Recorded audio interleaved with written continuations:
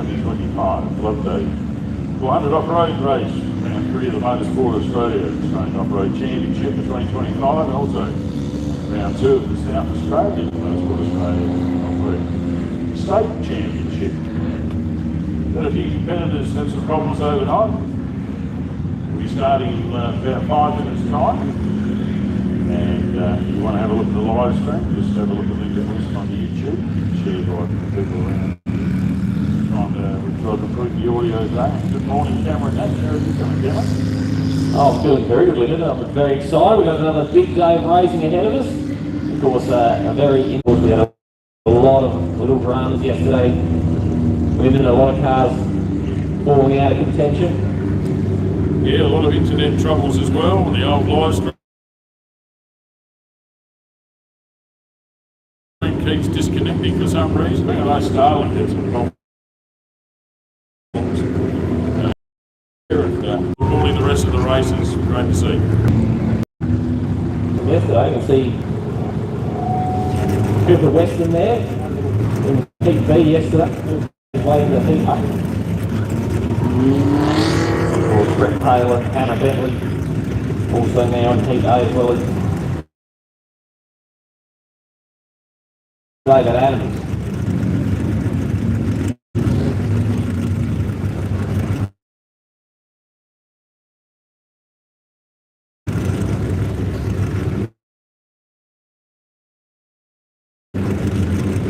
Off the driveway for what will be another fantastic day of racing.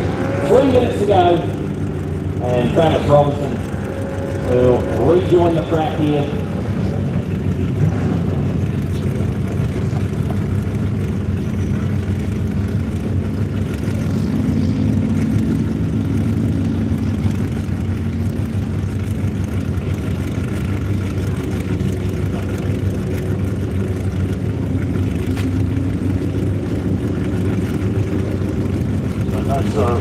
Regulations there, but we do have a couple of details in the A13. Much feedback here, hell of a lot of excitement happening here at the off-road centre of Loveday. The Loveday 4x4 park. Extreme forward drive, the out-of-bounds racing team. Trav finished first outright, of course, into the desert. Green Dairies. Third outright, 13th place. The Bucking is the second leader. Mason all-wheel drive, I'd like to thank Hyde for what BFG. Specialised fleet Robocall equipment, RR development, Western Fire. Prediction, Travis Robinson, ready to go. What a show he put on yesterday. Another mile away. Great fun there. Jason Gibb, who's got next month? Boston, Bolton, Warren. Get it right eventually. Great family there in New Zealand. Father racing in the years. Rest in peace to his brother. But the great family of competitors. So we're not going to have a go. They're out there putting that machine in the best gear. What a eye-opener has been what is the young New Zealander Aussie is Will Paddock pointing away from Auckland in New Zealand. At Carey finished 34 outright, and an unusual problem, but it finished his third outright. And the surprises brothers turbocharged trophy truck, and of course it's the 2024 Loveday outright champion here to defend his title. That's GRS and GRG.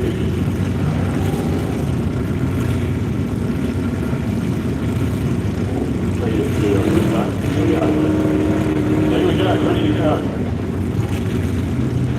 Travis Robinson is under the control of the start lights now. The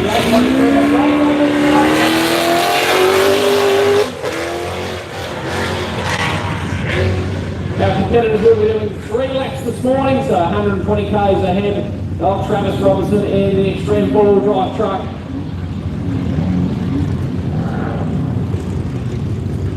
So he was leading the event yesterday before beaching the truck on this burn here The 489 of Boston Morgan Horan, Candy Chase down, Trav Robinson.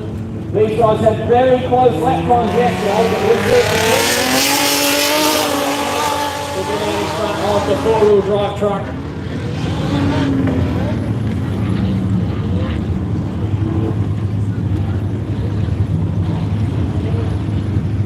As Boston Morgan Horan tries to chase down Trav Robinson, we turn our attention to Bo Robinson on the line now, about 7 minutes down off of Trav.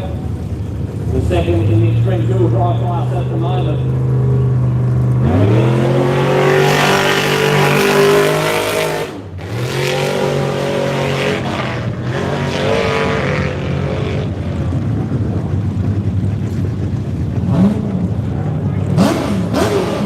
3 trucks out and underway. Next car on the line, the 92 of West Howie, the first buggy, and of course the pro buggy. A strong day on Friday. An unfortunate little issue yesterday when he fell down the order.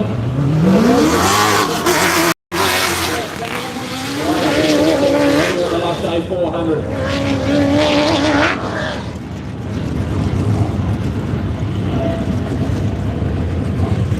Of course, to put West Howie into a trophy truck sandwich. Brett Sturdy on the line at 8:47. The second extreme four-wheel drive to get underway here. The Sunday's running at the Loveday 400. You can see our trucks over the other side of the driveway.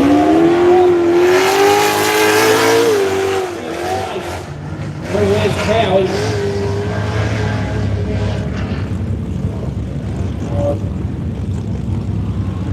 Another super fast competitor. He's always put wherever he goes. And Royd and Bailey going to want to be putting some very fast lap times down today. Didn't take part in Friday's prologue. Had a really strong day yesterday.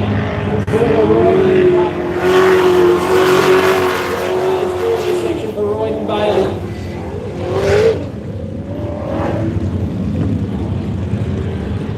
So as Royd heads around turn 1 and out the back of the tavern area here. The next car away was supposed to be the 43 of Brenton Forsyth, and of course Brenton will not be starting, so we'll have a minute gap. And car 2 of Jared Percival will be underway. Now yesterday, Percival struggled a little bit in the super conditions early on, but as the track got better and better, you can see Percival starting to come to his own. Of course, you can see today with no dust after a little bit of rain overnight. We'll see how dusty it gets later today, but this track might be well suited to this element buggy. And Jared Percival with that 1 minute gap. Plenty of space out in front of him. We'll see if he can close in on the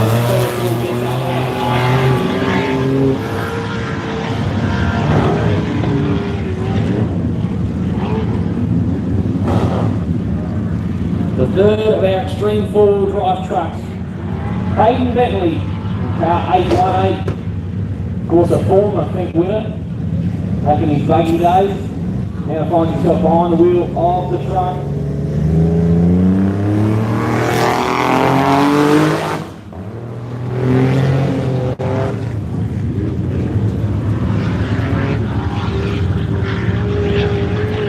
We've had a heavy start list of extreme four-wheel drives, extreme two-wheel drives and pro buggies.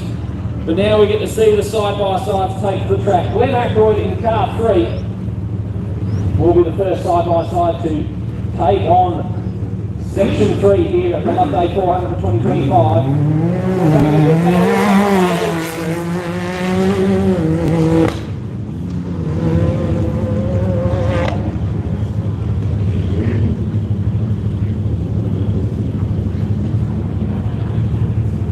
The 467 of Andrew Collins, one of the 3 Westline entries here this weekend, will be the next car away. 5 minutes after the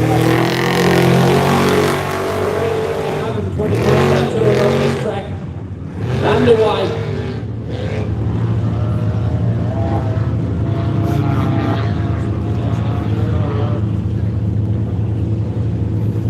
The second of our side-by-sides on the line now, local competitor Lachlan Bailey had a very, very strong prologue on Friday. And of course, with this track getting a little bit rougher,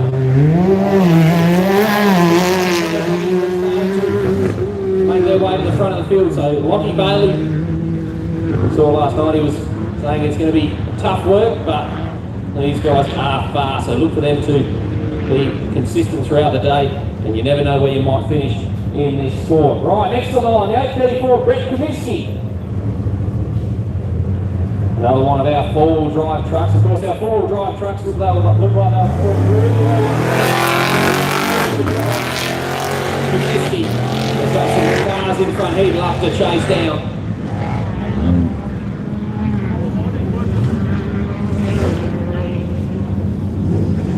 A very impressive drive yesterday for Kane Jones in car 657. He was able to make the pass on Jackson Evans and get right up the front of this pack of side-by-side competitors.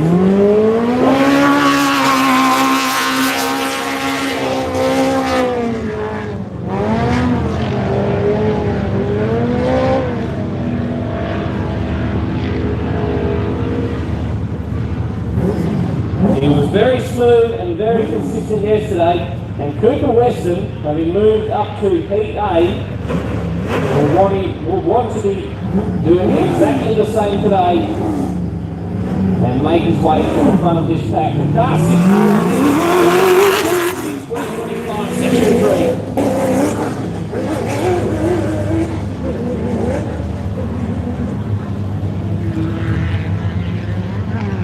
We've got three more trucks left in the lineup. The first of those three, Brett Taylor in 431.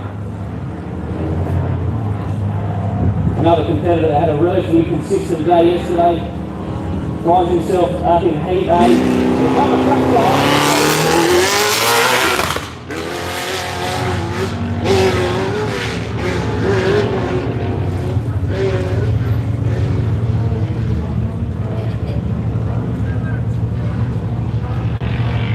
Next car on the line, the 421 of Toby Waitley. Of course, wasn't able to start in Section 1 and had a trouble-filled Section 2. But look out, because Toby...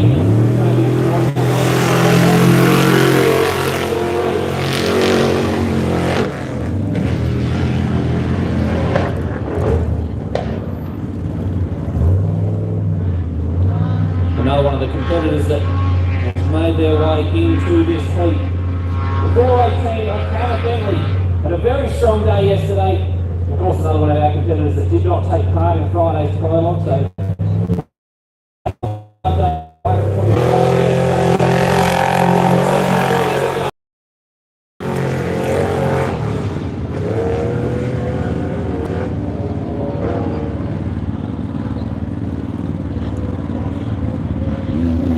We've got three cars left to start. And Ashley Foot's going to have to make his way up to this line very quickly. If he wasn't on the start line, so we don't have too long to wait for Ashley Foot to take to the track here. He's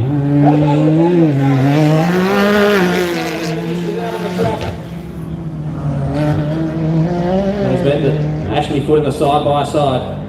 A strong result yesterday. Two cars left to start. The 1074 of David Adams has made his way into this heat.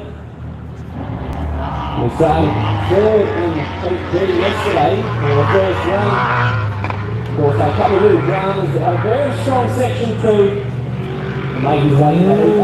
So what is David Adams going to do here at Loveday?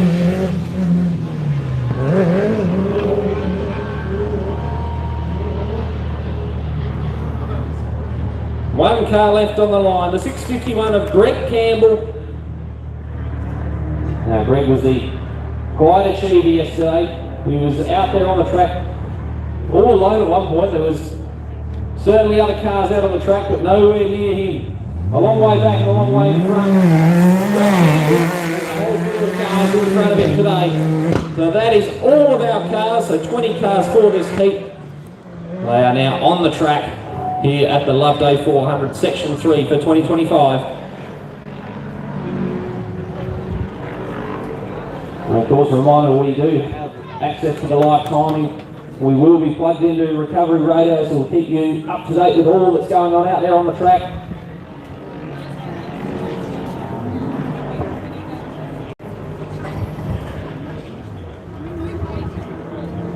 And we can see them battling over the other side of the property there. A reminder that get over to the catering area there, grab yourself some food, grab some drink. A big day of racing still ahead of us here at the Loveday 400.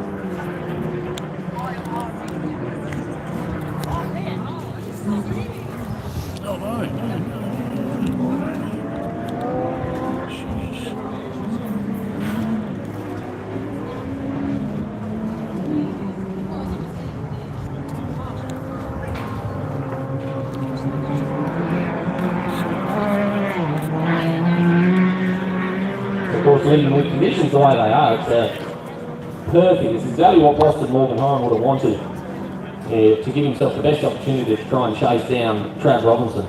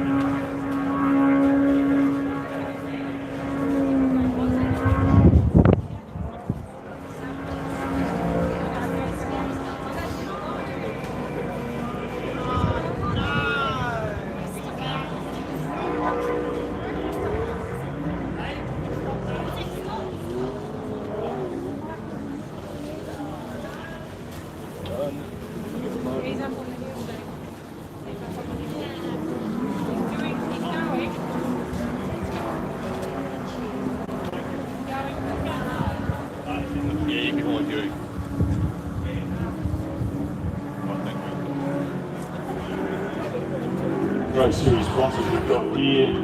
Rossa Volkswagen, got all their Volkswagens on display up there. We haven't got much in the way of Nixon excavating anywhere around the place, but Nixon Excavations, thank you very much for your contribution. Rossa Volkswagen, Volkswagen close to my heart there you can. Looking at all these new models there, my cousin that's been trained up in Melbourne on all the Volkswagen stuff, and the technology is just amazing that's available through these vehicles these days, and the reliability of the Amarok being proven with the entry and exit to Loveday here this weekend. So if you get an opportunity, I think Believe in Photography hangs around up there at the Rossa Volkswagen, so you've got an insight with an off-roader connection. So thank you very much to the Brox Volkswagen and Nixon Excavations. Don't know if they won't let me on an excavator for some reason. I'd like to cause a bit of damage. I can dig holes. I know the shovels work, but Nixon Excavations are experts. So if you want anything excavated around the area there, tell them you're an off-roader and we support companies that support off-road racing, don't you, Ken? Absolutely we do. Absolutely. So if you're looking for the live stream, Lyndon Wilson's my name on YouTube. Just got the camera focused on the insane mega jump out the back there. You can see all of the skirting the crop. So it's a very famous jump that's been featured in many magazines and used by many photographers' promotional tool, that jump. And a great example, a bit of a tribute to the old mega jump out the back of Wakefield in Giro Road. Very hard to emulate the same type of thing, but let me tell you, the distance you see Toby Whately in the rush truck leap is quite amazing. So just get back through my reels on Facebook and you'll see the simple shot of every one of last year's starters in front of me. And if you finish at the end of that reel there, you'll see the insane mega jump being taken by the Loveday 4x4 orange rush truck. Speaking with Toby this morning, he had torque converter issues in the prologue, didn't know until they went to start the car the next day for the first heat and had to withdraw. They fixed it, the torque was wrong, so he's hoping to run a really good show out there this morning, and as he said, it's the first time he's had some decent kilometres actually behind the wheel of that vehicle. So it doesn't get used that regularly. They made it available for hot laps. So if you ring them up again after this event, I'm sure they might be persuaded to let you have a ride in a 100% Aussie-built Dinky Dive trophy truck. Great experience for anyone that wants to know what it's like to go flat out through a spoon drain and launch afterwards. Speaking to the converted, I know mostly here, but many people at home listening. Hopefully the audio's a little bit better. The sun's certainly fantastic. So if you are listening home and you are contemplating coming for a drive down here to Loveday, do it. The road is in superb condition. They've been out cleaning it up last night and it has dried sufficiently that you should be able to get in without any problems at all with the mud that we had here on Friday. So a lot of time, a lot of diesel being spent to get the tracks in and out good. So thank you once again to the whole Loveday crew. Lots of volunteers turn up to make this weekend happen from interstate as well. So a lot of enthusiasm for this event as the excitement grows and grows as the reputation of the track is being pretty fine, 40 k's a lap, which is going to be rough out there today, It's going to be very rough, and unfortunately it sounds like the 834 Brett Comiskey is already making his way back towards the pit area, so that rough track having an impact on our crews. Of course, a lot of them yesterday were saying how rough it was getting at the end of the day as well. And it's only going to get rougher. All these trucks, buggies, side-by-sides running over the top of this surface. Because that's part of off-road racing though. I reckon that might be the Comiskey machine getting escorted back towards us now. That's a real shame. He's top competitor, finished second outright to Boston last year. Had a really big gotcha moment there at the 2025 Tatsy Desert Race. Unfortunately, the old ex-Toby Price winning exhibition trophy truck. And I'm sure the guys in his workshop are furiously working on that, but they've been on and off of the Brentford four-wheel drive truck if you follow the guys on social media. And we're quite happy you went to the dyno and they had it all running and they thought they had all the gremlins out of it, but as happens, especially in wet weather, the gremlins tend to sneak in when you're not looking for these vehicles and cause all sorts of electrical problems, and that's no surprise, and you're actually quite right, Cam, that's coming in on a tow road.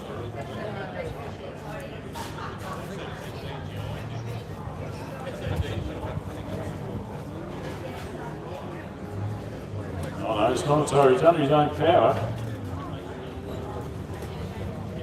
Another Murray Walker moment, I'm sure there'll be plenty of them.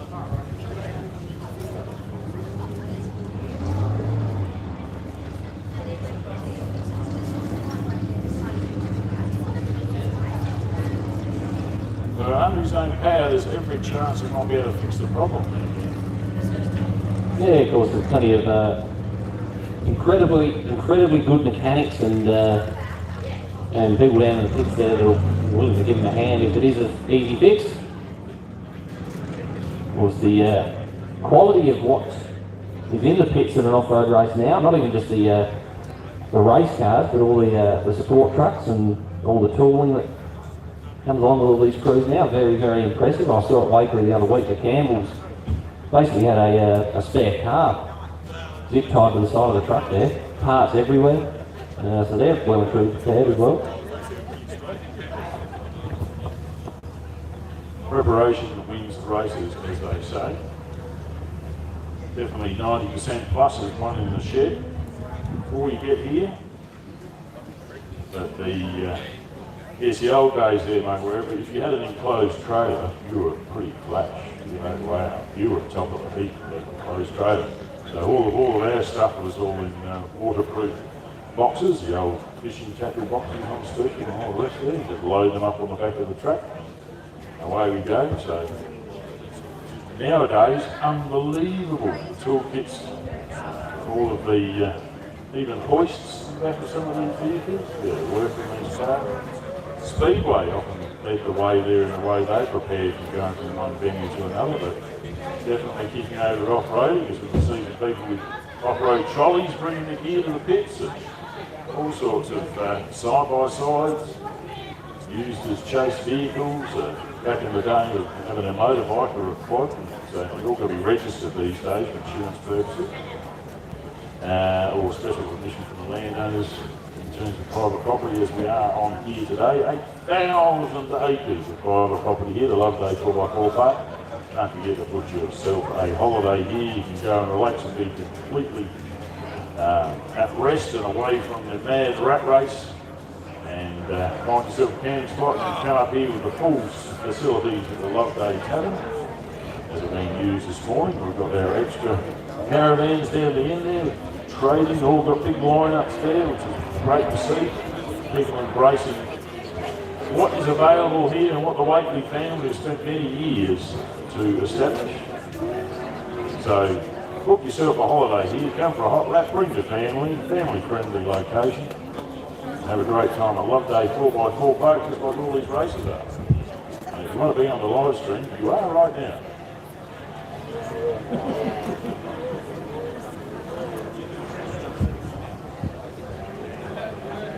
Recovery radio coming through, Paul Linden. Brett Comiskey will not be restarting. Oh. Here's the story. Great competitor all the way from Brisbane. Been racing, he was world UTV champion. When I first found out about Brett Comiskey's racing exploits, representing Australia over there. And, we've got our first truck coming back towards us, Linden. Trav Robinson in 813. And how far behind is Boston Morgan-Horan? That's the question that we need an answer to. We can hear Boston out the back of the tavern here. It was 28 seconds the margin on corrected time. They would have started at 30-second interval, so 30 seconds would have been the gap.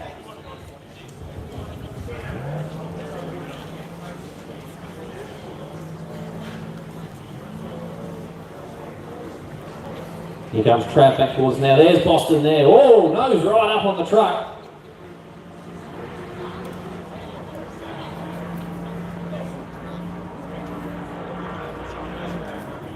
Both of these guys will be pushing very hard.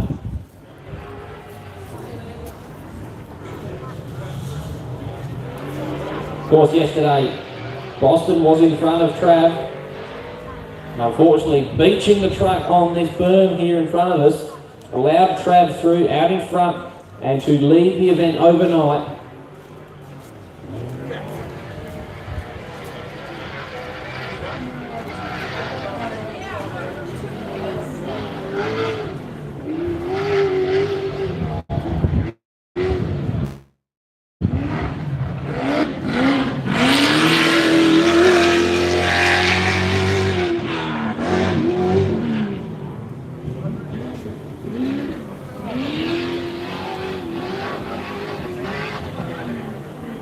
Make his way around that right-hand turn. Line up for the final jump of the lap here. And we'll get our first lap time of the day for your event leader, Trav Robinson. Now these two guys.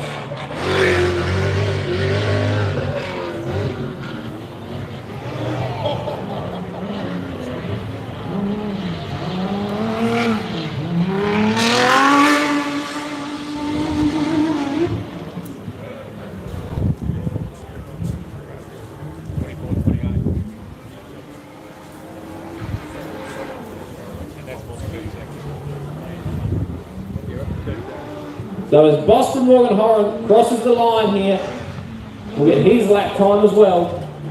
And he's going to have to tackle that infamous worm or hairpin once again. He's changed that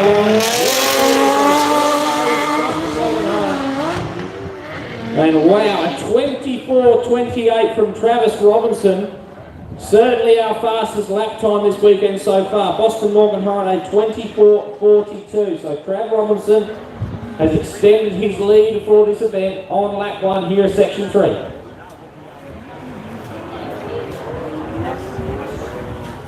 There you can see Bo Robinson coming in towards us now. Of course, he was about 7 minutes off the pace of Trav.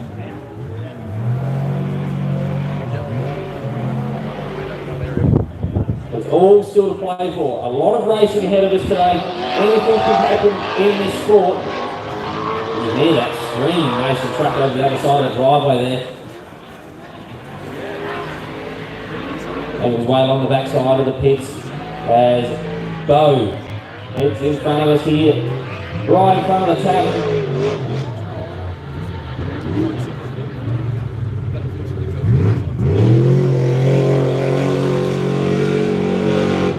Recovery radio coming through to let us know that they will be escorting the 421 Toby Wakely back to the pits.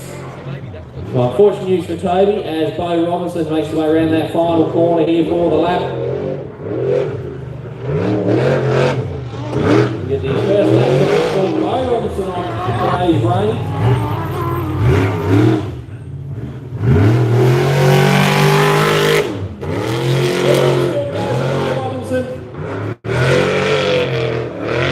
So Bo Robinson with a 25.46, about a minute and 4 seconds behind Boston Morgan Horan.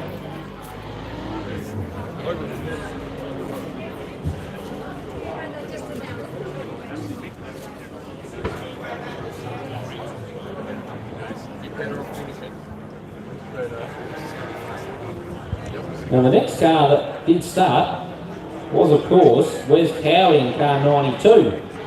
Well, that looks like Brent Smoothie out in front of us, the 847 truck.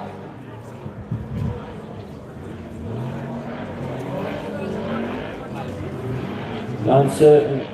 That might be Wes Cowie, not too far behind, car 92. So Smoothie may have made the pass on Wes Cowie on this first lap here for Sunday's running at the Loveday 400. Of course, another one of our four-wheel drive trucks. Smoothie's had this truck for a little while now.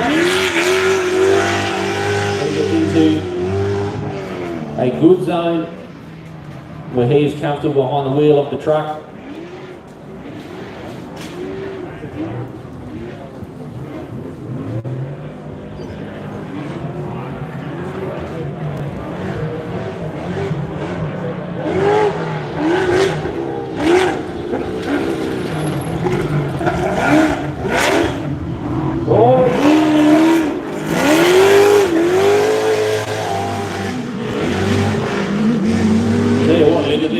There's a lot of excitement this weekend. There's Wes Cowie now. And of course, Wes Cowie yesterday didn't even make the corner, made his way into the pits by accident. Because we had that big puddle there yesterday, which caused our competitors a lot of trouble. That sort of slippery puddle is not there in that corner anymore, so our competitors should be a little bit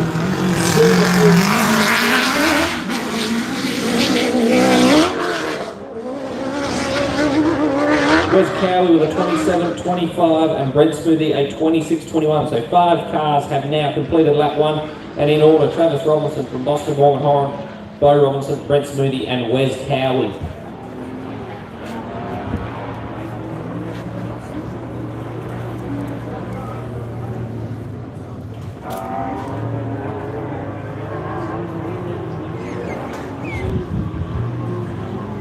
So Brent Smoothie making his way forward. We see Royden Bailey, the next car to enter the spectator area here in front of the tavern. Because Royden was having a very good year here last year.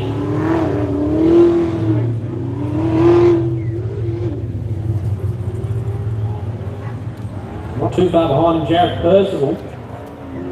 Now Jared Percival started 1 minute behind Royden. So the two element buggies out there doing battle.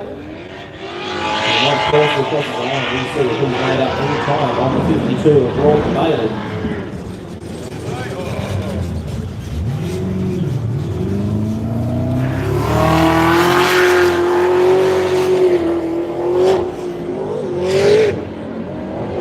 Royden Bailey with a 27.40.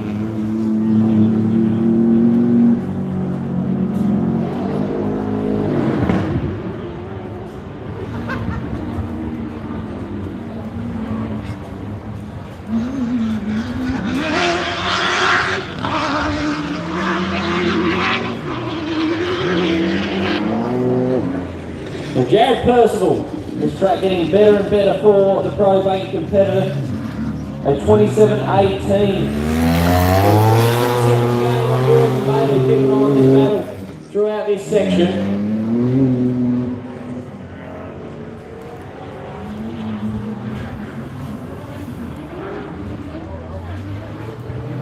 That will be the 818 of Hayden Bentley. Winding his way back towards us now as well. There's a car not too far behind Hayden. Glenn Ackroyd started 30 seconds behind the Bentley truck. And that is Glenn Ackroyd there. Well, we've got a few cars bunching up here. It's not too far behind Ackroyd. We've got a couple more cars coming through. That looks like it might be the 622 of Lockie Bailey and the 467 of Andrew Commons.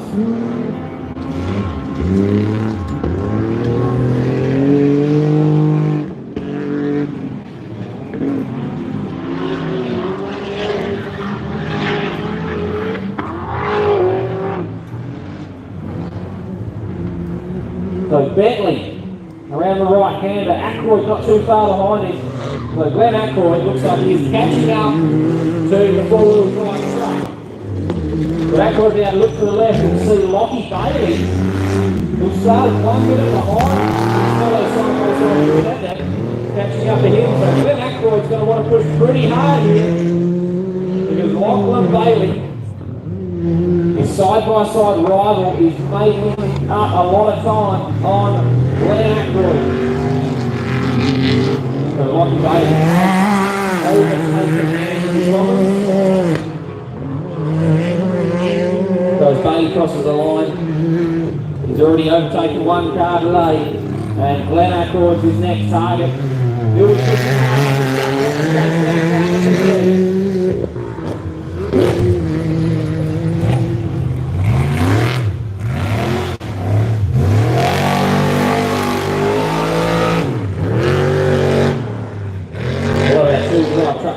the low, tight line around this hairpin.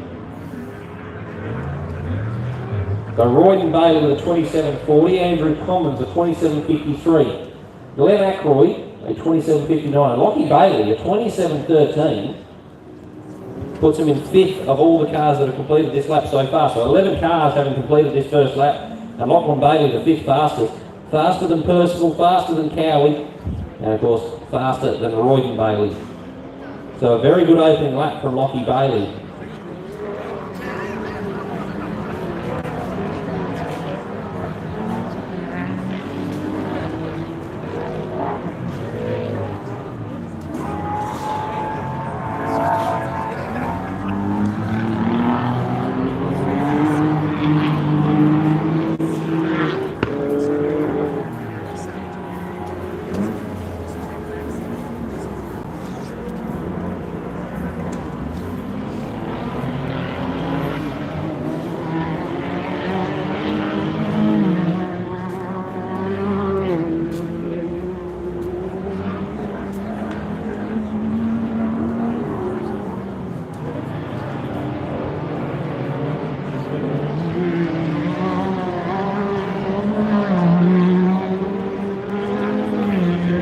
Competitor now that was doing a very good job out there yesterday, Kane Jones in 657. Started behind Brett Comiskey, but of course with Brett Comiskey now out of the event, Kane Jones has got some real estate in front of him and not a lot of race cars within touching distance. So an open racetrack for Kane Jones.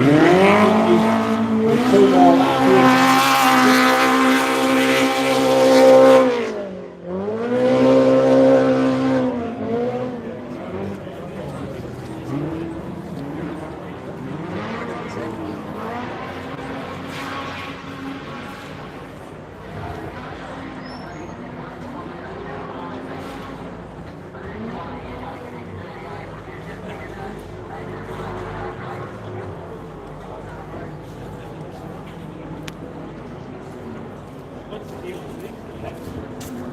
You see the lights in the distance of the 61 at Cooper Western.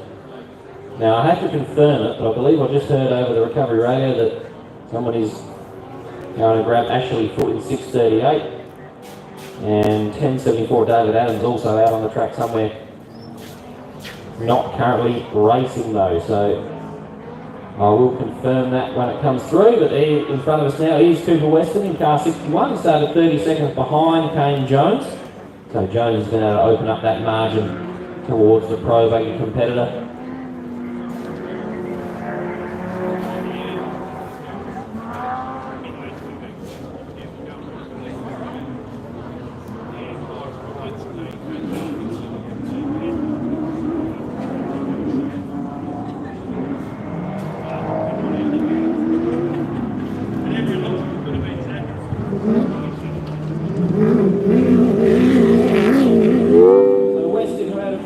Yesterday, flying under the radar with consistent times.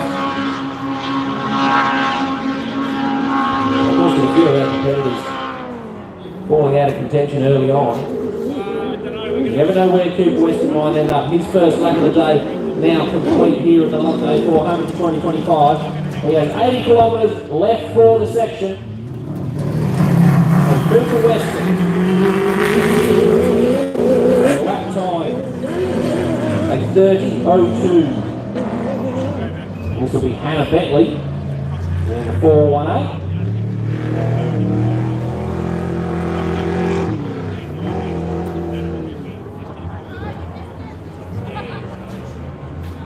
Now Brett Taylor in 4:31 did start behind Cooper Western and in front of Hannah Bailey. I'm not sure where Brett Taylor is at the moment, out on the track somewhere, but Hannah Bentley over the line, had some trouble with his corner yesterday, and like the rest of them.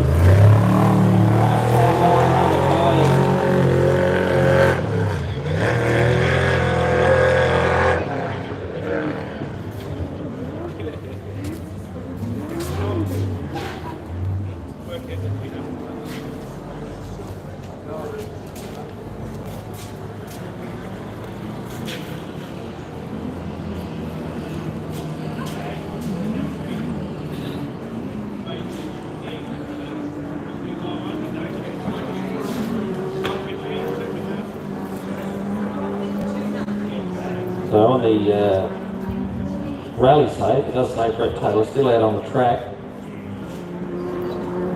But quite a way away still, so I'm unsure what's going on with Brett Taylor.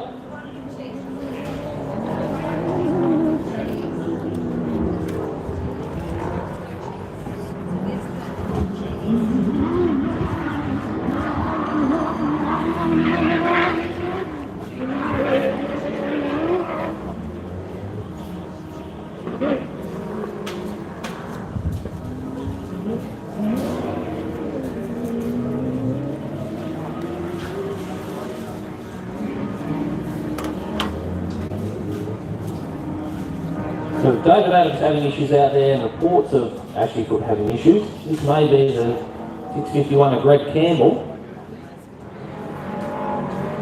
I just caught the back end of the transmission through recovery radio there that one of the cars is back on the track. I think that number ended with a 3 and a 1, which would mean that Brett Taylor pulled over and is now back on the circuit. This is Greg Campbell.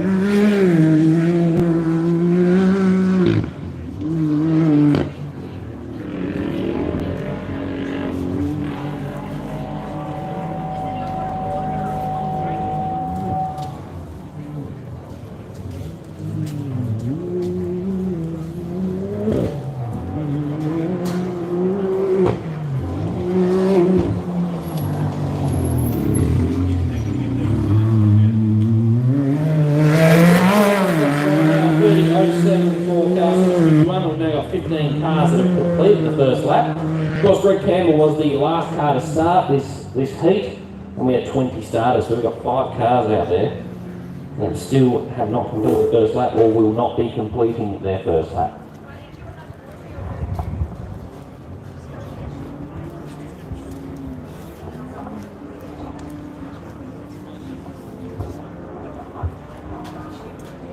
Definitely just a bit of dust starting to rise there, Cam.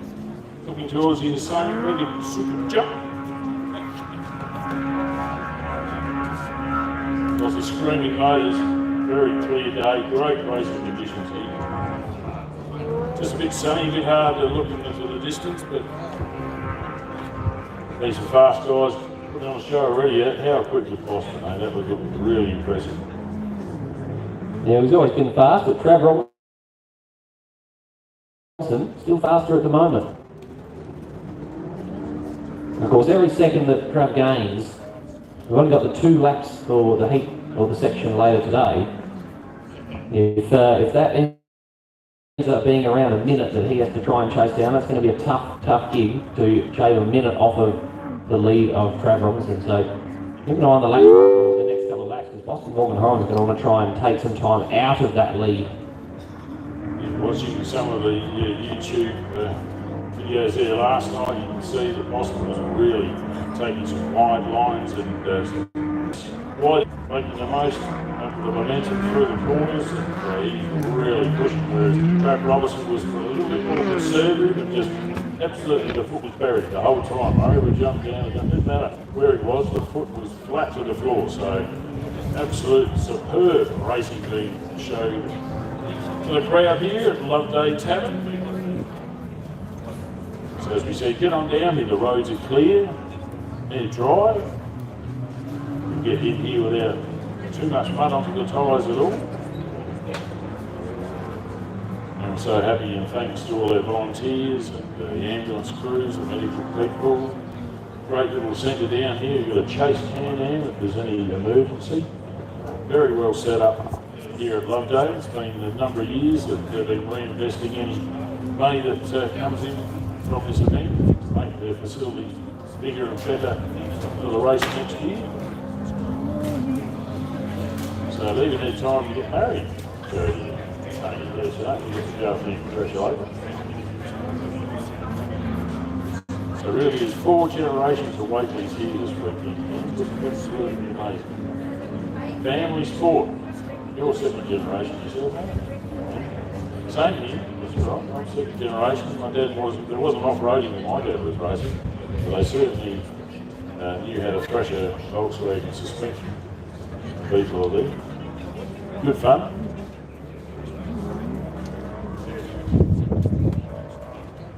So I know my mum and dad are watching at home there. House finding, of course. Hope the possums weren't too noisy last night.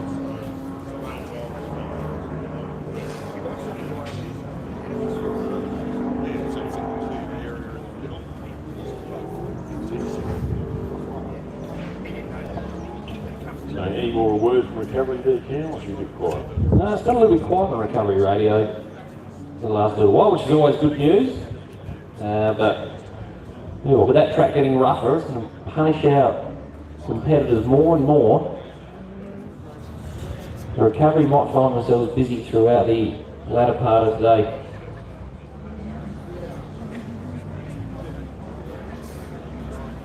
The one thing I will mention really quickly, Lyndon, and we like to mention this at every off-road race, is make sure that when you do pack up and head off, to take your rubbish with you. I've made the walk up through from the spectator area to the rubbish lane around. So make sure that you pack up your rubbish before you head off. And of course, we are allowed to be camping here and spectating here at this wonderful event. And we want to make sure that we can come back year after year. We want to look after the property. Well said, mate. The old emu parades that used to be in the school days, go out at lunchtime or after lunch. And what a great day it was, picking up as much rubbish as you could. Yeah, that kicked on for me. I look after my little section of the old Prince's Highway. So seen me out there. A lot of people think I'm collecting cans, but no, I'm just collecting rubbish that blows in and gets into the crops and everything around where I live. So you just got to look after it. Coffee cups seems to be the biggest rubbish left out these days. It used to be the fast food restaurants, but with their price increase, you don't see that as much, but there is coffee cups left, right and centre, lids, straws.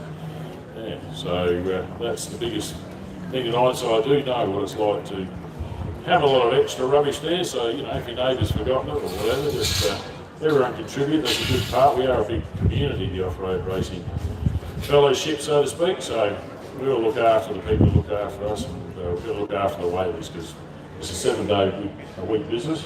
They sacrifice a lot of their business to make sure we're here this weekend, and we very much appreciate it. So, as I said before, I'll have relatives and friends I've set up here to get their rally car licence for their kids.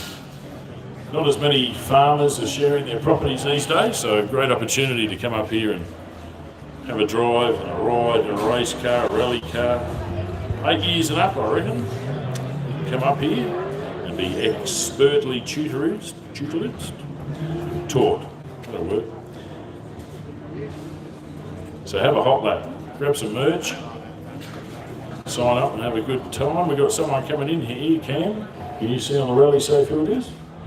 I can't see on the road safe right now. I can jump on a minute, but I can add you to 1074 David Adams, who had issues on the on this first lap. And of course, as I mentioned throughout the weekend, this car is actually a bit bent up. 2 weeks ago, had a rollover and ended it up at Luke Ersk's workshop. Some new bar work, and here it is racing again this weekend. Yeah, the old EC workshop down there at Marion. For those that heard that Luke had his double cab knocked off while he's in the gym. He got the cab back, but a lot of his specialised equipment didn't come back with it, unfortunately. So we feel for Luke. He used to be in the workshop next door to Bob Straw, which really is exhaust. Well, with David Adams now in the pits, Travis Robinson has already gone down the straight and is making his way back towards the cabin now. And I reckon he has opened up quite a gap on Boston Morgan Horan in car 489.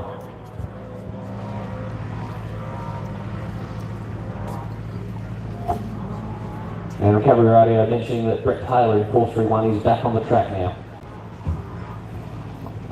The Central Desert Transport Gymco Trophy Track. Brettles Taylor started in a buggy there. His first race was Alawunda. There is Boston Morgan Horan out the back there now. I reckon Trav has opened up quite a margin. As these two trucks entertain us in front of the tavern, recovery radio heading over to check out one car that's come to a stop. I'm not sure what that car number is. It did just come over the radio then, but I didn't quite catch it.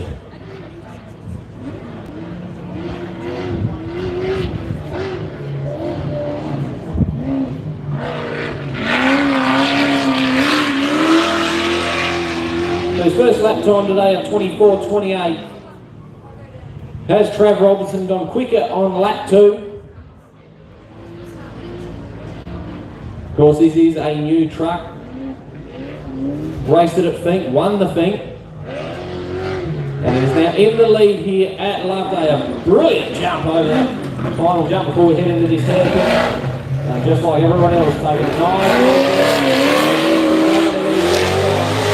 A 24.54. So Trav Robinson has gone slower on that second lap in response to his 24.28 this morning.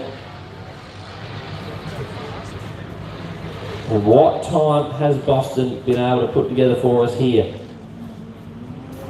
If he keeps going a little bit slower than Trav, even if it's just a couple of seconds each lap, it's just going to be tougher and tougher to win this event for the second year in a row. Still a lot of racing left, and he does not want to be losing too much time to Travis Robinson.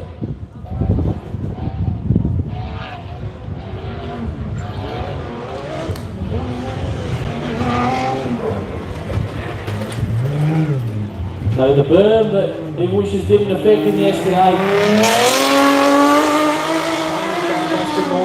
25.07. So he's lost about another 13 seconds to Trav Robinson throughout that lap. We'll go to our live results here and see if we can get a overall.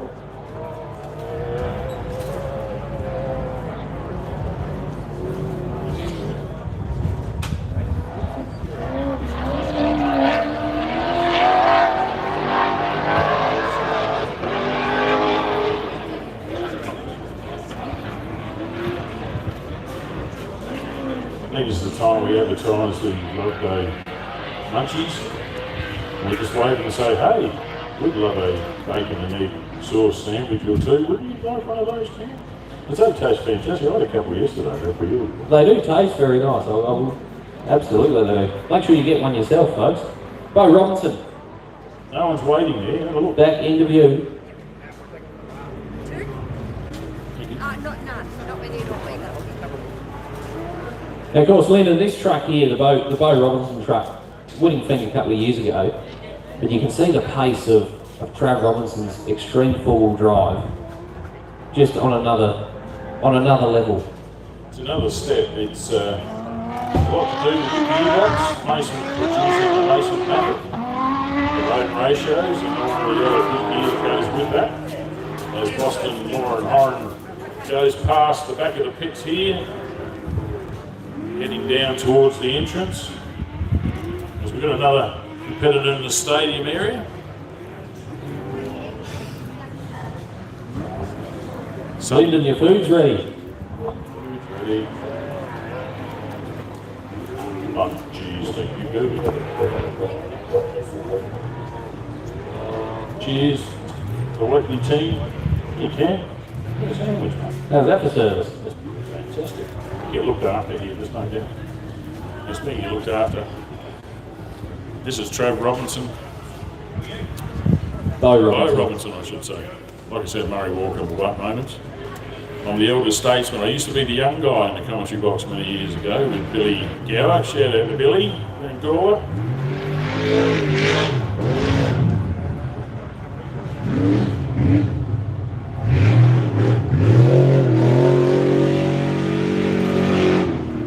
It sounds like Brett Taylor has come to a stop once again.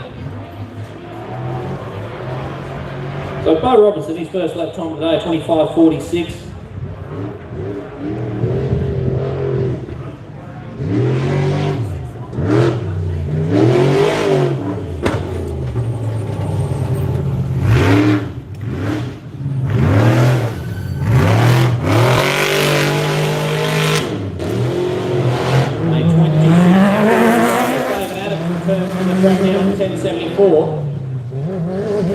Yeah, those trophy trucks certainly scaring this boom in front of us every time they're coming around here.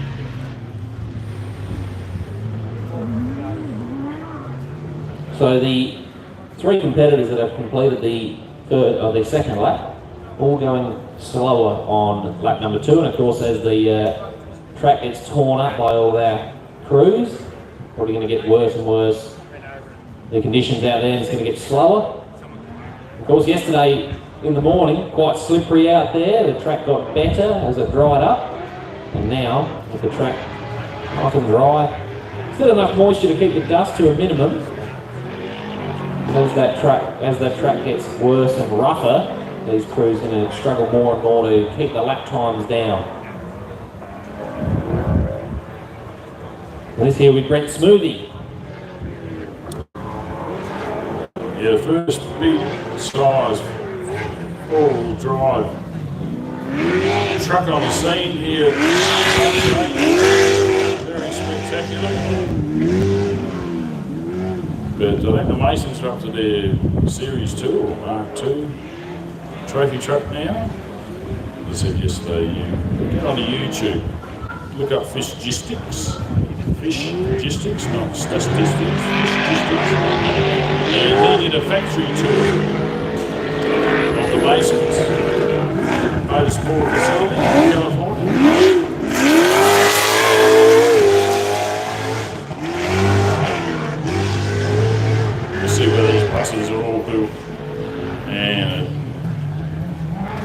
great company. Looking after Paul Wheel and Toby Price. Looking forward to the next Mexican race we see those boys in. Really shaking it up. Whenever you listen to a Rat Salt there doing the commentary, he calls all the Australians, "You're crazy. Ollie Gay's crazy." Crazy good luck. Crazy like a fox.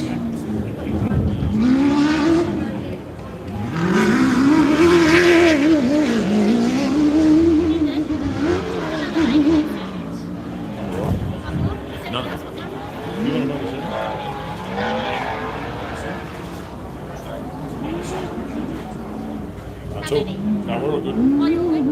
Cheers. Thank you, Jody Wade, looking after us here. Where's Cowie in the Move Yourself Trailers machine?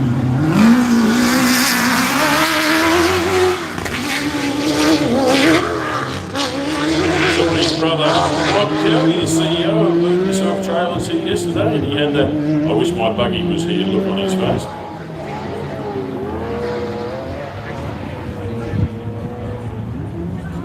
Great supporter here of the Loveday event. There's many other great races around Australia. And if you have a look at this sensational Adelaide 500, the major sponsor there this year, Move Yourself Trailers, a proud South Australian company. Started in off-road, from off-road racing down Port Adelaide Way, down near Industrial Springs. Oh, that's Ashley Ford coming in the Arc Mate Can-Am Maverick car.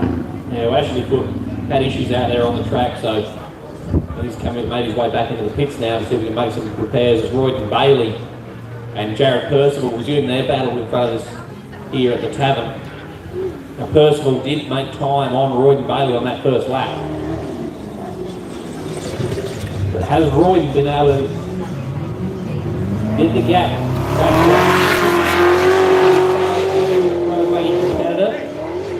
Royden Bailey with a 27.26. So he is the only competitor that has gone faster on his second lap. Probably saw that Jared Percival wasn't catching him and decided you need to find some time out there on this 40-kilometre track.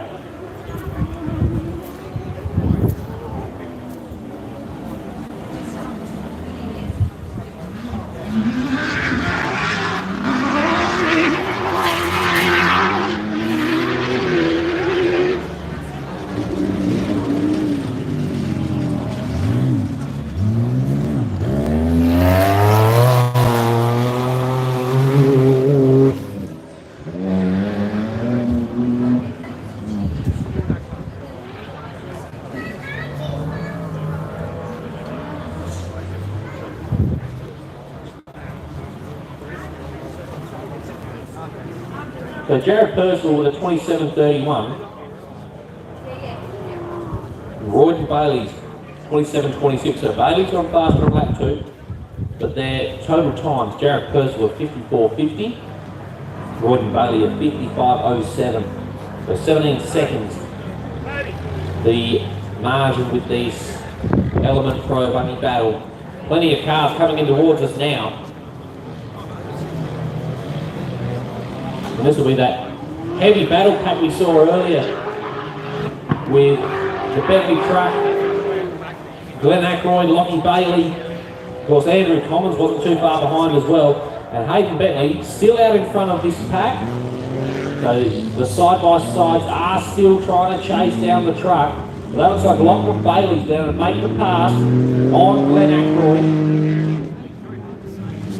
So Bailey, who overtook Commons on lap 1, he's overtaken Ackroyd on lap 2.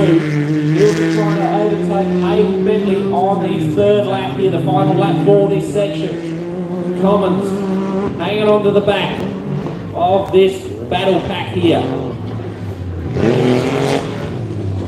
So Bentley make this left-hand hairpin. Moving up to his left, you'll see Lachlan Bailey and Glenn Ackroyd both catching up to him.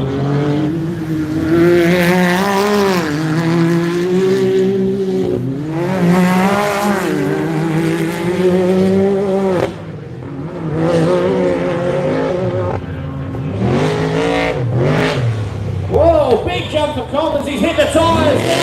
The timing loop. Back at Commons. Smashed into the halo. Back under water. That's going to be a small issue for our timing team with that timing loop going down.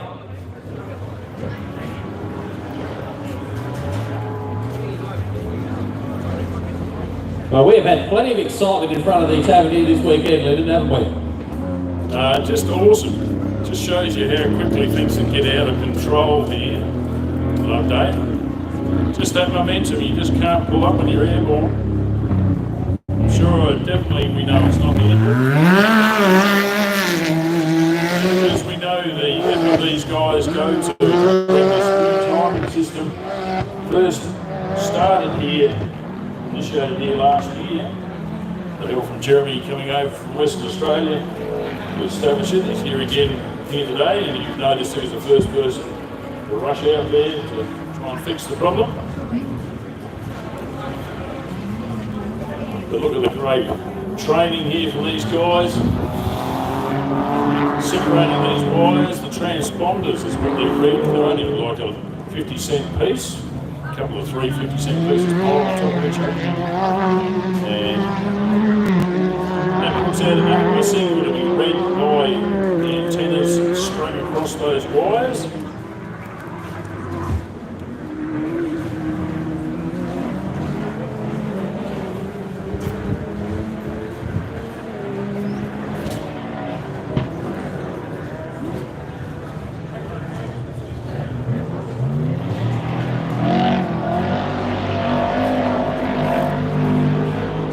These guys have done such a good job. They're going to have their next competitor is still about a minute away, getting closer to them.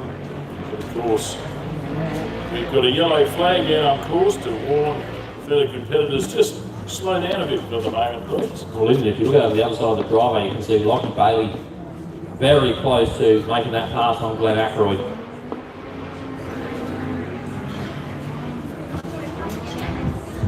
Got really good eyesight there. Yeah. Glad you're here. I think he's still behind car number 3. I'm sure they'll be hoping there's a little bit of dust out there on this lap. This is Kane Jones coming back towards us now. In 6:57. He's been doing a very, very good job this weekend. Flying under the radar in this class. Made some moves yesterday afternoon. Guys himself right up the order here.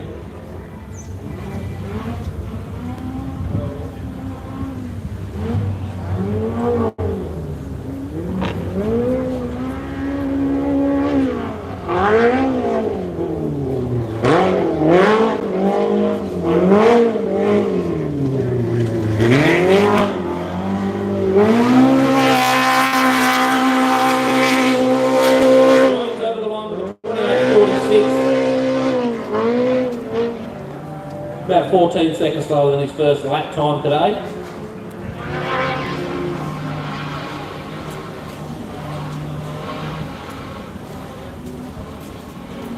The officials feverishly working around. It looks like they've got things under control there.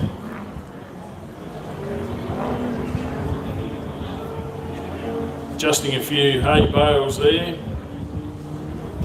No mucking around. Can we give these guys a big round of applause, please, folks? Well done, team. Didn't miss a beat. Well done.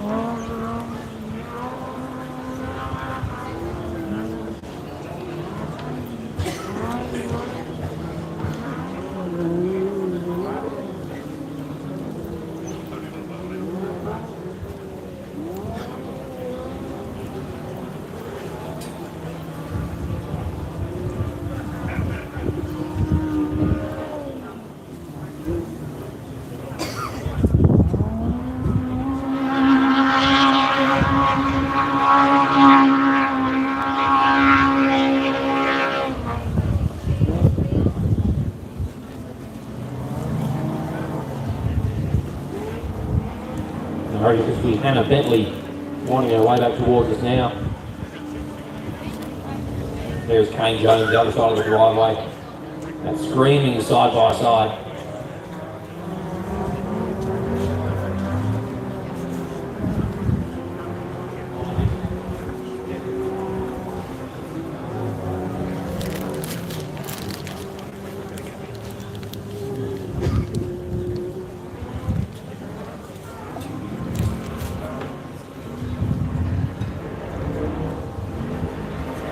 Of course, a reminder to check out the Volkswagen display down there. Thanks to Barossa Volkswagen for putting on that display this weekend.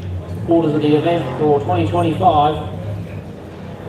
Hannah Bentley continues her section here at the Loveday 400. Section 3. Of course, 3 laps in the section. She'll be coming in to complete her second lap. And she'll have 40 more kilometres to go here at the Loveday 400 for the section, because we're back out to do it all again this afternoon with another 2 laps later today. So Bentley across the line.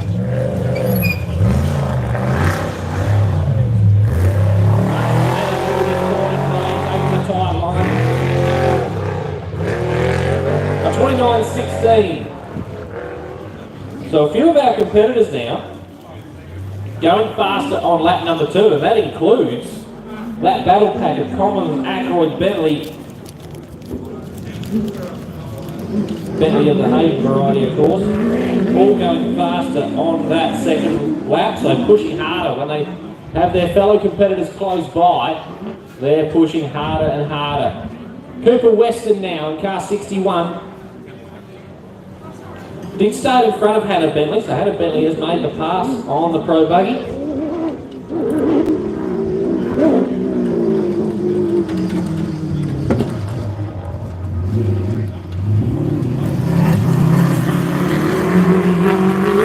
There's been a lot of overtaking here this weekend. Saw some footage last night. Quite a few overtakes being made out there on this 40-kilometre track.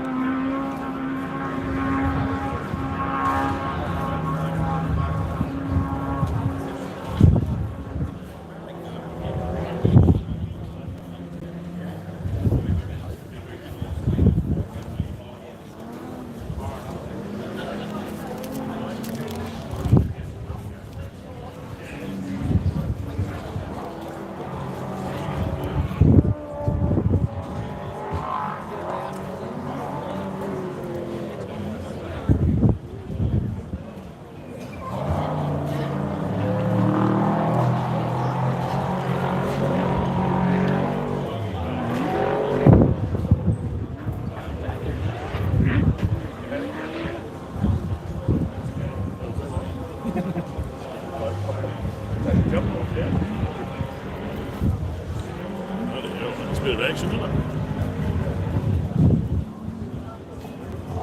It didn't lose anything. Brilliant.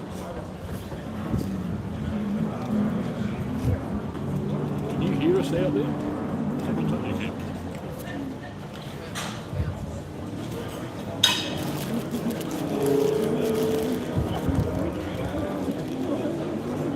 Hello, this is me, your rookie. Yeah, it's a bit of excitement. Got the heart racing going.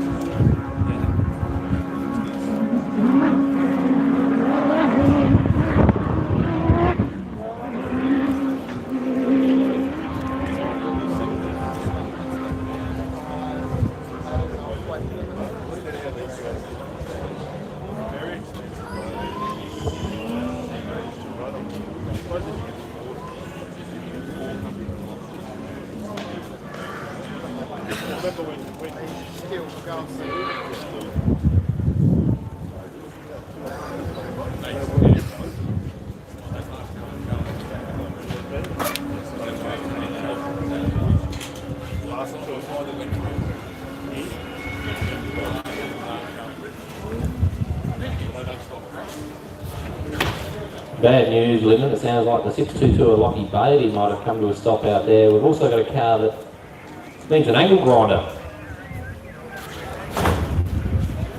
Never a good situation to be in when you need an angle grinder to work on your car.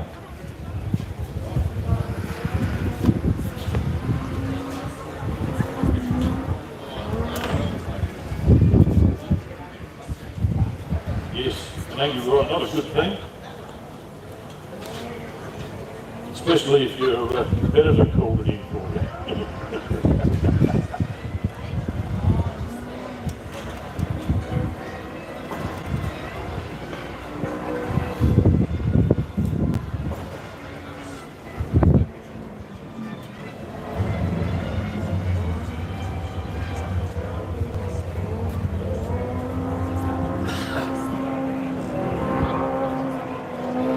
Caterpillar load of experienced driving there. You know the way these used to go around Australia putting on entertainment shows at the 4x4 shows of various states. Very experienced operators of this type of machinery. We can hear a screaming motor behind us, mate. Would that be the Robinson bus?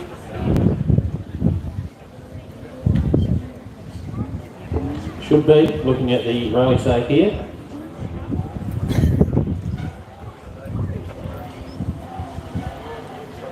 This has got a big screen down here thanks to the ship bringing in here. We've got timing, rally safe up on screen for all of the spectators here at the Loveday Tavern to be as well informed as we are here with all of the systems being made available to us. Fantastic facilities here at Loveday 4x4 Park, getting better and better every time. No waiting down at the Loveday Tavern. Munchies are ready to go. Lots of smiling faces. Welcome to everybody down the grassy knoll and here today. As here comes our event leader, Travis Robinson, the four-wheel drive Mason. Well, it's an all-wheel drive they like to call it. There is no on and off switch for that. It is just go or slow. You can hear Boston Morgan Horan not too far away as well. And just a report coming through, it sounds like car 651 and Greg Campbell might have come to stop as well. Wow. GRC will ride and drive preparer for Can-Am. Sounds like Lockie Bailey's back underway now as well, having come to a stop. Unfortunate news for Lockie Bailey, he was pushing very well in that battle pack that we had. Yeah, the Ronco Motors machine. Huge amount of local support here for the Bailey family because his father racing the Element Prodigy. Ronco Motors out there at Loxton, Pinaroo. Swan Hill lorry team got an outlet now. Servicing New Holland, and of course you can go buy a Can-Am from these guys. And Lockie Bailey in his Can-Am Maverick R, he was interviewed talking about how they're still sorting out all the few gremlins with the Maverick R, being a new model basically, only about a year or so old or running on the race scene. So there's a few more of them. You can see one up on display here. The Loveday Tavern. There was one here yesterday, anyway, I don't know where it's gone now, but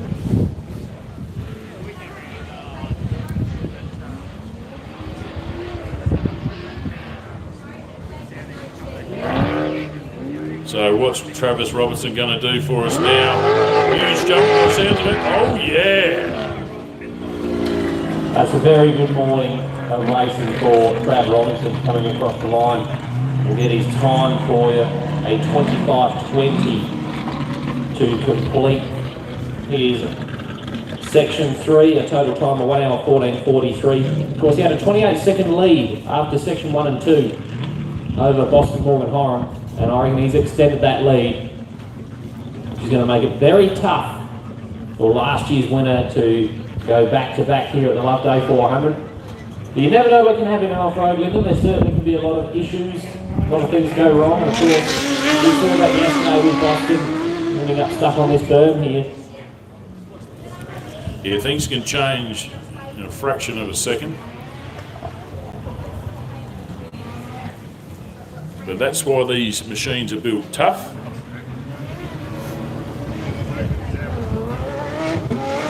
Look at that jump there. No landing ramp required there for Morgan Horan and the Geyser Brothers twin turbo by big black motorsports trap. That's a 25.23 to complete that section. Total time 1 hour 15:13.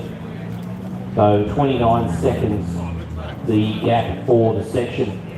Now that is going to be a tall ask if Boston Morgan Horan is going to try and win this event once again. 58.2 seconds the margin before we head out for our final 2 laps this afternoon. But of course we've still got Heat B to come out for their 3 laps this morning. Things are happening fast on a sunny day. Pace is electric. Just look at the gap now. If you're in third there, you've got a pretty dust-free run, haven't you? Here and behind us. Yeah, Bo Robinson has been a lot of clean air. So Heat A will be off to brunch.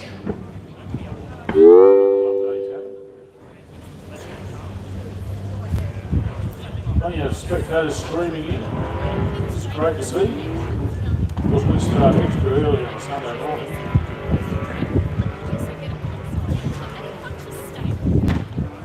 Riverland was out buzzing last night. How much rain?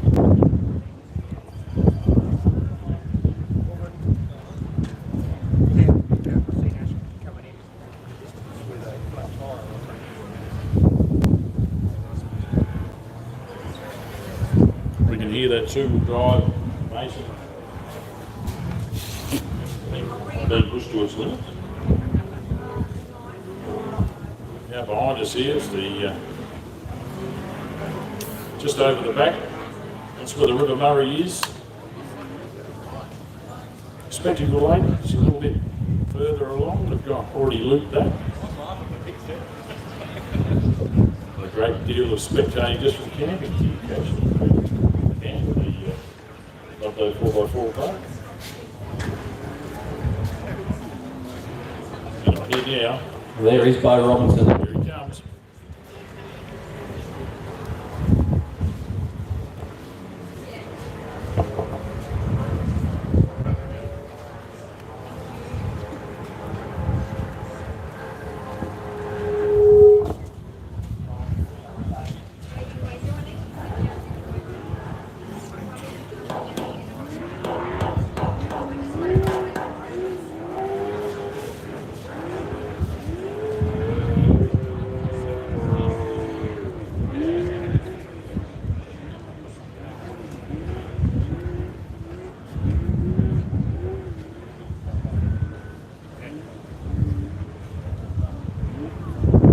It sounds like the 92 of West Howie out for this section.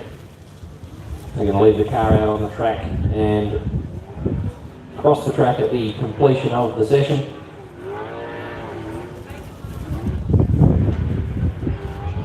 Plenty of clean air in front of Bo Robinson and plenty of fresh air behind him.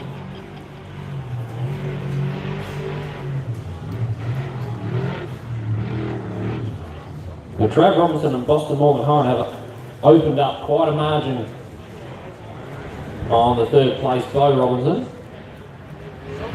But from Bo Robinson back, another very, very big gap.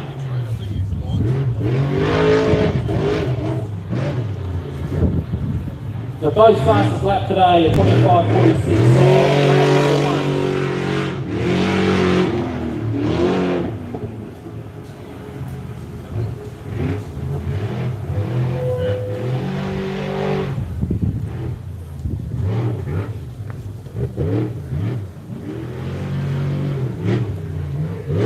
Bo Robinson to complete his 3 laps here for section 3. A 26.53 for a total section time of 1 hour 19.21, and his gap to Boston Morgan Horan 4 minutes and 8 seconds. His gap to the lead of 4 minutes and 38 seconds. Now that is the gap to the lead for the section. We head to our outright results, and we'll see an 11 minute 35 second margin between Bo Robinson and the lead of this event. This is Brent Smoothie. Of course, he started behind Wes Cow. He made the pass on car 92. Now we're with car 92 now out of action. Brent Smoothie all by himself. These cars spreading out at the moment. Of course, we wait for that battle pack to return, which should be Glenn Ackroyd, Hayden Bentley and Andrew Collins now, with Lockie Bailey coming to a stop. Of course, Lockie was fighting his way through. Brent Smoothie won't know that that's been happening behind him all day. He's got 2 more corners to go before he becomes the 4th car to complete section 3 here at the Loveday 400.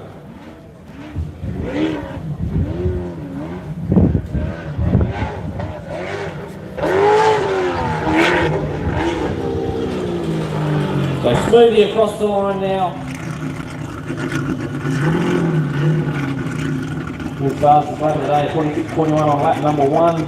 Wait for the time to come through for Smoothie at 26.43 on his 3rd lap.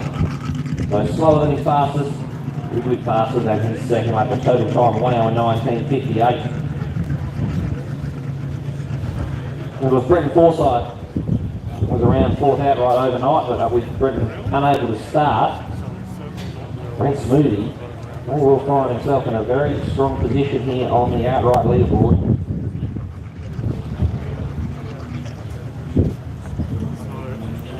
Fourth place, currently Brent Smoothie, 13 minutes 39 seconds off the lead of this event.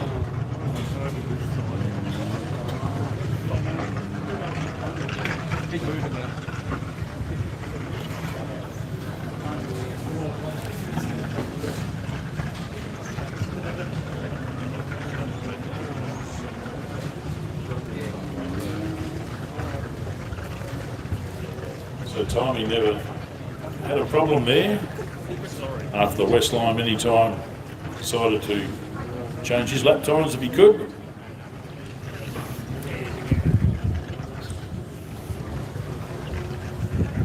Top quality job there from all of our officials.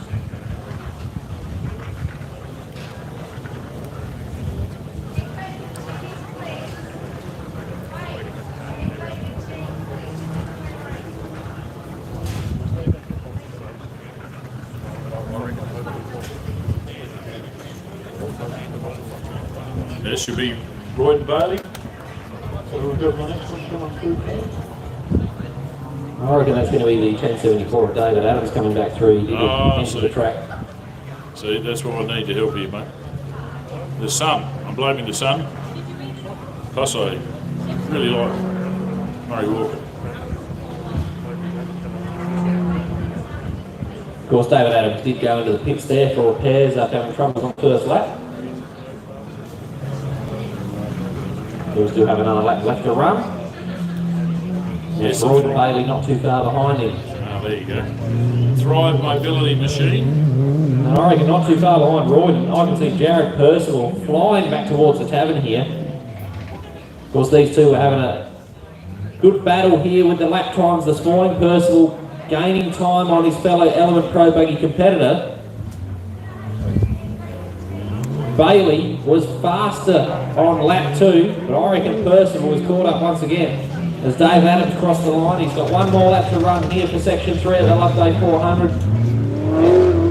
Sounds to me like the will not be restarting, if I call that transmission correctly. 2 Element Pro buggies out in front of us now. The 52 are Royd and Bailey and car 2 are Jared Percival.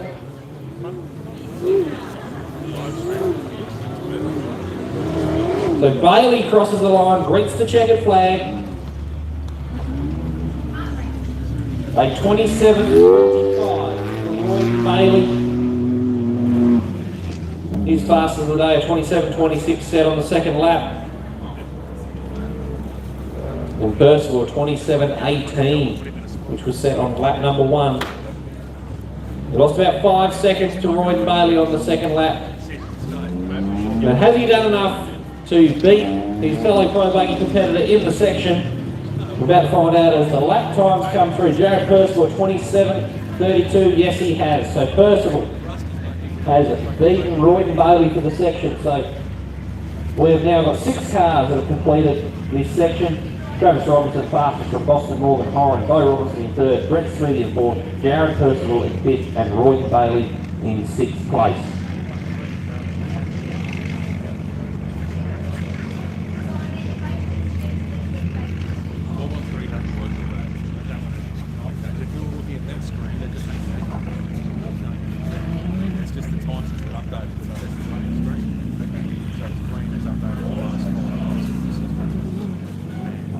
Trophy truck in the stadium. It's like a racer engineering. Yeah, it should be the Hayden Bentley truck, the 818. The all-wheel drive. Getting a lot more all-wheel drive trucks in the country now. We'll go back a few years, we had maybe one. All-wheel drive wasn't proven until the last few years, and way out to prove itself now. But you can see there that Hayden Bentley has extended his gap over Glenn Ackroyd. Of course, Lockie Bailey was chasing down Glenn Ackroyd, but with Lockie having issues, it means that the side-by-side of Ackroyd finds himself in a trophy truck sandwich with Andrew Collins behind him and Hayden Bentley out in front. So Bentley crosses the line. And Ackroyd, the next car ready to come through. That would have been a very exciting battle to watch with Lachlan Bailey. And Lachlan Bailey is up and running again from all accounts, so we'll still have to wait to see what the overall time is for the side-by-side competitors at the end of this section. And then behind them we've got the Westline truck, the Commons Mobile.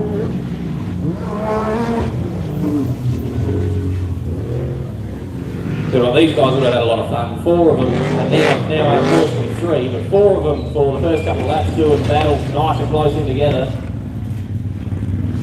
It would have been good fun out there on this 40-kilometre track. Andrew Commons with a total time of 1 hour 23.21. Hayden Bentley 1 hour 23.40, and Glenn Ackroyd a 1 hour 23.42.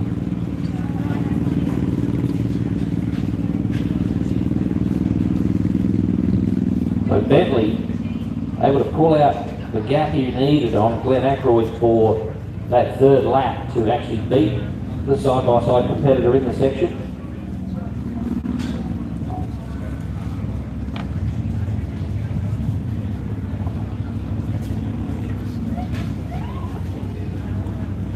I noticed all of their timing and the physicals all.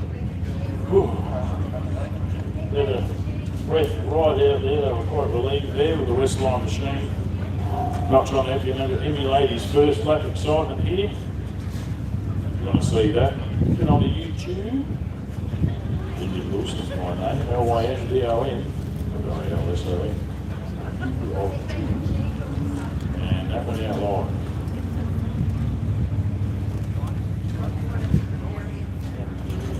I suppose this is the part where I say, please like and subscribe.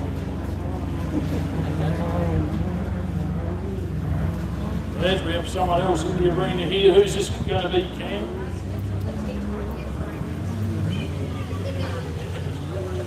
Well, that could be anyone's guess actually, because Lockie Bailey was stopped there for a while, so this could be Lockie Bailey. I didn't actually see the car head down the straight, so I couldn't identify if it was side-by-side or not.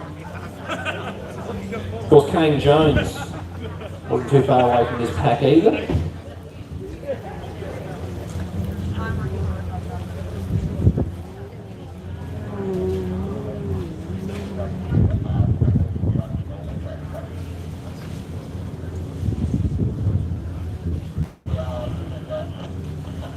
It really depends how much time Lockie Bailey has lost. We'll have to keep an eye on that in the side-by-sides, but that could open it right up for Kane Jones.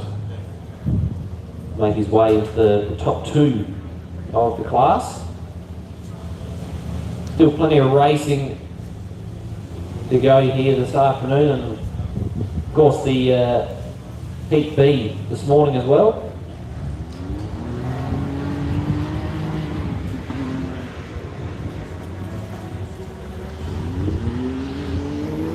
Screaming engine down the neighbour's straight.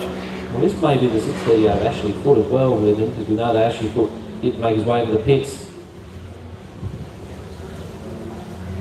I reckon I could hear the screaming Kane Jones car out the back there, so I reckon this might be the 638 of Ashley Foot. Yes, it is. Absolutely correct, mate. The ARC, mate, sponsored machine. Had a quick chat with Ashley out at Port Germain. This is his series sponsor. He's from Victoria. He's come across here to get some SBH engineering expertise put onto this vehicle. And Simon even rode with him at Port Germain, made sure everything was good. They still got another lap left to his way in the pits. He's got another lap to go. We'll get a first proper lap time though. Actually, we might have to wait another lap because we would have crossed that time we went before heading into the pits.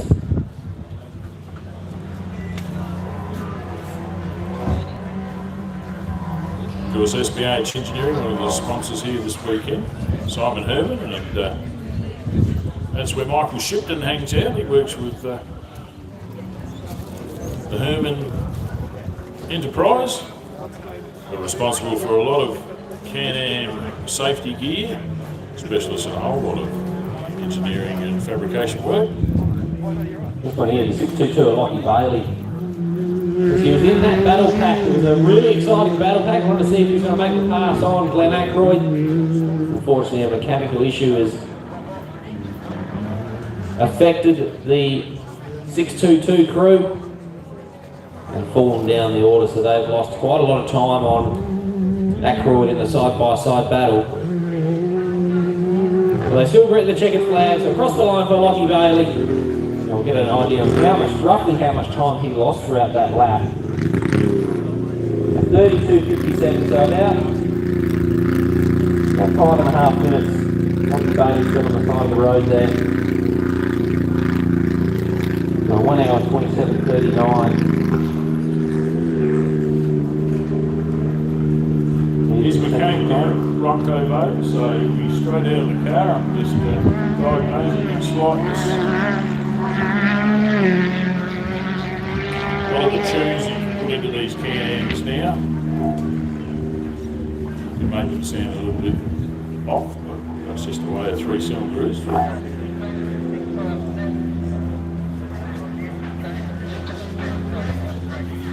Well, it sounds like Kane Jones has come to a stop out there as well. 6.57.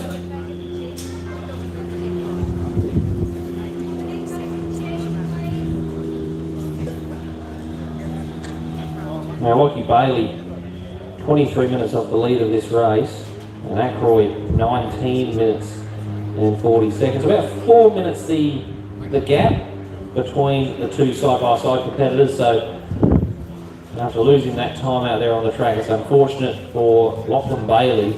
He's fallen down the order. It was Kane Jones, that opened it up for Kane Jones to come through and steal a second spot on the podium for the class. And unfortunately with issues for Kane Jones as well, it looks like Lockie Bailey will be settling into second unless anything happens to Glen Ackroyd later today.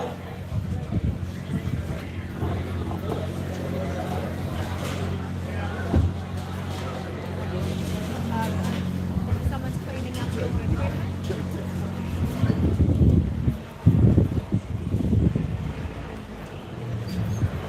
This is Hannah Bentley. Strong showing all weekend from Hannah and the Bentley team.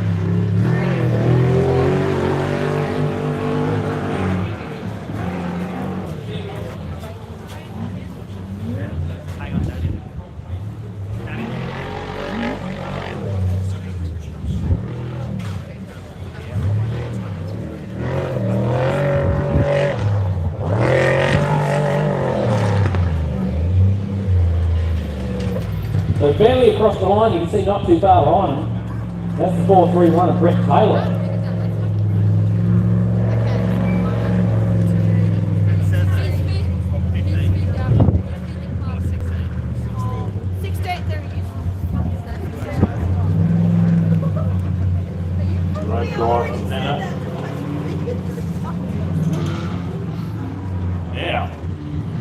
Brett Taylor's had a lot of trouble with this section this morning. Got the truck back up and running. Whether or not we're Yeah, don't know if we can call this an old trophy truck, mate, but it's been the longest resident in Australia here from the American Jimco company. I reckon we can order around 2012, 2013 if memory serves correct. That's pretty good.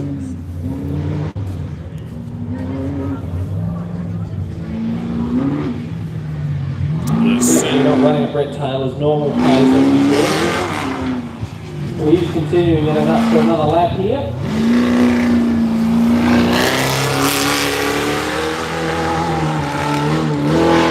Well, what he may have been doing was just slowing over that jump limit just to make sure he still had enough time to complete the lap. Of course, these competitors do have a time they need to finish the section in.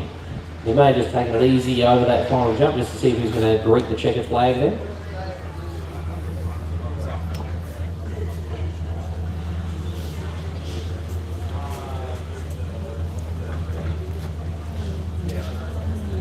Yeah, Brett is a truck driver.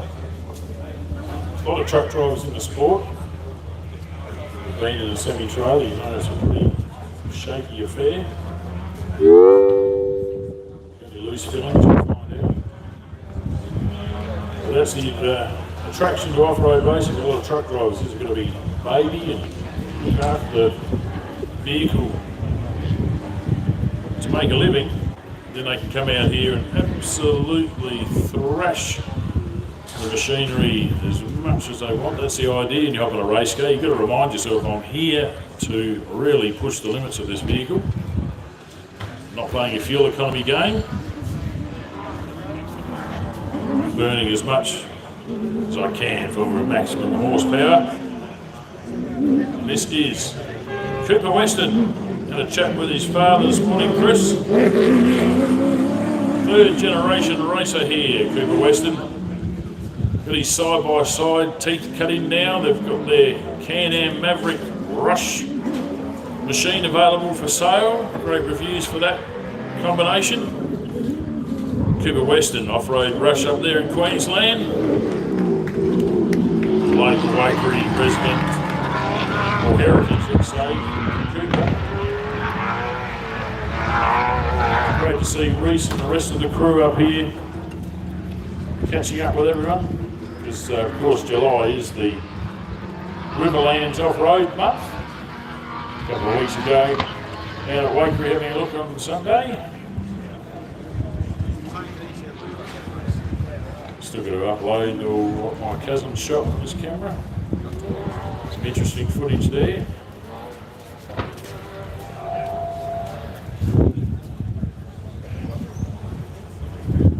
So definitely been an off-road party originally for July. All right, recovery or headquarters are asking if the crew for car 657, that's the Kane Jones group, if they could please head over to headquarters, that'd be greatly appreciated.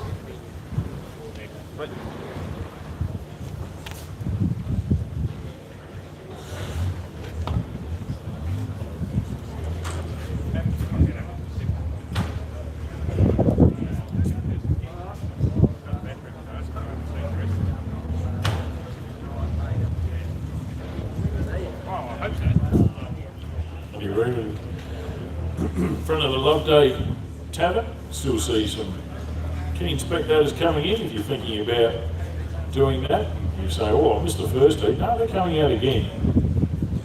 About an hour and a half's time, once we finish this heat, depending on late time allocations.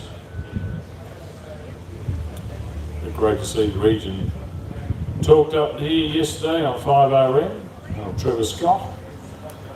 If you've heard that name, he did commentate out there at the Enduro Road track, and of course most people associated with Speedway up here in the Riverland would recognise Trevor Scott's voice. So very experienced in motorsport, rides around in a Harley, getting himself all geared up for retirement. His wife has got a Thai food caravan, and they're looking to retire soon and cruise off as the 90th anniversary of Radio 5RM will be celebrated a little bit later this year.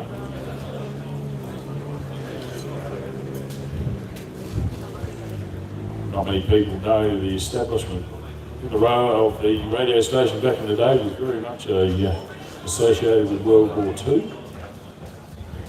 1941 is when my grandpa took over the technical responsibilities there with my mum being a little girl. And it was a part of the relay stations through to Darwin to get communication across about the war. So a vital part of Australian history is 5RM radio station here, 81 on your AM dial. Don't ask me the FM channel, I just let it find it these days. Just press a button and seek. But I do know you can listen to them online. So great part of Riverland history here, Radio 5RM.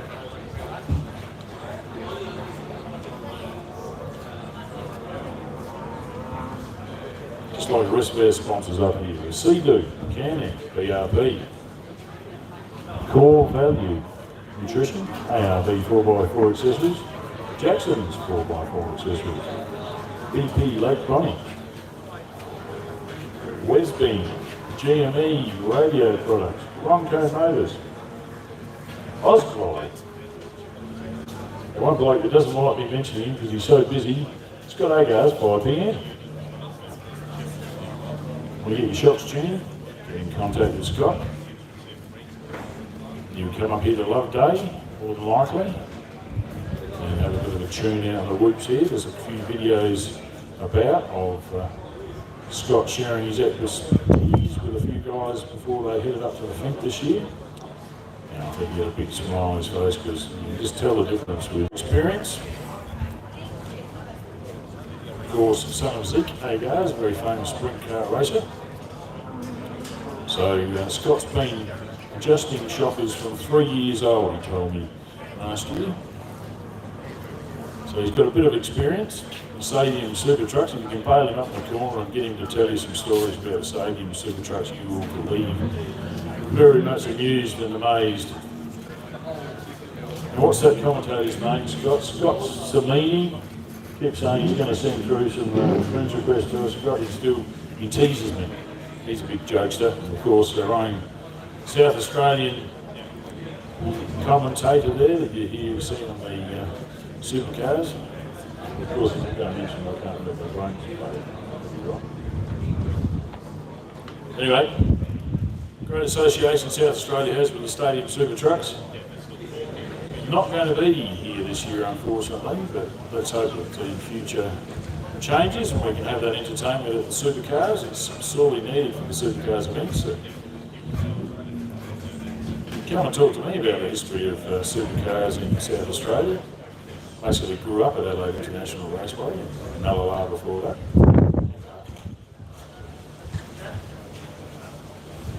So being a member of the Formula V Association in South Australia by birthright, got to see all of the famous races back in the day and what they were like after hours, and crews and that. I remember watching the Ellen Moffat International Harvester Pantech leave there with all these Victorians giving us a salute with their one finger and two finger salute as they were leaving South Australia, telling us exactly what they thought of us. And yeah, they were a little bit under the weather. Unfortunately, they were smoking in the back of that vehicle and it caught fire and burnt all muffs forwards to the ground.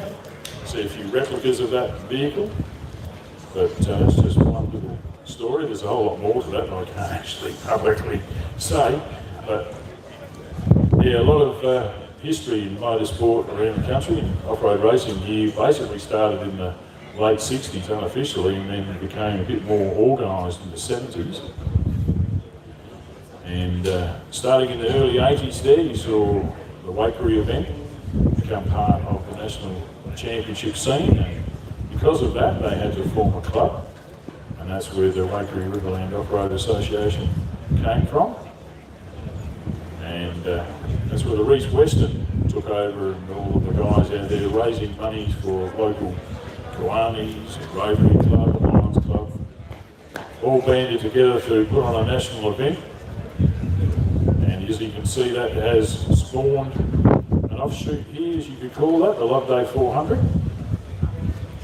A great association with off-road racing. And the limestone that we're all on top of at the moment, it's the same all up and down the whole of the Murray River region. Has a unique smell, the earth, as it gets turned by these tyres here. As a kid, once you crested the hill there, the accommodation hill, up going past Truro, you breathe and you know that you're in the Riverland of South Australia. So you don't know what I'm talking about, you're sitting in the state there, book a holiday up here in the Riverland of South Australia. The Berry Barmera Council proudly supporting the race here for many, many years. I'm going to have more tourism in the area. Every year I come up here, or multiple times, and enjoy the changes that we see around the place here. Always gets better. Might not be as many people living here with the technology available, that you don't need as many helpers on the farm, but as you've seen today, there's definitely, when the call goes out, South Australians will run to help, or Australians, full stop. With the timing situation there, as Valgarve patiently waits with his flag for our next finisher.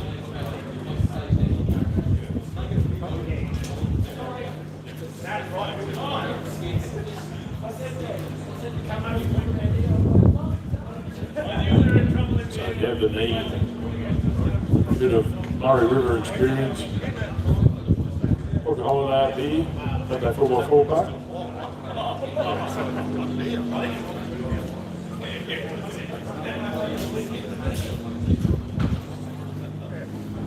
So did you know that Tony Whately started off running competitions from speedboat racing up here, and organised a whole lot of speedboat events behind us, just up towards Berry.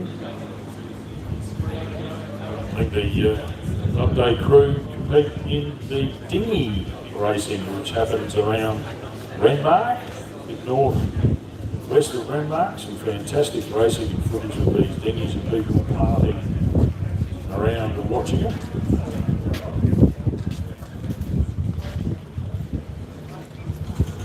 So definitely been contributing to the community.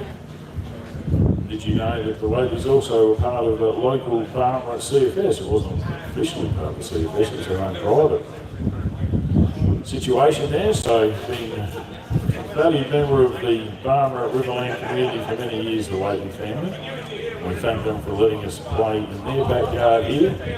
8,000 acres that they play here. We're going to do a lap of the track. It's happening now. It's going to take them a few weeks or so to put the earth back to the right positions again. So if you've got a four-wheel drive, you want to test this limits, get up here to Loveday 4x4 park.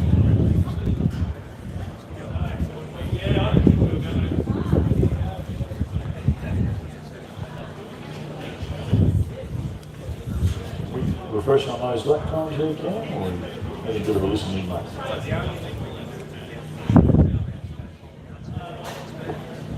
Brett Taylor's come to another stop out there. Just listening on the recovery radio then. So Brett Taylor's come to another stop. Saying something about the belt issue. Then that's the second time they've had that issue today. And it sounds like they will not be allowed to recommence that lap due to late time. The last car out on the track is car 638 of Ashley Foot. Right, yes, well there's one part that you can't really do much about is the belt. You have to take your seat belts off and get out of the vehicle in order to examine what's going on. You get a chance to go and have a look at the Central Desert Transport track to see set up for running the Baja 1000, and the navigator has access to all of the vital fluids and everything in front of you. That's why the vehicle's been plumbed up, so you don't have to stop. And yeah, so that's interesting. Not the way that we would set them up here normally. We're running basically, whether you like this or not, it's still basically a sprint race. And the Baja 1000 over 1,600 kilometres. Times a mile by 1.6. 32 kilometres. So looking forward to the next Baja score run event over there in Mexico. Really enjoyed the late night live vision provided by Rat Salt and the rest of the team at Sky International. A lot of the technology gets tested and tried out there and shot through by various suppliers through to Australia here, and that's what we're seeing today. And in particular, you know, if you want to get a spare part, I think the Robinsons are pretty good at putting their trophy trucks in the bellies of jumbos and getting them flying over. I think that Travis Robinson just had his flying over so he could make the Fink Desert race, and didn't that work out perfectly for him. So back in the day when they were hand-built race cars, the majority, it would take you a couple of years to sort out the gremlins and get yourself 100% reliability. Now, buy something from America, jump straight in and turnkey, win outright. Absolutely unreal amount of technology that goes into making these vehicles. You're not playing around with your Oxy acetylene 7 or A's welding a frame, as Bob Strawbridge bragged to me when I rocked up with my Southern Cross Mark II frame bought from James Madden. I was James Madden's very first customer before he even thought of having off-road. Rocked up at a day of the Volkswagen weekend when I was going up a rally Beetle, and I saw this Mark II frame. I said, I'll have that. So then Bob Strawbridge took around his place. Oh, I brazed welded that frame. That took me forever. Anyone knows welding and using a gas torch? Yes, definitely. It takes a long time. So now you have MIG available. Now it's all TIG welded. Don't even need to have, you can do TIG weld in your dinner suit. And strong too, unreal. So chrome molly, I remember when someone rocked up to Sea Lake with the chrome molly steel rear arms and everything. Oh, that's just crazy. That's how expensive is chrome molly steel. Now we've got complete race cars made out of that material, and that's why you can drop them from a great height and it will not bend. A lot of people will argue with you that you need a bit of deformation, I should say, not deformation, in these frames to absorb impacts and everything. And yes and no would be the answer to that one. We had a foot race in Mark II, which we made for my navigator, who was only about 5'2", and that was designed after talking with a guy at Wakery warning us that he'd broken both his ankles because he didn't build in a little bit of leeway into the material. So Ben went and set about to make his foot brace like that, and then Lucky Lyndon went and navigated for his brother at Kempsey in '98. And we, if anyone remembers Kempsey, remembers the old 653 going no the levee back there, only about 500 metres away from the start line. We almost anchor-ended, but I broke my seatbelt. Well, I slipped forward in my 6-point seatbelt, my seat broke out, and the foot brace folded forward. And every time I get up and down, you might hear me shout Kempsey. So I have a toxic from that experience. But, you know, off-road is still tough, we can handle these things, a little bit of paint's good. So a lot of thinking going into these modern cars, but motor racing is dangerous, don't kid yourself. Walking down the street with a shot, it's dangerous. At least there's a whole lot of safety precautions built into this sport, which is officiated, looked over, checked, to make sure everybody's running safer vehicles these years. And don't forget about the antique series coming out here at Loveday. A lot of old race cars, as I said, started here in the 70s for a while. So a lot of these older vehicles in the chook sheds around the back there might need a little bit of a gearbox parts, usually the complaint. Maybe your CV joint or something. Bring them out, come out here and check out the antique racing mixed in with the motocross trucks. Here at Loveday, they've had 2 rounds, having a 4-round series. It's an opportunity to get an older race car. It's antiques because of the age. If you're 55 and over, there's a special class. If you're over 60, there's a special class. And if your buggy's over 40 years old, anyone can have a drive. So another great initiative here, the Loveday team. And that's David Adams, thanks to Thrive Mobility, Ridge and Nord. So as we all get older, we all need a little bit of assistance. So remember to go in and see David Adams and his crew.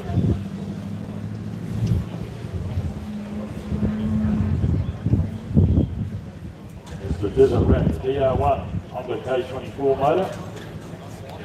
As Cameron mentioned yesterday, it's been developed over the last few years. Is he an Honda breeder character? No, it's not an Honda.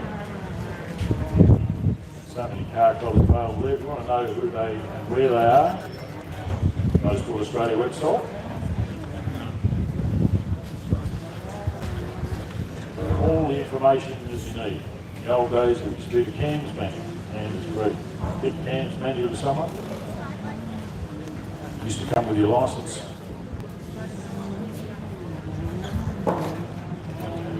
So now everything's online, isn't it?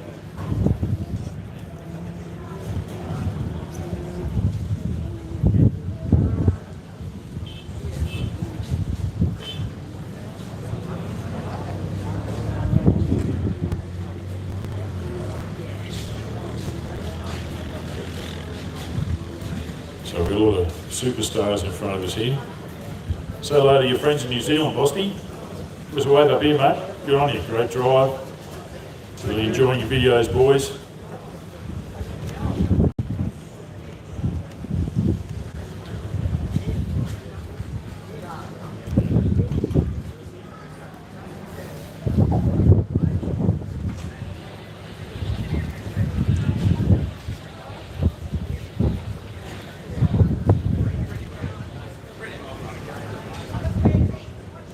Screaming engine coming into the Loveday 4x4 playground, want of a better description.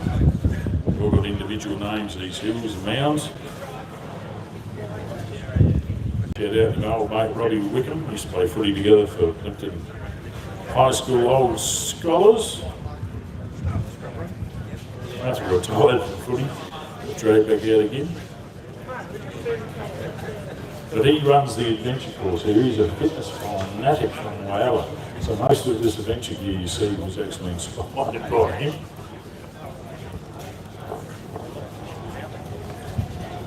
A lot of very fit people running around the adventure park here. All sorts of hidden fun activities out here once you look up the 4x4 Adventure Park website. Come up here and enjoy beautiful Riverland, South Australia.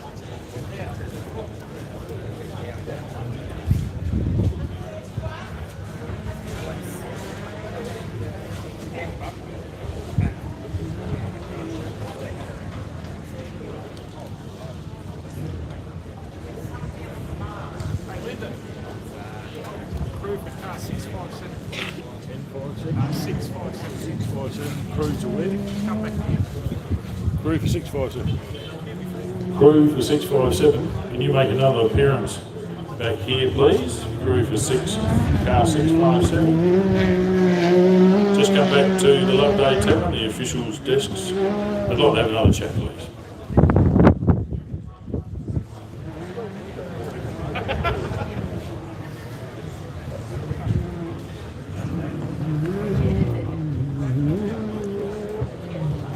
Yes, this is the foot machine.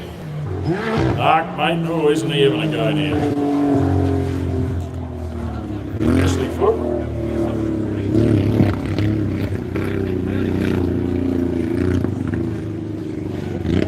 Mark, mate, what's that, mate, for it?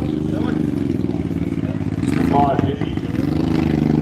Attached correctly to your spare tyre on the back of your full roll. Or of all places, asking to keep the ground clean, so you've got to provide your own fire pit, so to speak. You've got the Loveday fire pit running all weekend here.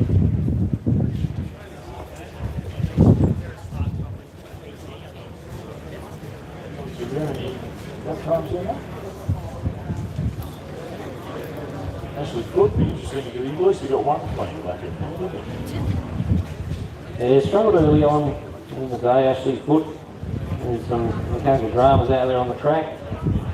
It was the last car out on the circuit, so lap time for Ashley Foot, completing the section at 29.26. So of course he's passed for the day with a 48.08 on lap 1. He spent lap 2, or the beginning of lap 2 in the pit area, and 29.26 to complete that final lap. So your top 10 for the section, and of course just this heat: Travis Robinson from Boston, Morgan Horan, Bo Robinson in 3rd, Brent Smoothy in 4th place with Jared Percival in 5th, Royden Bailey in 6th with Andrew Collins in 7th, Hayden Bentley in 8th, Ackroyd in 9th, and Hannah Bentley in 10th place. Of course, a few of the crews that lost out in this section: Lachlan Bailey stopped for about 5 minutes out there on the track, losing a lot of time and losing the lead of the side-by-side class. David Adams had issues on lap 1 and lap 2. Slowly made his way through to the finish. Ashley Foot having those issues as just mentioned. Of course, Kane Jones unable to complete the section, but was having a very strong run, especially after yesterday's running. Greg Campbell also unable to finish the section, along with Wes Cowie. And Wes Cowie was having a very consistent first couple of laps, both 27.25 and a 27.32. And unfortunately, the pro buggy stuck out there on the side of the track.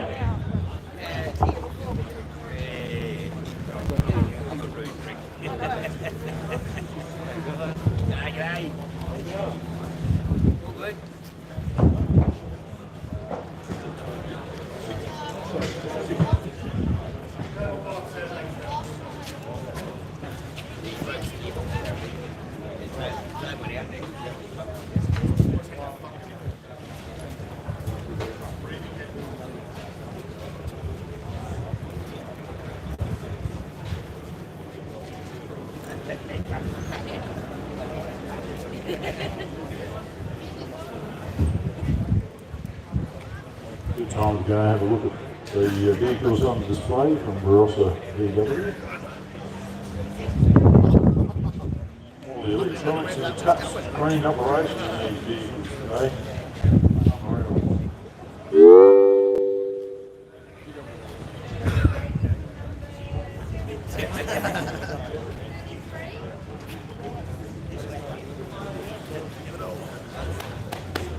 Yet Nixon excavation part of the sponsorship deal here for the Loveday 400 2025. Saw a Nixon guy out there yesterday, and he's double cab leading early days. Nixon excavation. You guys haven't got to mention Nixon excavation. Pretty sure. Yes, absolutely. Wasn't it Nixon? N-I-X-O-N, excavation. Big diggers. Big pushers of dirt. Carriers of dirt. They'll do it all. And definitely we've seen some earth moving here this weekend, haven't we? Right in front of us. Yeah, plenty of, well, you look at the track condition now compared to what it started off as Friday. The track was very slippery, very wet, and very challenging for all our competitors. And as this weekend has gone by, the track conditions have changed completely, and of course it sounds like the track conditions out the spots of the track we can't see here from the tavern getting very, very rough. A lot of dirt being moved, a lot of sand being shifted, a few rocks as well. It's keeping everyone on their toes. because we've still got Heat B to come up shortly. And they'll complete their 3 laps. And then we get to do it again this afternoon. The national contenders will come out for 2 final laps here at the Loveday 400. Yes, that's right. And because we also running state rounds, Motorsport Australia State Championships, round 2 here. So we'll run it around Port Germain at the fantastic Barclay backyard. And they'll be hosting round 3 of the Mini Pay 250 at the end of August there. August, very busy time around South Australia for operating. It seems to be that everyone's wanting to event at the same time at the moment. So I do believe they're stretching a lot of facilities there to get the race going. But don't forget, state championship round 3, Barclay Clan, Mini Pay 250. I know Brenda's at home minding the track at the moment. Yes, Mark Escott's been given the day off after doing a great job on the PA there the other week. He absolutely hates being promoted, Mark Escott. Wait till you see the new video I'm going to produce for the Mini Pay 250 when I go live there with the whole crew. We'll have Action Adam out of the aerial service, a big bad PD on his camera and all his GoPros around the track. We'll have me in my green box with a camera or 2, and we'll be going out live on YouTube for the Mini Pay 250, and a few people having a bit of a whinge about the coverage here today, but basically Tony decided he wished he did a live in the end there, but he was really worried about entries after such a popular Think Desert race, and thankfully everybody has come out of the woodwork here for 60 plus entries, which is really good these days for national. When you think of the Podium series having 60 competitors as well. So quite often in the old days, at Wakery, for instance, in the 80s, there'd be 130, 140 competitors. You really want to go back in time. Sea Lake used to have over 300 competitors and have the bikes race on the Monday after the cars on Sunday. So the numbers are good because the quality of the car is just astronomically good these days. Four camp. A lot of fireside talking, a lot of experience. So Australians manufacturing, the Albert family coming from off-road racing, in gearboxes to a lot of competitors around the world now owned by Weddell Industries in California. We've got Huon gearboxes, here another Australian made product, to take up the hand. A lot of guys running the Huon with the steering wheel mounted paddle shift up and down the gears. Still have to have your main gear stick in the middle of the car according to Motorsport Australia rules, just in case.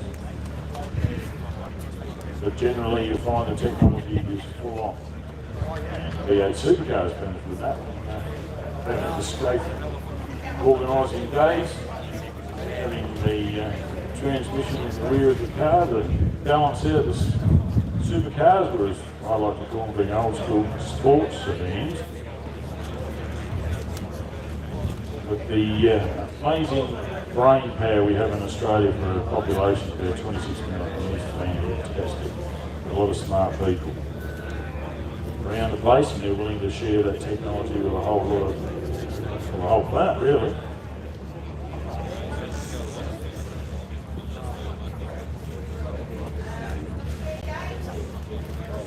When everyone's chest puffed out here in Australia, when Australia 2 won the America's Cup yacht race there and took the 100-plus-year-old winning streak away from the USMA, and that was because of Australian technology. Ben Lexon's famous wing gill.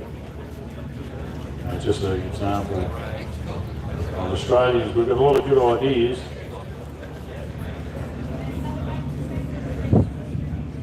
So a lot of opportunities there. Investors in Australia, invest in some young minds coming through, a lot of talented drivers here. If you're able to do this sort of thing, you have some very fast reflexes. I think the top of the tree being Formula One, where you watch all of their experience, all their tests in terms of reflexes. I think there's a lot of research being done, and back in the Schumacher when Michael was about, I saw a documentary talking about the reality of Formula One or majority of race drivers, which is really hard to fathom, but they can make 28 life or death decisions within a second. And that's the skill that you don't realise you possess inside. When people say I was in an accident and it felt like slow motion, that's your brain showing you that you do have that ability to think that fast. It is amazing. The truth. So don't be afraid, speak up if you've got an idea, bit of a theory, because Australians have a pretty good reputation, don't they? Sorry mate, I was just hearing when the next heat was about to start there. When's that? About 11:06 apparently. 11:06. And I'm not sure what time it is right now. You knew I was going to ask you. No, I'm not sure, but you see Lucas, he's starting to warm up his single seat sports light there in the warm-up area. It looks clean, mate. Yeah, looks like he's had a bath overnight. Of course, had a axle failure early on in the section 1. Right, Made 100 metres down the road, but back up and running now. Had a good run yesterday afternoon. in an Alumacraft frame, not one of these honey badgers. I have to find out exactly how you come across that, but that's going back to his heritage really, personal heritage. Luke's a mechanical engineer, and part of your study is in the fourth year you do a thesis. And Luke's thesis was to build and race his own off-road single-seater buggy. And he learned a hell of a lot, assembling all of that himself, putting that in. If you've seen the thesis, they look like a book. You have to go get them found and give the lecturers to examine it. So another example of a fertile mind being Luke, so he's going back to his heritage. Just an aside, my brother was racing Sea Lake with Action Adam for the first time there and broke the gearbox after they had a 40-minute delay because of fog and a few other problems. And lo and behold, who pulled up for help? Luke Kersey, in his single-seater, and he had a leaking fuel tank. And yes, they did the old soap duct tape trick, going back to the pits. So you never know when you're going to need a helping hand in this sport. That's the great thing that we all witnessed there before. How many officials didn't have to be told, they just ran to go and fix up that timing. Array across the finish line there. So such is the community spirit which is in part of off-road racing.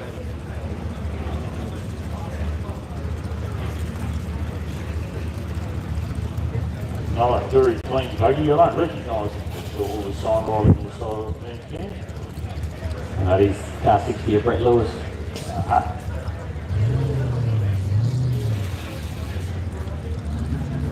He's someone I've got to catch up with. I think he hasn't got many details online.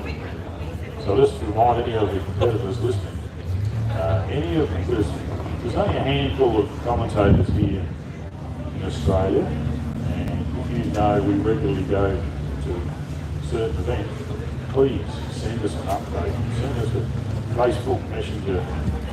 Or you know, Hayden Bandstone's very good at updating you on how much horsepower his Volkswagen Air-cooled 1600 is. And a whole lot of it. Give us a little bit of information, and especially information about an update to your car or a change of ownership of your car. All that sort of stuff. It's not as easy as you think to be able to research this. It takes many, many hours to put together sponsorship books. So it used to be a very easy affair there back in the off-road racing.com.au timing and event running days. The Rogers team, husband and wife, Murray and Julie, enjoying their retirement out there at Wellington, South Australia. So they used to have on file everyone's information and used to spit that all out. Of course, time has progressed, things change. So be friendly, we're pretty friendly, we'll chat with you. If you don't like something, Love to hear it. Love to be reviewed. Always looking to improve. We are in off-road racing. So if you see a problem, we can't see it. Don't be shy. Have a chat.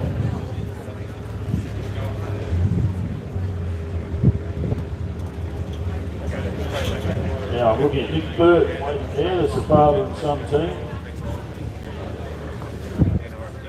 Nick won the Sayora Championship 2 years ago. Started up in a Rootmaster buggy. Went and bought the rush truck.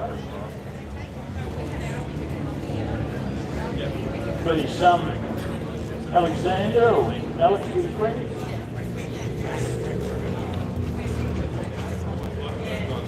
So he's been chasing Australian Motorsport Australia fame this year, went all the way up to Glengarry, 20th outright, third in class, and I think 23rd outright in 60 class. This is a 6 litre Chev LS2 motor, class 4 rush truck, flat pack to your door, rush truck. And that was built in 2020, so by the fact bridge campers 4x4, TJ and Murray Bridge, light course, couple bars Murray Bridge, Kumo tyres, Repco, outdoor speed shop,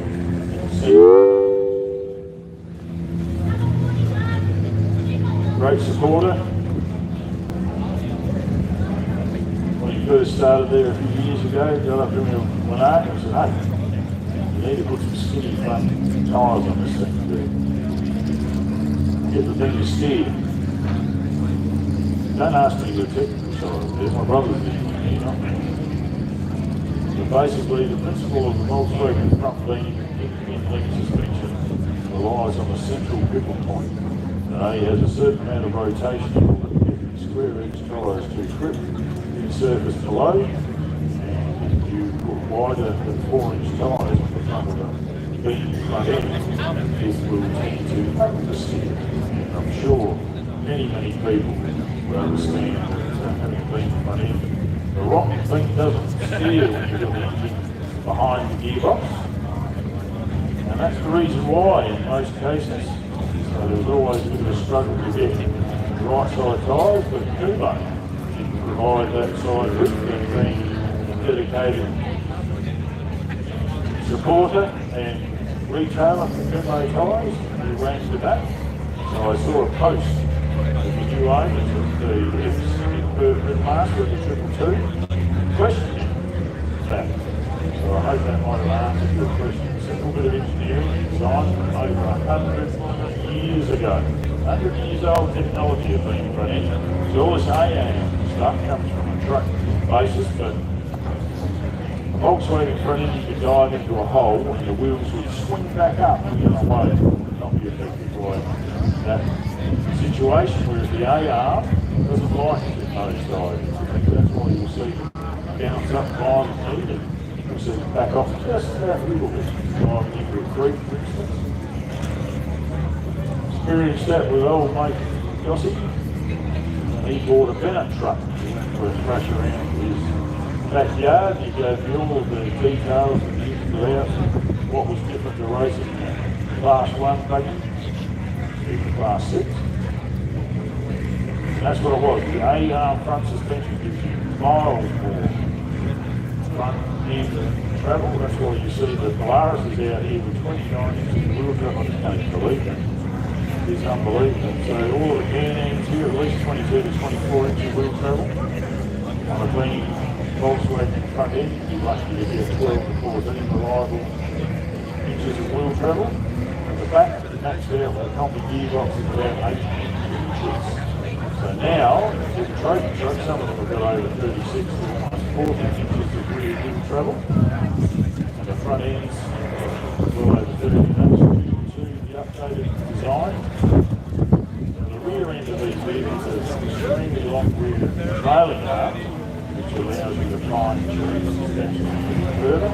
That's what you see on the trophy truck. The rear arms are basically sitting underneath the driver's and passenger seat. So we're getting close to start time again, more and more people assembling, warming up their engines. We've got some fantastic racing we're looking at. Luke Ursing's out of his car at the moment. He's checking over the vehicle. Ben Ursing, his father, discussing looking at valid points.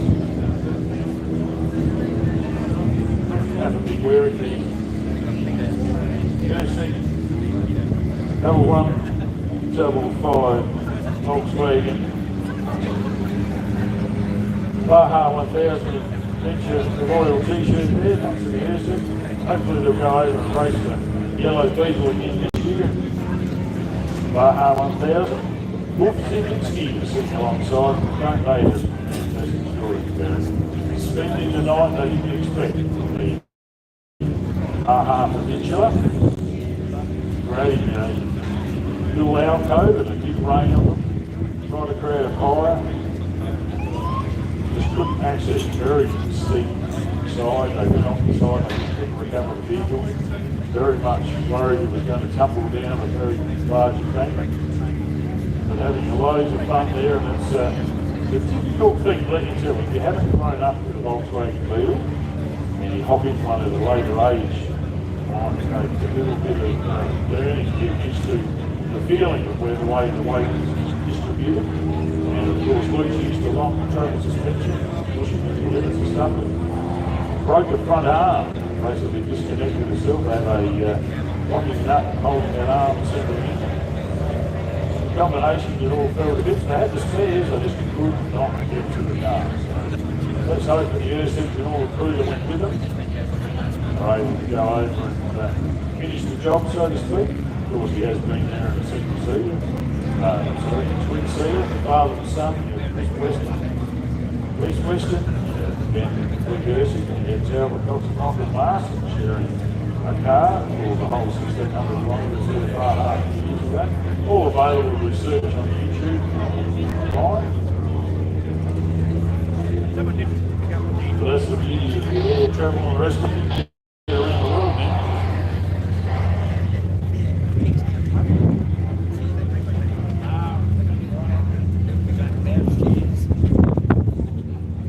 Shout out to a lot of my Mexican and United States followers and friends on Facebook.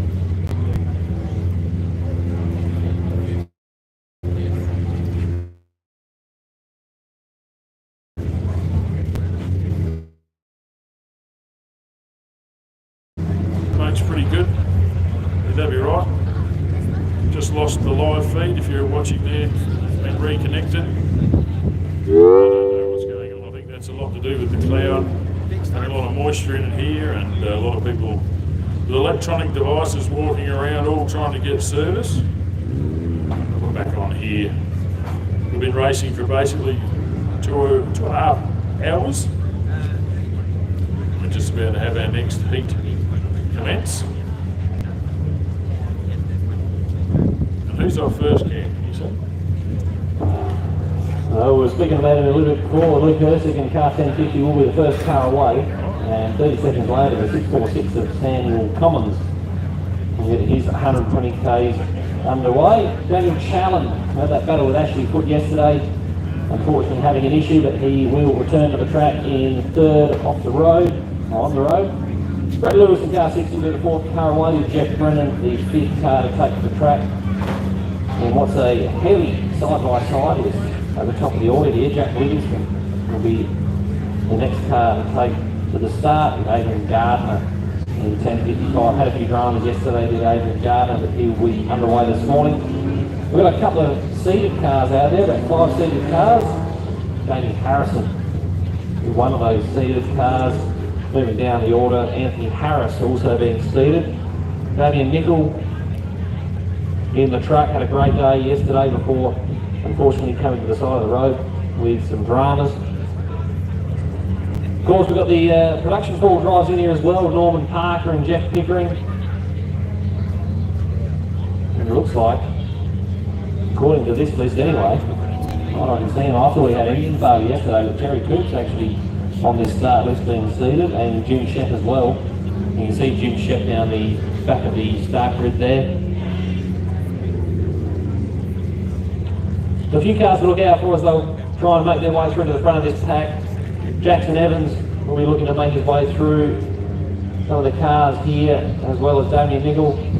Nick Burt had dramas yesterday as well. Starts down the order. And of course these crews all have 3 laps to go here for the section. 120 kilometres of a Loveday 400 track. And then our national competitors will return this afternoon for a further 2 laps here at Loveday.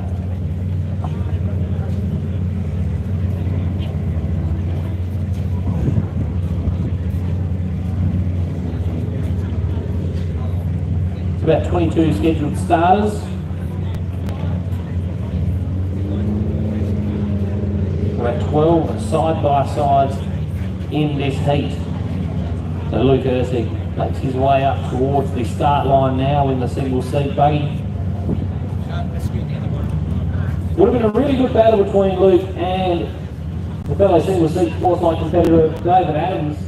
Unfortunately, Luke unable to finish the section yesterday, section 1. David Adams clearly in front of that class at the moment. Of course, Adrian Gardner, another one of our sportsline competitors, who had some issues yesterday as well. There's Jeff Pickering making his way into the field, and there is Jerry Coote in the Super 1650. Also making his way into the warm-up area here.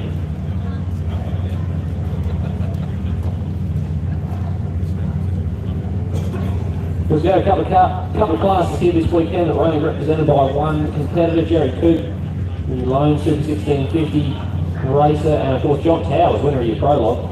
The only pro light competitor here at the Loveday 400. Unfortunately, John Taub not out on the track today.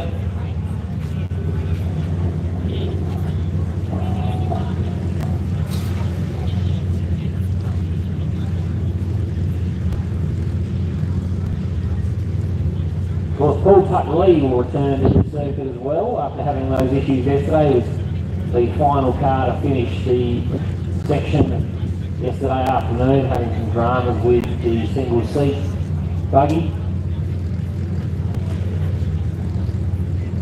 He'll be hoping for a much stronger day today, and he'll be the third to last car away.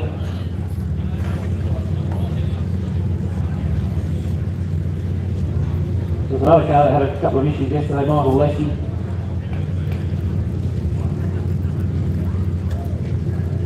So look out for Leslie to make his way forward in this pack as well. You can see him sitting just behind the 6169 of Jesse Mandarin.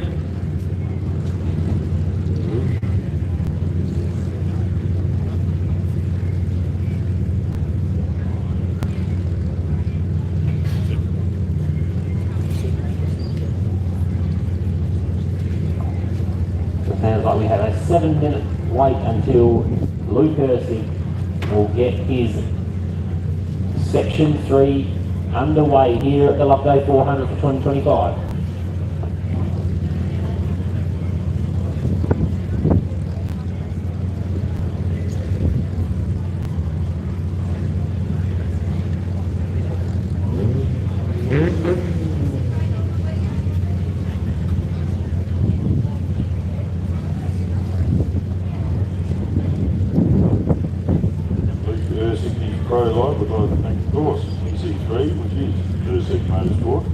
Racer reports on board with Luke, as well as Ursig Custom Engineering and Mickey Thompson Tyres, all of the 11 craft here today.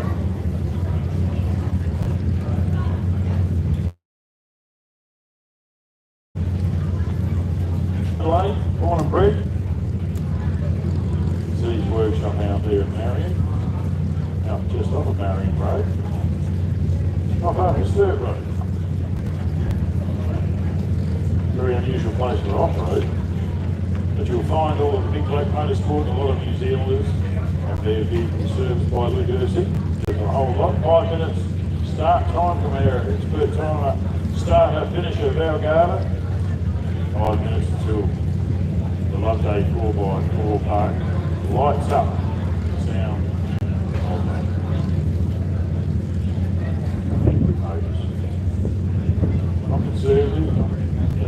not because they get the most out of the petrol.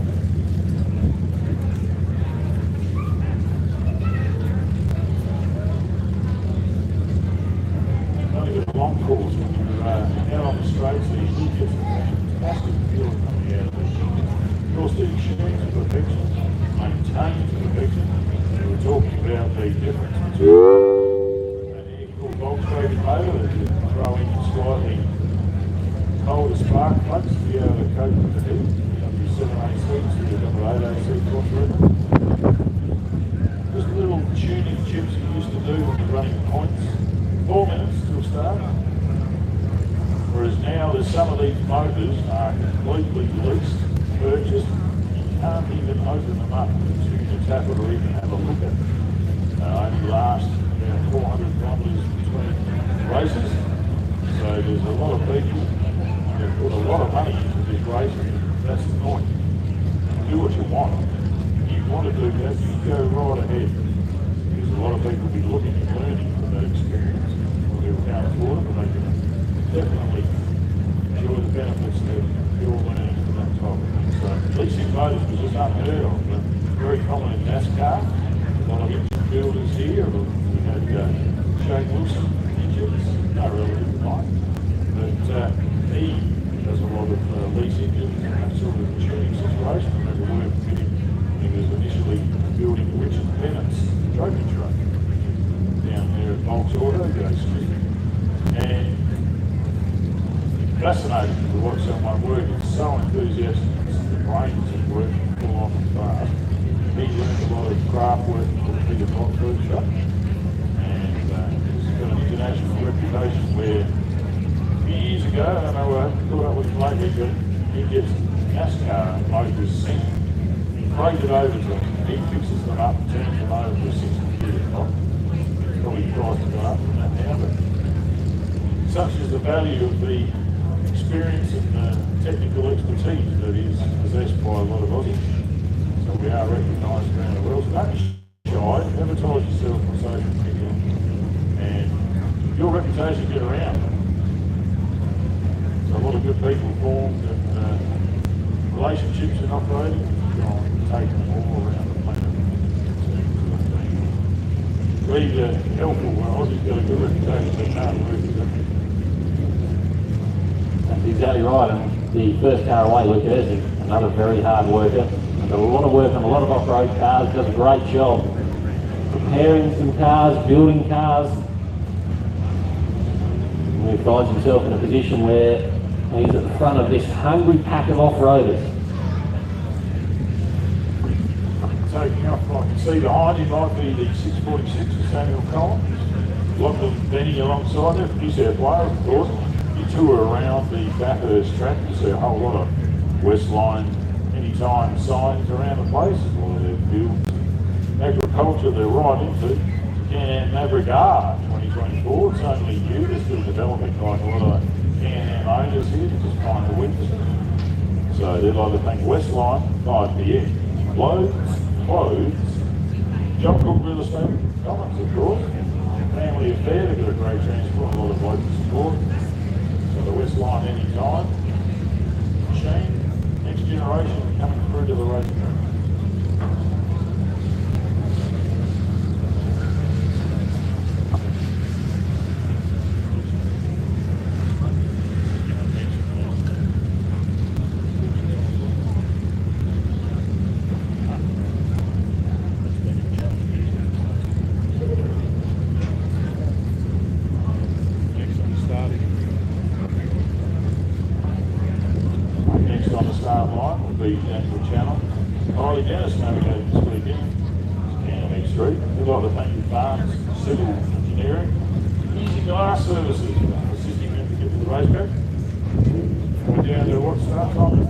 Oh, he's under the control of the lights, so he's about to go. Luke Ersing in car 1050. 400. So Luke Ersing, the sports license competitor, the first car away. Clean track out in front of him. So we loop around turn one, car 646 of Samuel Collins on the line. the third of the Westline entries this weekend, of course. And the first of the side-by-sides underway for the Section 3.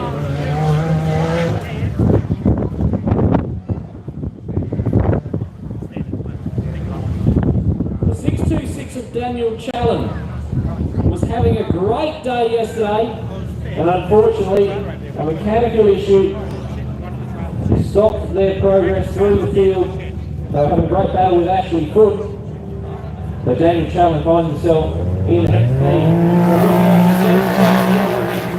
of his car. Improved, he had the pace yesterday. 30 seconds behind Daniel Challen. Brett Lewis in car 60, the first of our pro buggies in this field of Heat B. Now, I have seen Brett Lewis was doing a bit of testing up here at Loveday in the last couple of months. And what has Brett Lewis got in store for us for this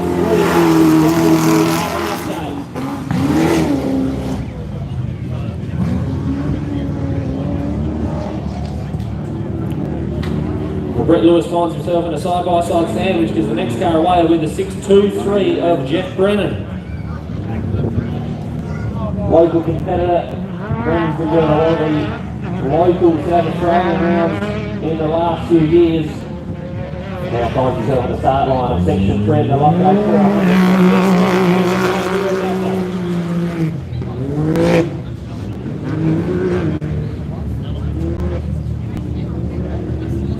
So with Brennan around turn 1, Jack Livingston in 6138 will be the 6th car who gets started here for the heat. In a heavy field of side-by-sides, he is the 4th side-by-side to take the win.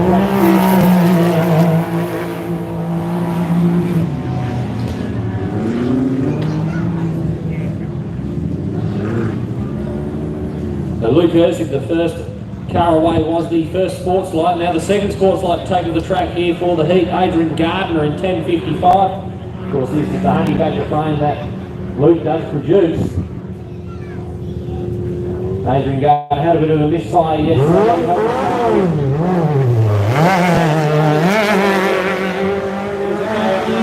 His second race in this car. The first of our seeded competitors from yesterday, Jamie Harrison in 639. Of course, our seeded competitors pushed into the order here, where they don't have to start rear of field. And we need Brett Lewis on the other side of the pits there.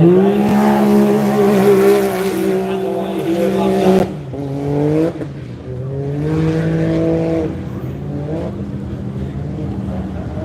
Next car on the line, the 655 of Rob Knight. Was racing a couple of weeks ago at Waikerie. Now at Loveday. Had a relatively consistent run yesterday. Section 2 time of 1 hour 48.35. What has Rob Knight going still for Section 3 as this track gets rougher and rougher the more laps our competitors complete here.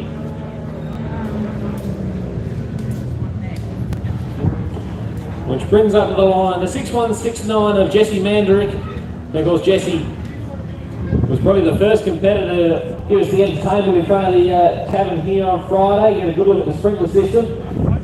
And had the jack bouncing around on the back of the side-by-side yesterday. But another 3 laps for Jesse Manderick here at Loveday.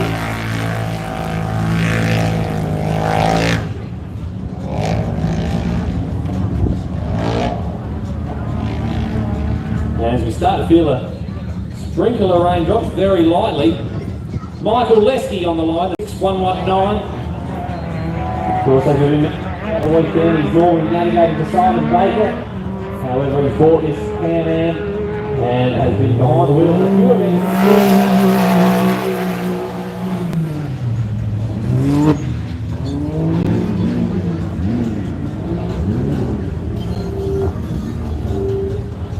Next car on the line, the 637 of Eden Evans. Happy to get a finish here yesterday.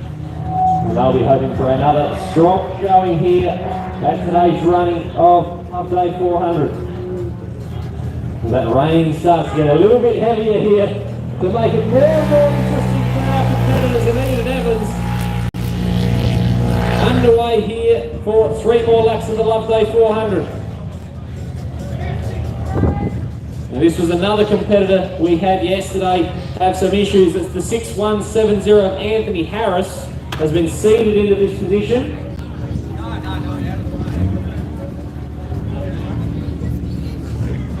A heavy group of side-by-sides and Anthony Harris finds himself right in the middle of Harris. We try and chase down Ian Evans, but in a side-by-side sandwich and an Evans sandwich is the next car away. Jackson Evans in 635. Well, you can hear it, Lennon, but I can hear music, and I'm not sure if that's actually from the Evans machine. There is some music getting played down here, right near the start line. So Jackson Evans in 635.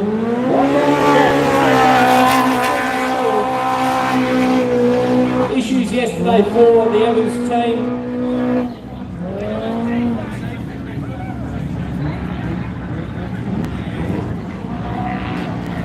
So with a heavy field of side-by-side four-wheel drive cars away, we've got another four-wheel drive, but this time production four-wheel drive. Norman Parker. Of course, raced here last year. Another 3 laps ahead of car 701. And here comes the rain, heavier and heavier again, just to change the track conditions for all of our competitors. 702 of Jeff Pickering on the line now.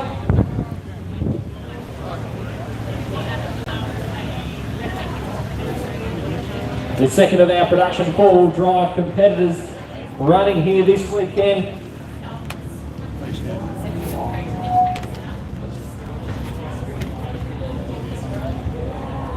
And I'm sure he's happy to see that rain just getting a bit lighter now. So Pickering on the line was supposed to start behind Damien Nicol, but Damien not on the line, which means that a 1 minute gap for Jeff Pickering. To his fellow last competitor, Norman Parker. So Pickering up and running. The next car away. The lone side-by-side sport competitor left in the field, the 6681 of Ross Newman. Had a bit of a battle with Dave Settle yesterday, the two going head-to-head out here on the 40-kilometre Loveday track.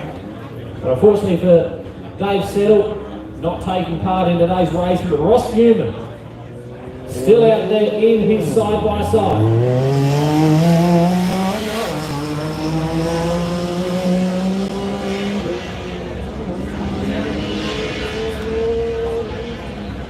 Four cars left to take to the track, and the 432, the last trophy truck to leave the start line here for the heat. Nick Bird, an unfortunate DNF from yesterday's running.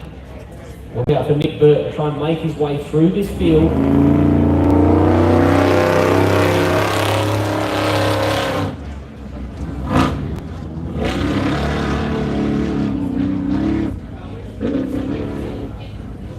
Now the car that had a slow few laps yesterday trying to nurse the issues, Paul Tuckley in 996, will get underway very shortly. We saw him just idling back on a couple of laps yesterday. Paul Tuckley back at the race stage, we'll be hoping for a much more consistent 3 laps here for section 3.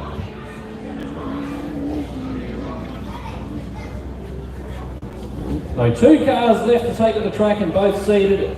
Unfortunate DNFs yesterday. The 296 of Jerry Coop, the lone Super 1650 competitor this weekend. Of course, Mark Taylor was supposed to take part in the event, but unfortunately had a withdrawal. So Jerry Coop, the only rest of this is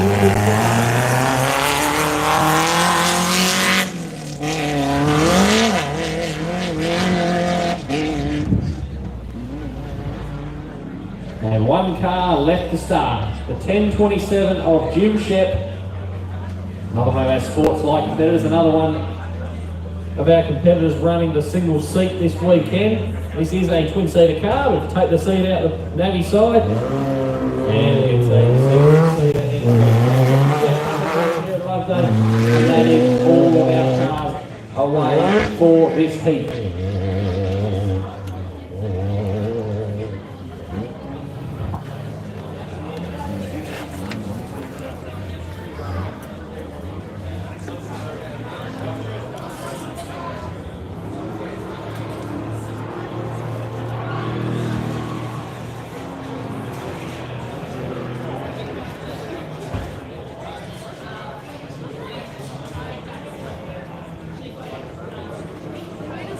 You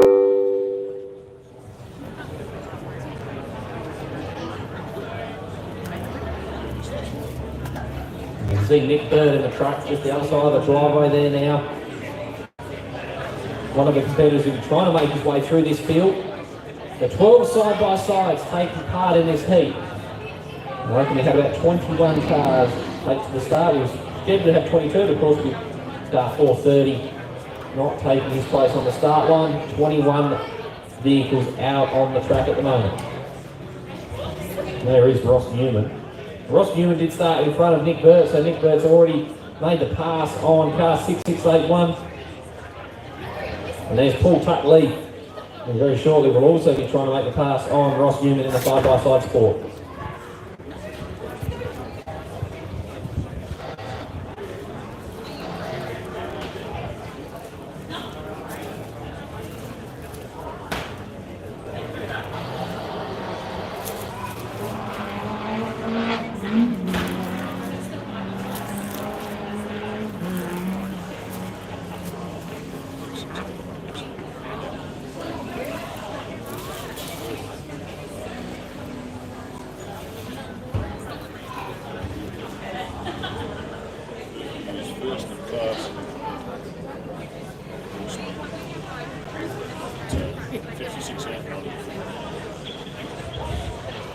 Ross Newman in 6681, side-by-side sport. What's a side-by-side sport? Actually aspirated to only 12,000cc side-by-side. Incorporate a whole lot of manufacturers from Queensland. Ross, with Chris Leonard Navigator, they think first in class, 56 start line.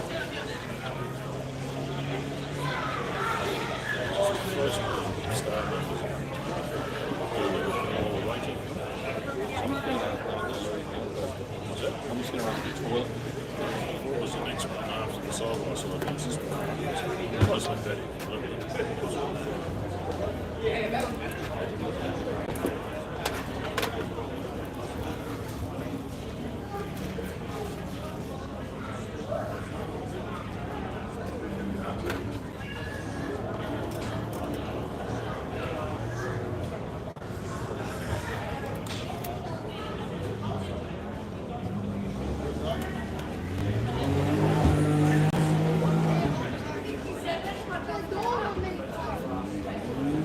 Running through. So our competitors here, Brett Lewis and his pro buggy. That's a Danzio performance buggy. Don't recognise the shape. They're from Victoria. Their name is Absolute Motorsport, #60. You want to follow them on Facebook. John Rollinson is navigating for Brett today. They finished 10th in class, 28 outright, at FINCA 2025. They like the claim. Fleeting Image, Lucen Competition, Absolute Surveying, Big Tune, and Rapid Concept for their support. That's the number 60 Pro Buggy, Brett Lewis. Jeff Brennan taking on after that. Jeff's been very familiar. He cut his teeth here, Loveday 4x4 Park. Won the very famous Turtle Award at one stage, which is behind the bar if you want to go and ask them what's the Turtle Award. Can I see the Turtle Award, please? Bully Racing is the name of his race team. Jeff Brennan with Brett Beatty sitting alongside. Jeff from South Australia in the landscape occupation. Can-Am 2024 Can-Am is upgraded. I'd like to thank Loveday 4x4 Park, Ron Code Motors, Sean's Mobile Mechanic Service, Gaz Fab, and Manon Auto Parts. Jeff Brennan, Bull-Amp Racing.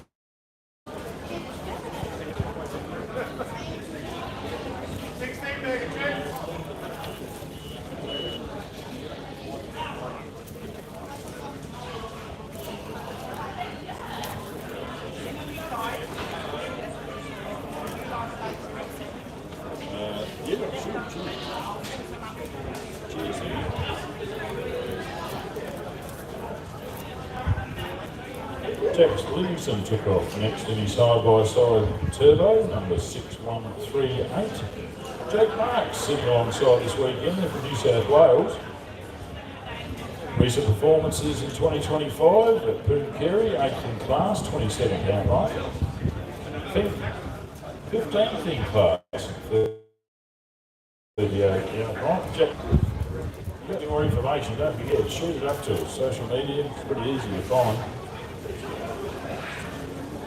Love to talk, is the deal. Next to take off was the AGS machine, class 10.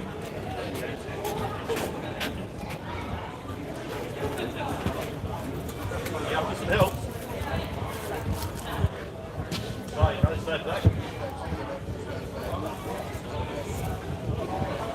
Yeah, Adrian Gardner, an electrician, a Sparky. He's got dual commentators this week, navigators, Harvey Woodford and Tyson Battersby who sit down in the entry call. Of course, it's an ECG Honey Badger, built in 2025. He's been working out for a while. Honda K24 2.4 litre, being a sports light buggy. And he'd like to thank AGS, Adrian Gardner Electrical, that's himself a good. Neil Automotive, Water Mechanicals, and of course, OC Motorsports. 105 followed, 639 took off next.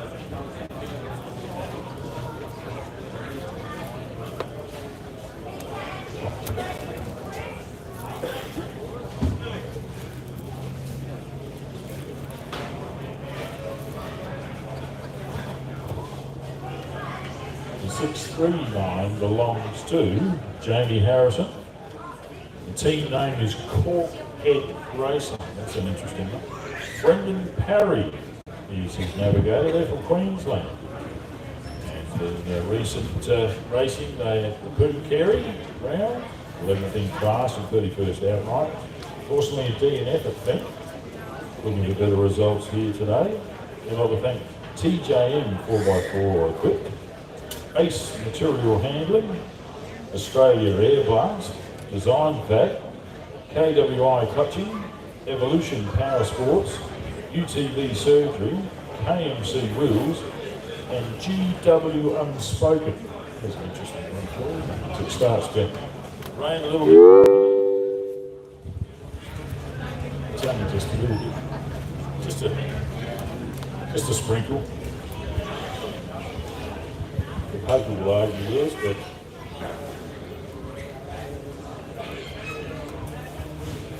here plenty of engines heading around in the valley past the insane super jump here.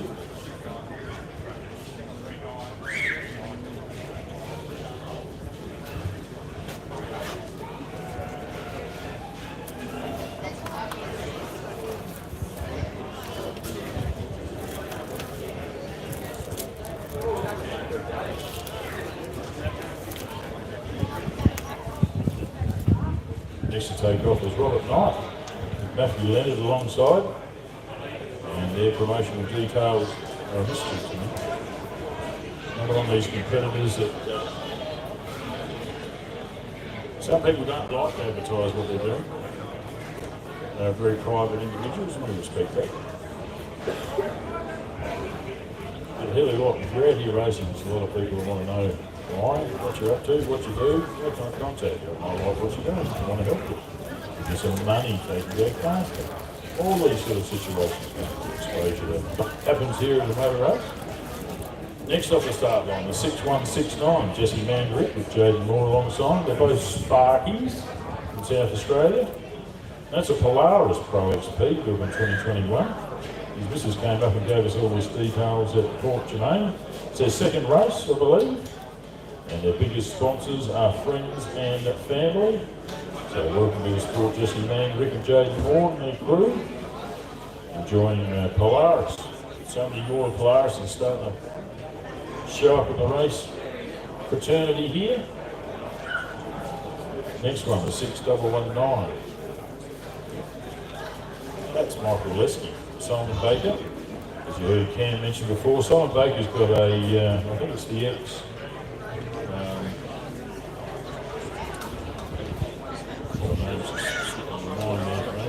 Scotty Schiller, thank you very much. Scotty Schiller silhouette bar that he and Leanne Walker back in the day put together to take on and be influenced by Eric Schmidt. And that's moved on to Simon, and he's converted. That was an outright car. I don't believe he's made it a Class 10, but he's decided to sit in for his long-term navigator a few years, Michael Lesky, who is a welder fabricator up there at Lesky Engineering. And they'd like to thank, of course, Lesky Engineering, SPH Engineering, Tyre Power Crawler, BJF Mechanical, Barossa Light and Electrical, Flinders Rest Hotel. So as Dan mentioned before, Ben Nixon owned that car in the last race of the Don River Dash. This is his third race in this car. First with Port Germain. Had some good interviews with him afterwards. If you want to have a look at my Facebook page, you'll be able to see those interviews before and after. So we went from 14th out right overnight to taking that out. So this is his first time at a Motorsport Australia National Championship round. His Can-Am RCRR built in 2021.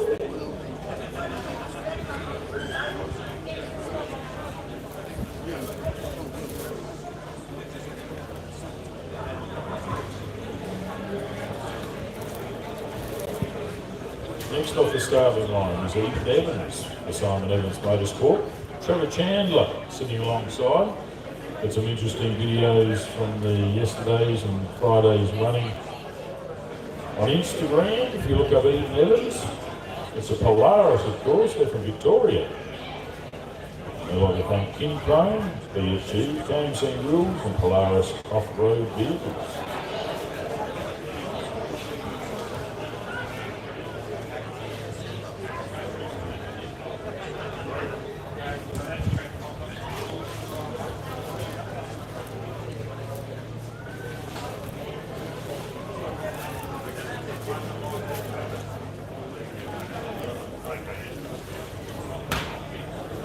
Next off the starting line was Anthony Harris, HR Motorsport with Blair Harris alongside. Victorians they are. They're in a Can-Am, turbocharged, and I'd like to thank Montdarmy Constructions. Gulf Western Oil, Anthony Harris from the 6170, pro side by side. So our medical crew return after the call out. That's our fast response vehicle.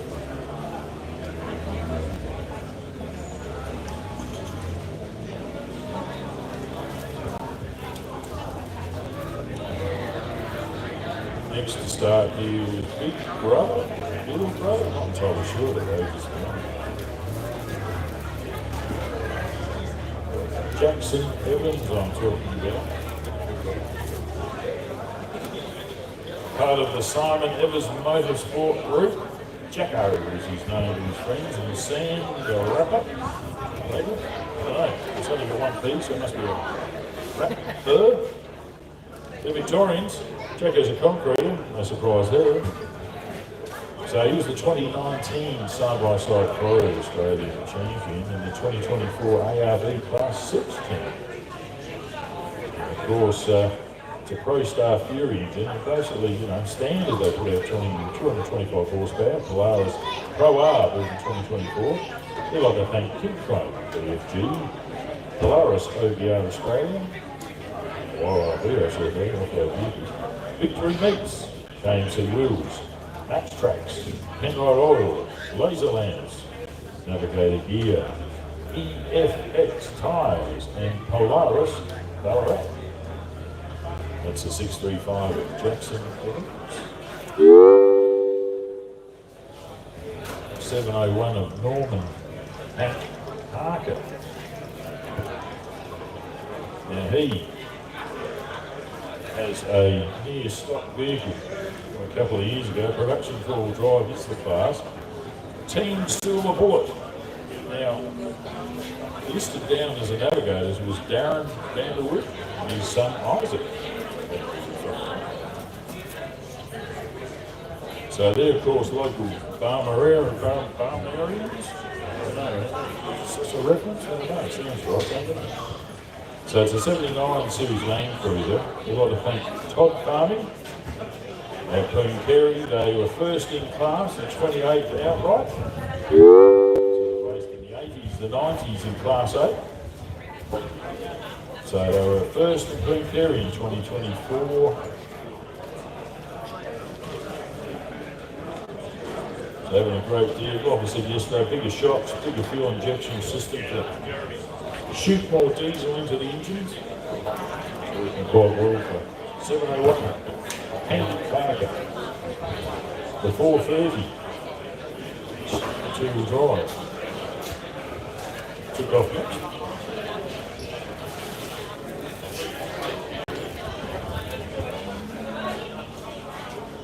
That belongs to Damien Nicol.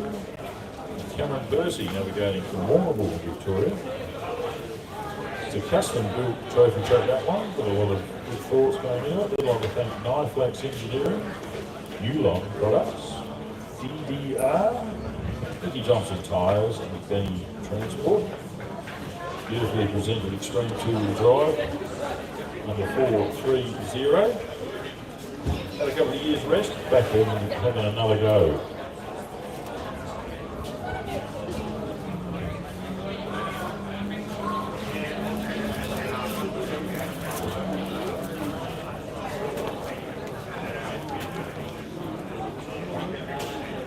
Next off the starting line was the Ford Ranger Raptor, belonging to Townsville resident, Loveday, Queensland, Jeff Pickering. Production 4-wheel drive to Dylan Watson, navigating with Jeff Pickering Motorsport, so you want to look them up, or how you can look them up on the internet. 15 times Class 7 champion. Second in Poon Kerry in 24. Second in class in 2025 and 44th outright. I think 25. He was second in class in 55th. We'd like to thank McKay Sydney Ford, Racing Signs, Taylor's Smash Repairs, Specialised Motor Advisors, and the Pickering Group of Companies. So he's a dealer principal up there in Townsville. Happy to pass on his experiences, being time Australian champion. We're starting to get some the first competitor back into the area of the adventure park. And we'll have to talk about the rest of the guys on the broken transmission. Sun's out, might shift the camera again. It looks like the 646 of Daniel Collins, who did start second on the road. And there is Luke Ursig in the view now as well. So Daniel Collins made the pass on Luke Ursig in his first lap. Side-by-side was done pretty well yesterday, and continuing that today, making the pass on Luke. Luke obviously a very experienced offloader as well.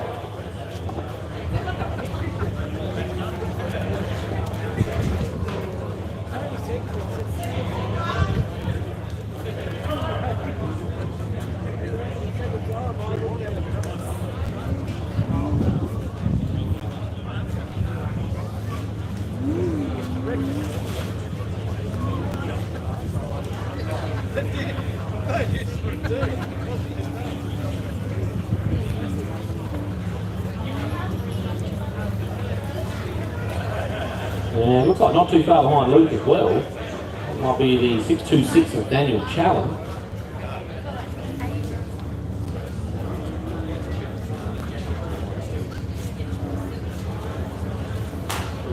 Well, Daniel Challen had that battle with Ashley Foot yesterday, and unfortunately had some issues. So Daniel Challen will be looking to try and charge through this field, get right up to the front.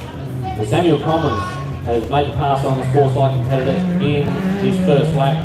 Daniel Challen looking to do the same as what his side-by-side classmate has done by overtaking Luke Ersick. We'll try and make that happen as we close in on the beginning of our second lap here. So big lead from Commons under that jump. But Samuel Commons, the first to finish your lap here for this heat. There we go, have a jump on the outside side. We see Luke Ersick and Daniel Challen. See Challen closing right in on the back of car 1050. And Luke will know he's there. He's raced single seat for many years, of course. He has also raced the twin-seater. His car running previous to the Honey Badger with the single seat. So Luke will know that Daniel Challen's not far behind. He'll make his way around this final corner here with the berm. And Daniel Challen.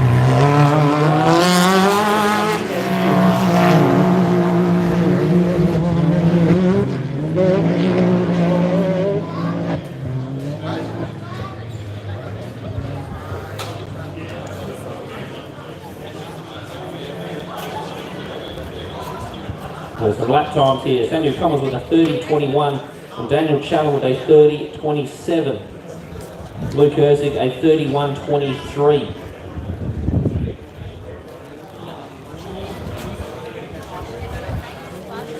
This will be car 60 of Brett Lewis, winding his way towards the tavern now. Started 30 seconds behind Daniel Challen. And Daniel Challen making some moves here early on in this heat.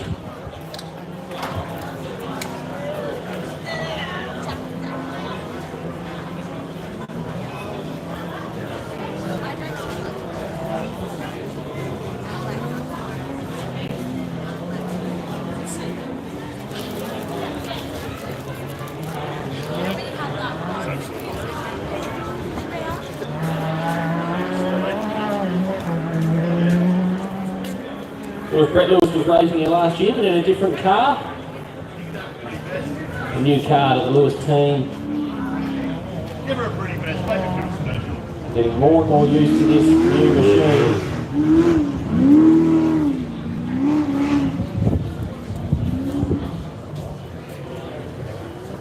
You can see Samuel Commons, the other side of the driveway, the lead car in this heat. We expect to see Daniel Challen or Luke Ersick very shortly, see which one of those competitors is out in front. Of course, Daniel Challen was catching up to the back of the 50 competitor. And Brett Lewis around the notorious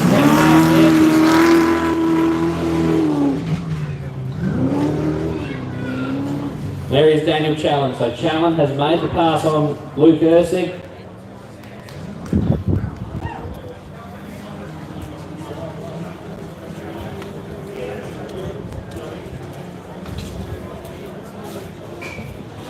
This will be Jeff Brennan in 6.23.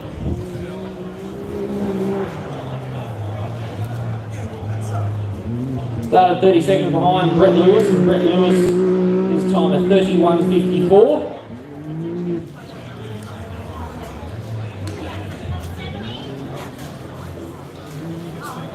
You can also see Adrian Gardner in 10.55 out there on the Honey Badger Sports Light buggy.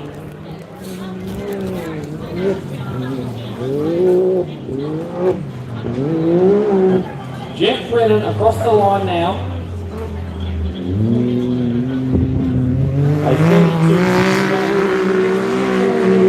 Adrian Gardner, who started behind Jack Livingston and at 1 minute behind Jeff Brennan, is catching up to car 623, and that looks like Jackson Evans there as well at 6.35. We've started a long way down the order.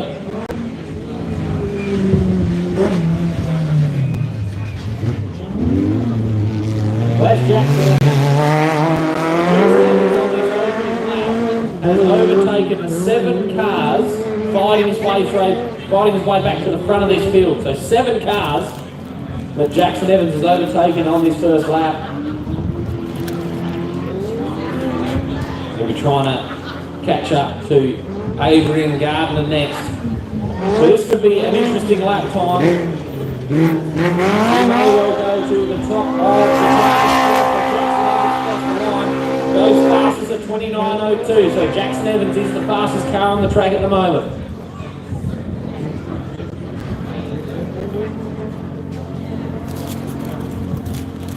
Over a minute faster than Samuel Collins.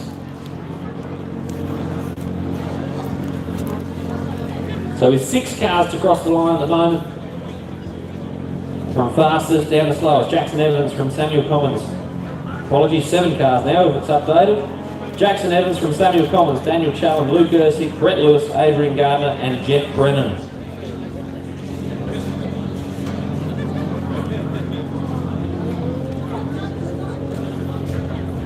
As the threatening showers return to us here at Loveday.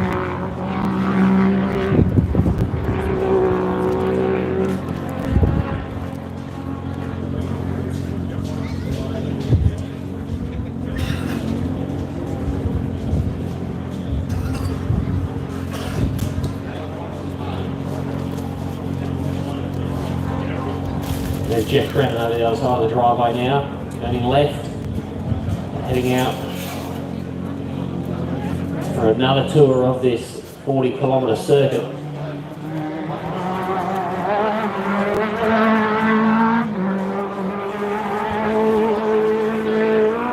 Side by side heading in towards us now. We've got Nick Bird in the truck coming down the Neighbours Straight as well. Not too far behind Nick Bird, we've got another car. This looks like it might be. This could be Anthony Harris.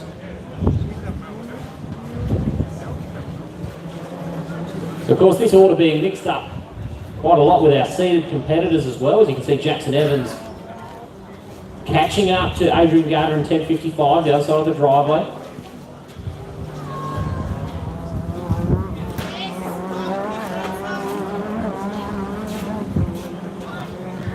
Of course, you can see Nick Bird in the truck down the back there. And he was the 4th to last car to start this heat. And that is Anthony Harris in 6170, who has also made his way through this order, overtaking Eden Evans, Michael Lesky, Jesse Mandrick, Robert Knight.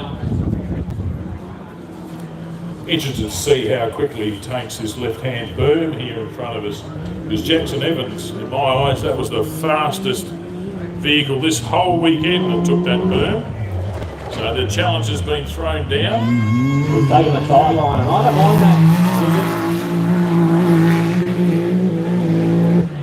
that. Usually the brakes to full effect, taking inside line. We've got Nick Burt coming through here with his son Alex alongside. Yeah, Nick Burt, he's overtaken a number of cars out there on this first lap. He's been chased, or maybe just overtaken, Michael Lesky, Simon Baker, the Lesky Engineering Machine. Yeah, Nick Burt has made the pass on Michael Lesky.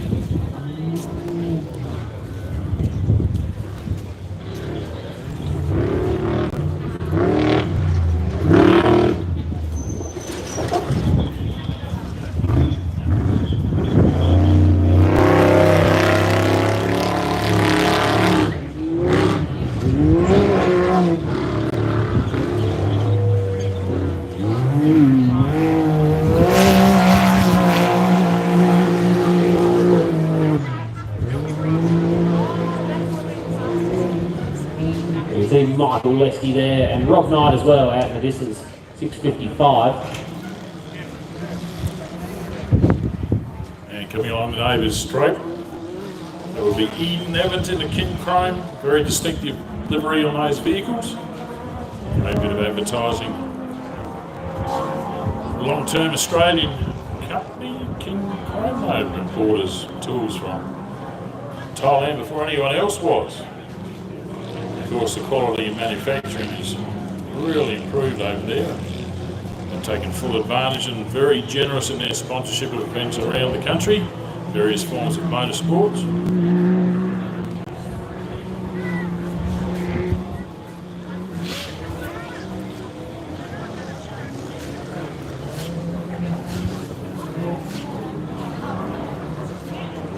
Side-by-sides becoming the largest classes these days are coming out here. It took me quite a while to research all of the sponsors here and what's written on the side of that side-by-side. Easy Times Brewery. Very popular subject brewing down here at the Loveday Tavern. Fully licensed facilities here.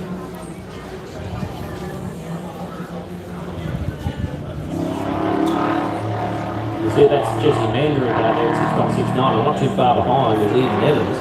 Now, Eden Evans started 1 minute behind Jesse Mandarin.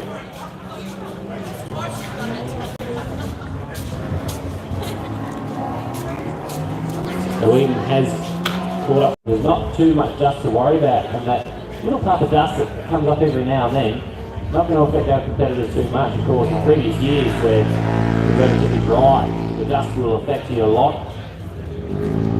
It's not really too bad out there. A lot of helmet blowers, which positively pressurizes the helmet, forces the air out around your visor and various other areas, and gives you a pretty clean view as long as you can keep the moisture coming down the top. Parker pumpers, as they were once known. So Jesse Mandarin finishes lap 1, they'll be able to look at Eden Evans chasing them down.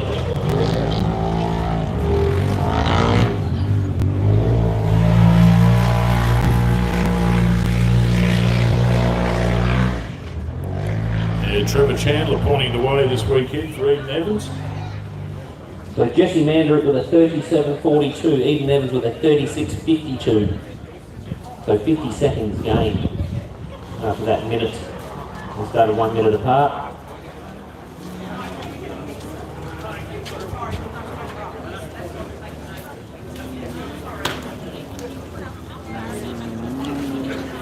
More and more rain clouds starting to pass over us. They did predict that we might have a passing shower or two, listening to Trevor Scott 5RM this morning. He wasn't there, it's all recorded these days.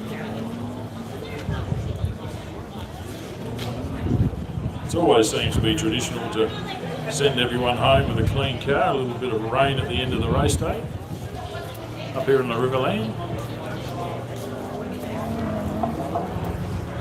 A couple of weeks ago it was getting sandblasted where everyone left. I think at the ARB local. Got pretty messy late in the afternoon. Yeah, the wind certainly picked up a couple of weeks back.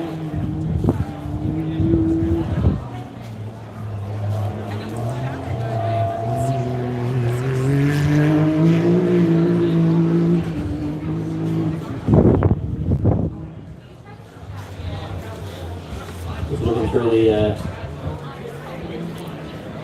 tavern area, and the area out in front of the tavern here. It says Paul Tuck Lee making his way through the field as well. Catching up in the back of Norman Parker. Of course, Paul Tuck Lee was the third last car to start. This here is the 6138 of Jack Williamson. Now he started early on. Down the order, but I believe he did stop for an incident, so we'll get that compassionate time back.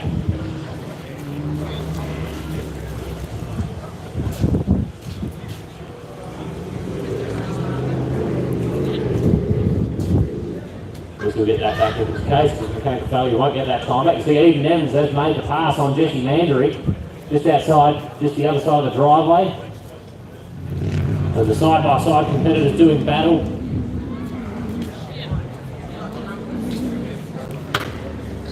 We've been in front of the production full drive class all weekend. He completes another lap here at the Loveday 400. He's got 2 laps left to go here for section 3.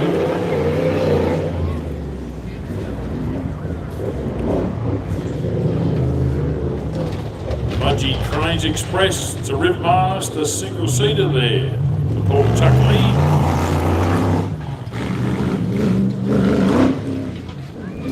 If you listen carefully, you can hear the whole of Mudgee cheering for Paul Tuck lead.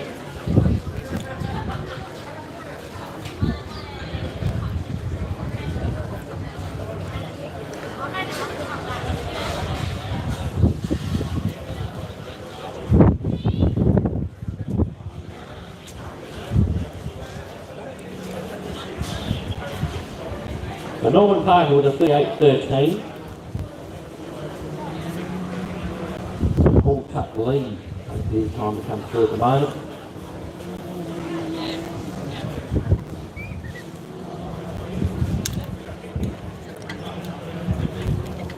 There are 15 cars now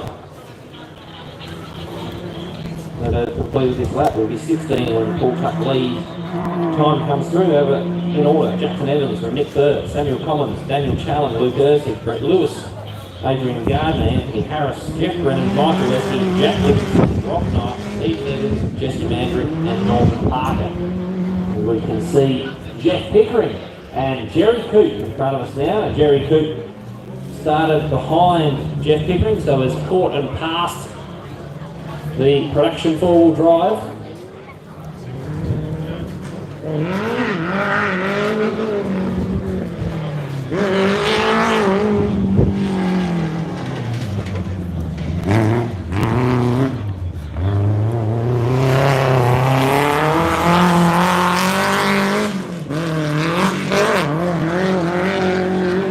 Jeff Pickering pulled off to the side of the road there in 7.02, unsure what to go. He's found reverse, so small drama for Jeff Pickering. He's made his way back onto the circuit here.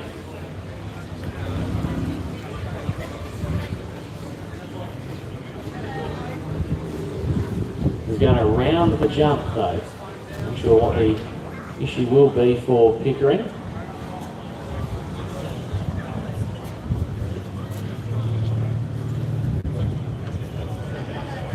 An interesting decision there because he hasn't gone through the start loop or the finish loop. Now that means that he has not actually completed that lap, I believe. Norman Parker over the other side of the driveway as well. Yeah, there's a little bit of a grumble complaint coming from the timer's box there. But of course, very experienced there, timer's asked, but he'll probably press a button, open time to start. Sending someone down to find out, hey, is everything all right?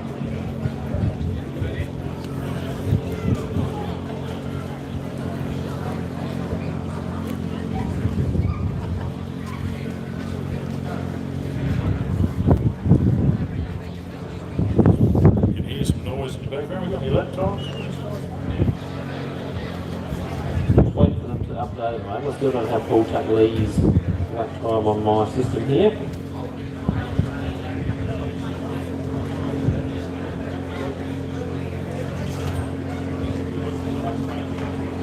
We should be seeing the arrival of the 6681 of Ross Newman very shortly. Yeah, someone's out here in the adventure park, starting to make a little bit of dust. There's a car not far behind Ross Newman as well. That could be Jim Sheck in 1047. It does look like Ross Newman out in front there.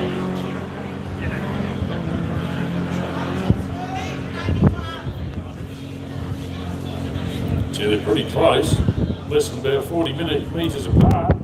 Yeah, that'll be Jim Sheck in 1027 chasing down Ross Newman. Of course, the Sports Light class buggy should be quicker than the side-by-side sport. And I did hear recovery saying that Jim Sheck's lights were hanging off, and that light on the front of Jim Sheck's buggy looks like it's on a very unusual angle. That might be our identifying feature of Jim Sheck for the rest of the day. The front running light on a strange angle. As long as he's got one forward-facing dust light, he can continue. Well, I reckon that's a light bar limit, so I don't reckon he's going to have one after he loses that one. Yeah, but still, he can continue. So that's the main thing. Safety is a concern here because motorsport racing is dangerous no matter what you think. You can continue as long as that light bar holds on. This is true. So a lot of rules and regulations going into, you'll see the flashing blue lights in the vehicles now. That's a new introduction a few years ago in combination with the yellow. So a lot of safety features going into improving the sport all the time. Just don't forget, Want to run wide into the softer stuff there. he has. I think there's some interesting video of him going very wide in another corner and getting bogged on one of the reels on my Facebook page. Well, that light bar is certainly bouncing around. He's trying hard. Well, he's got someone he wants to try and overtake, that's for sure. So Jim checked around the head here.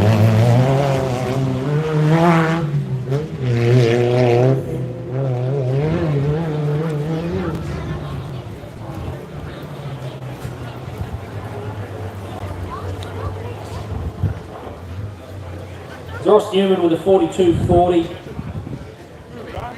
We haven't got Paul Tutley's time coming through. So we've got a bit of dust raising in Adventure Park there. That shows the wind speed has increased. That's not a ghost car out there racing.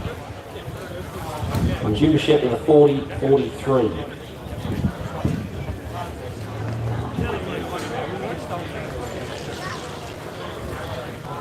Don't forget to plan end of August for the mini pave 250.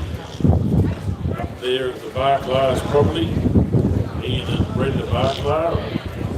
Arms are open, ready to embrace you. Come into the rock and roll diner where Ian's got his new deep fryer tuned to perfection. Plenty of hot chips. Other munchies available. Mini pave 250, Port Germain, South Australia. Round 3 in South Australia. Motorsport Australia State Championship, of course, round 2 finishing here today at the end of these 3 laps of these competitors. Then you'll only see the Motorsport Australia Off-Road Australian Championship competitors coming out for some laps this afternoon. So at the end of August, there is the man himself, Ian Barclay. Say hello, Ian. Hey. You'll be happy to do some deep frying fries for you and a whole lot of other entertainment down there in Port Germain, South Australia. Fire Road. You'll look it up in your Google Maps.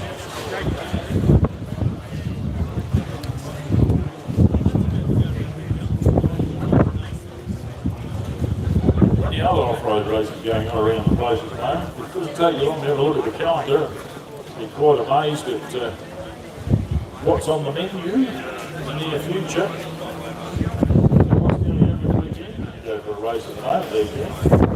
There's a lot of racing going on. There's certainly a lot of racing in South Australia in August as well. So just the local scene, we've got, as well as previous mentioned, we've also got Nanham and Wanaka.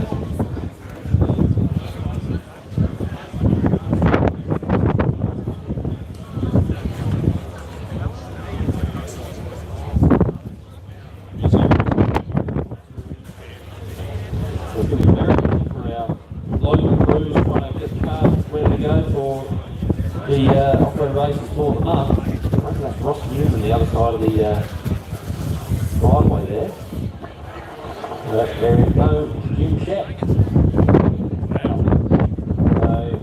they got a recovery rally coming through saying that they've got car 1027, which is Jim Shep. Jim Shep's fluid issue from the time we saw him in front of the town here to return to our view the other side of the driveway. As the rain comes down heavy again here at Loveday.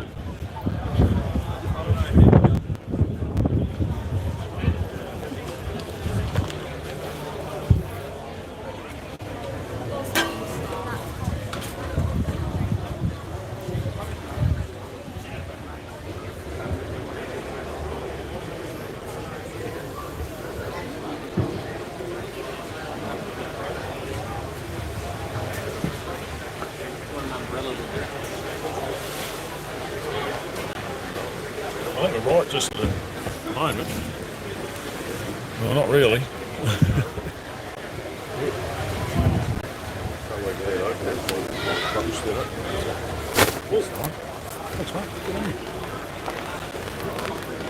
Excellent.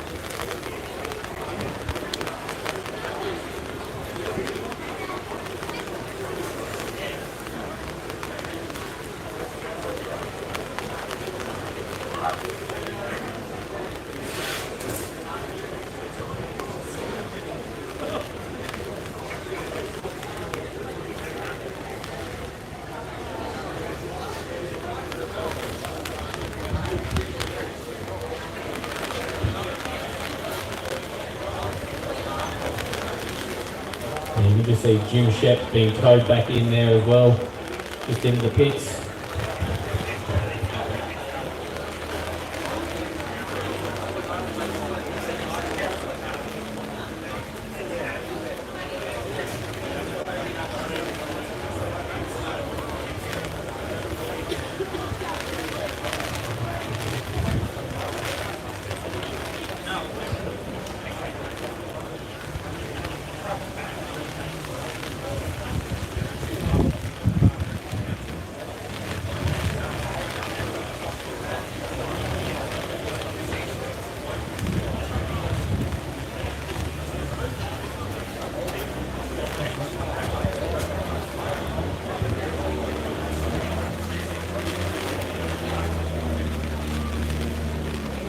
Go, but guitar lessons too.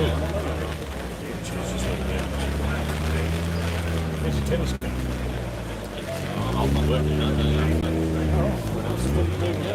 Sorry? What do you do with that? It's a tennis coaching group.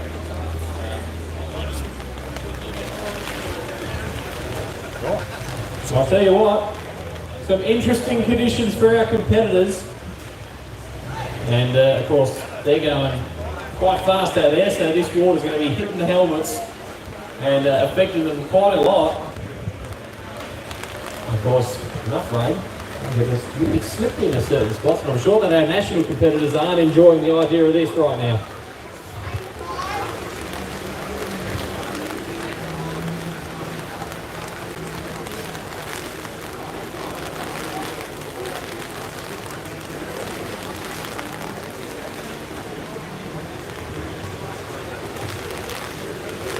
Yeah, we're almost going to finish how we started. The slippery conditions of Friday, the rain, and it's threatening to return these slippery conditions on Sunday.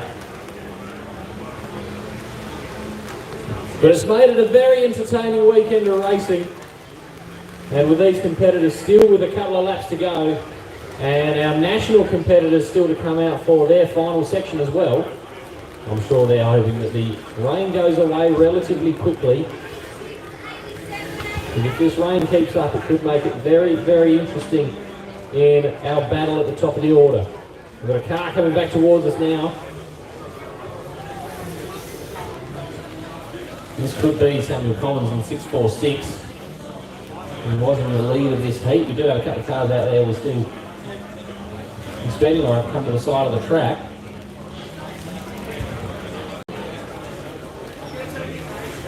And that does look like the 646 of Samuel Collins, who started off second in the heat.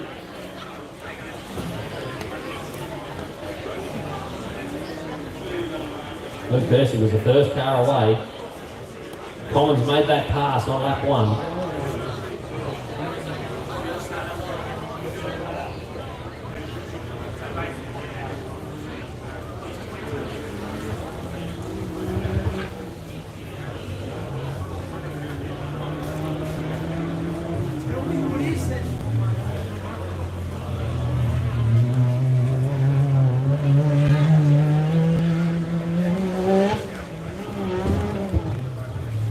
The recovery was set out to look for Anthony Harrison 6170. Sounds like the Harris machine is actually in the pits. And you can see Luke Ersick appearing now as well. So there are a couple of side-by-sides that have overtaken Luke early in this heat. So Collins over the line. begins his final lap of the section.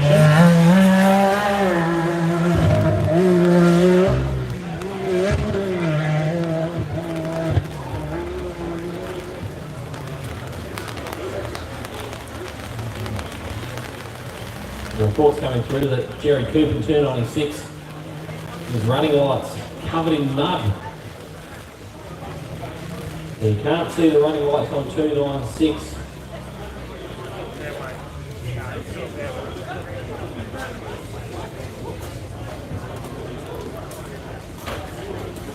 The recovery having a guess that Anthony Harris is out of the event. There's no crew by 6170. There's Daniel Challen. Hard charging, side by side competitor, has made a pass on Luke Ursig throughout the lap. Was made it early on in lap number 2, or lap number 1, apologies. No, it was lap number 2, wasn't it, Lyndon? There we go, I'm getting mixed up. It's the rain.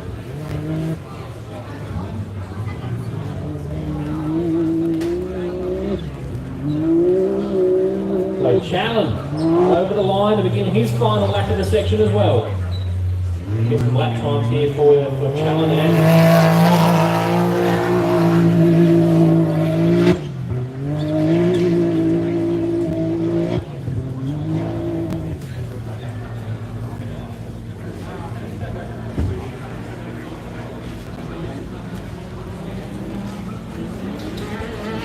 so Commons with a 29.33 and Challen with a 30.19, both those competitors going faster on their second lap. So Luke Ursig, who's the first car away for the heat.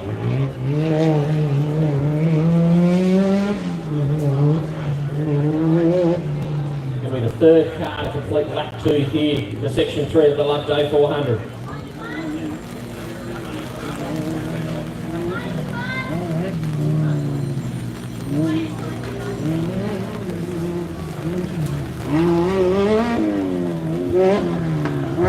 So Luke across the line now as well.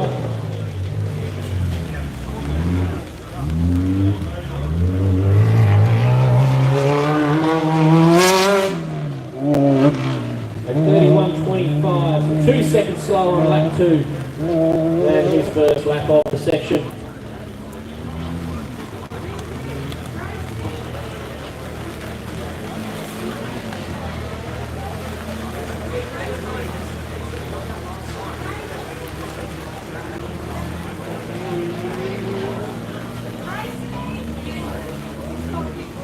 Recovery radio, just keeping an eye on the 432 track of Nick Burt. Sounds like they've got a loose jack.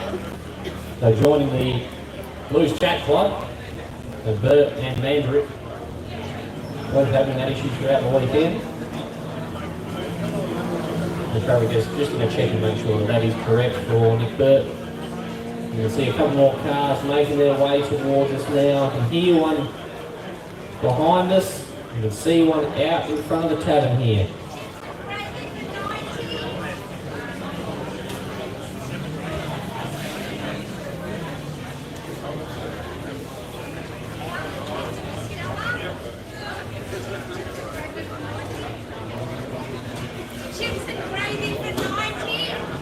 This will be car 60 of Brett Lewis. I reckon that'll be Jackson Evans coming down the nose straight just now.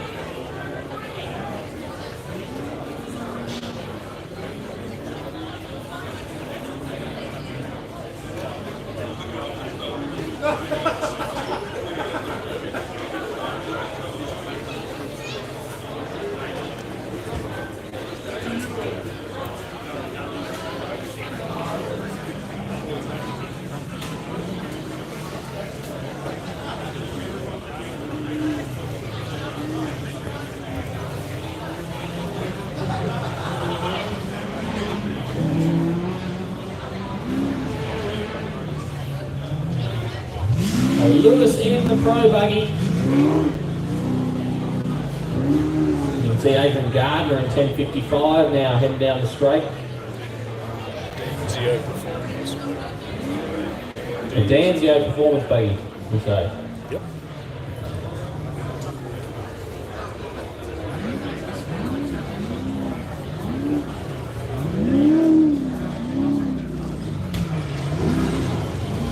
So Lewis over the line as well.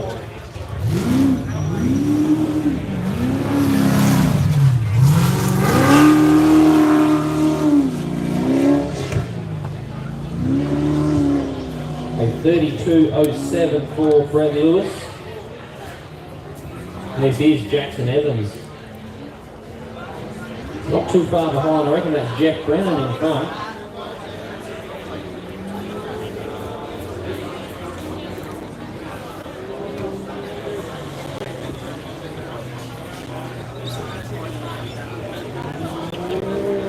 So Jeff Brennan, who was the 5th car away, Jackson Evans, started right down the order. We know that he's overtaken a lot of cars.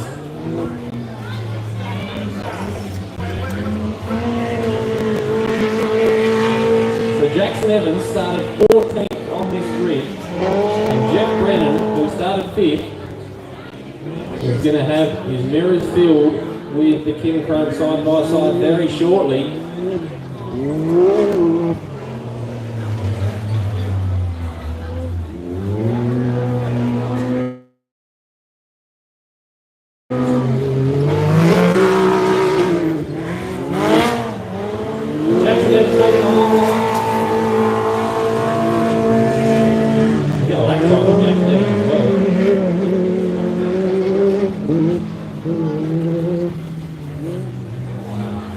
Jackson Evans with a 31.20. So Samuel Commons now leading the heat.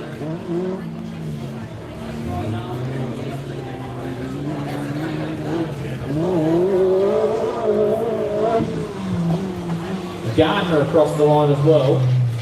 He looks like he's heading off into the pits. So issues for Adrian Gardner in 10.55.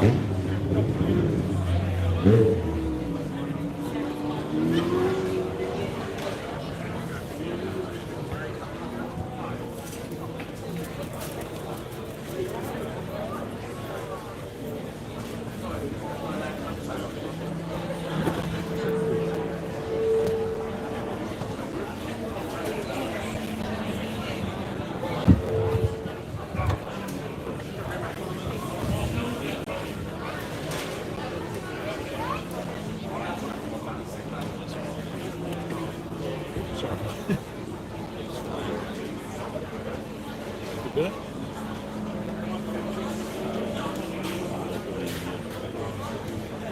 Loveday releasing.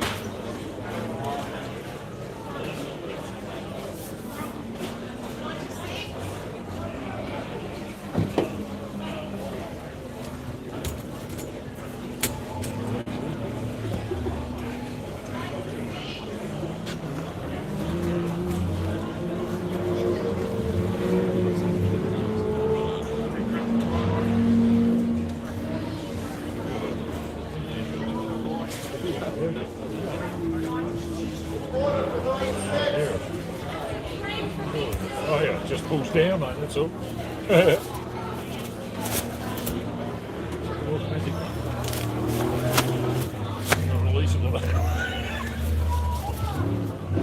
So Nick Burt now on 432. Started down the back of this field, he's made his way through the pack.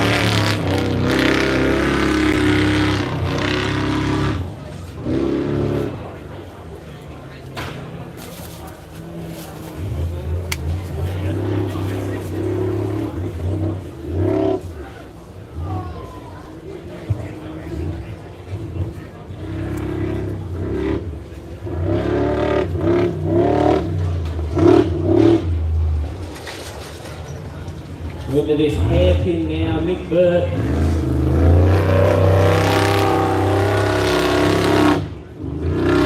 So 30-28 for Nick Burt.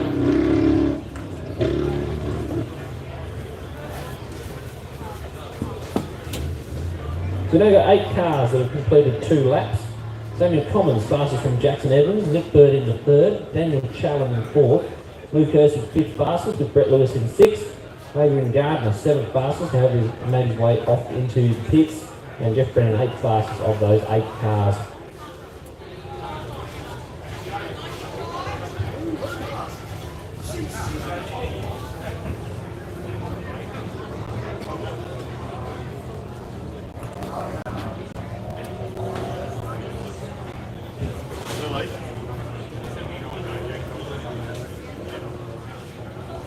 lead. 651. Has that been returned? Very careful. Right, water back. Yep, okay, cool.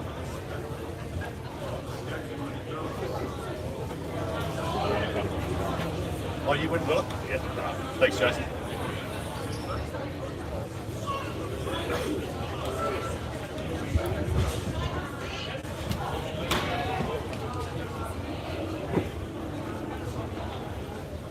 There, the umbrella coming handy for you. Thanks, mate. Perfect. It is the difference. I couldn't work out how to pull it down. Just click it going. Yeah. I brought one, but it's in the car, of course.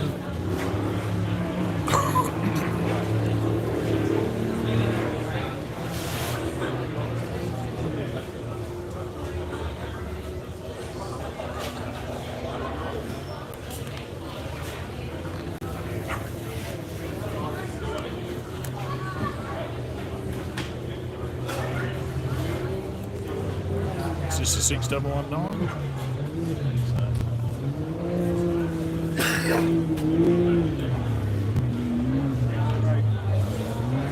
Michael Lesky.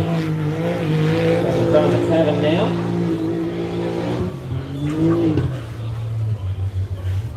The 34.27 on his first lap of the section.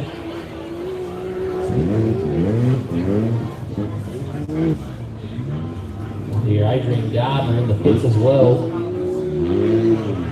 His tower is back up and running properly. So Lesky over the line.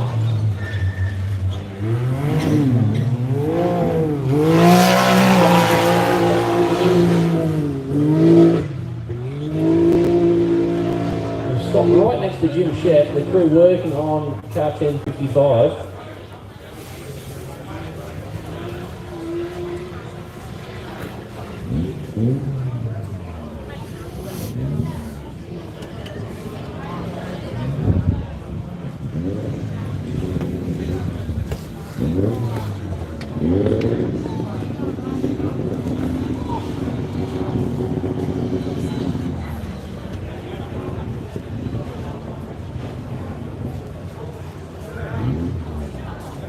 And Michael Leslie's got Matt Cowie with him this weekend.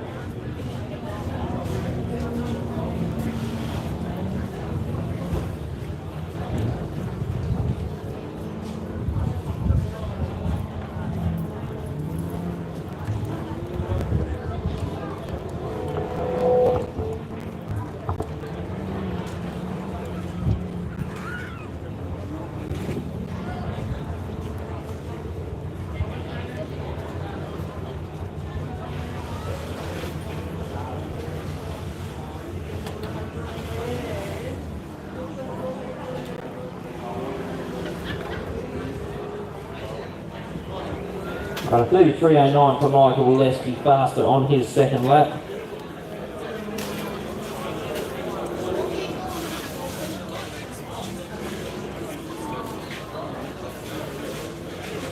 Of course, we still have Jack Livingston, Rob Knight, even Devon, Jerry Coop, Jesse Mandarin, Norman Parker.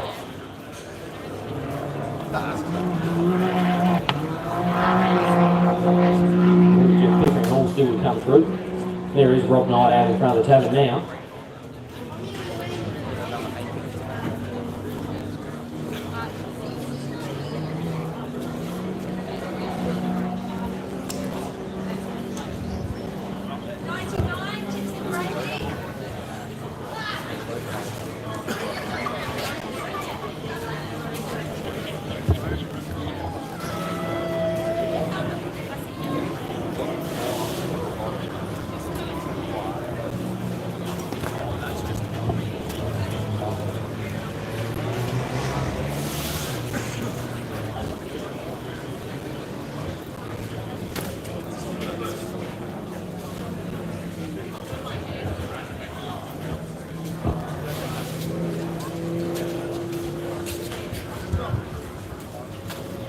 So Rob Knight, his first lap time of 36.41.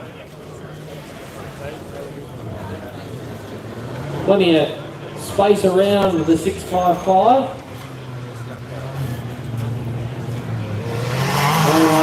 The horses can't come down the Davis Straight right now.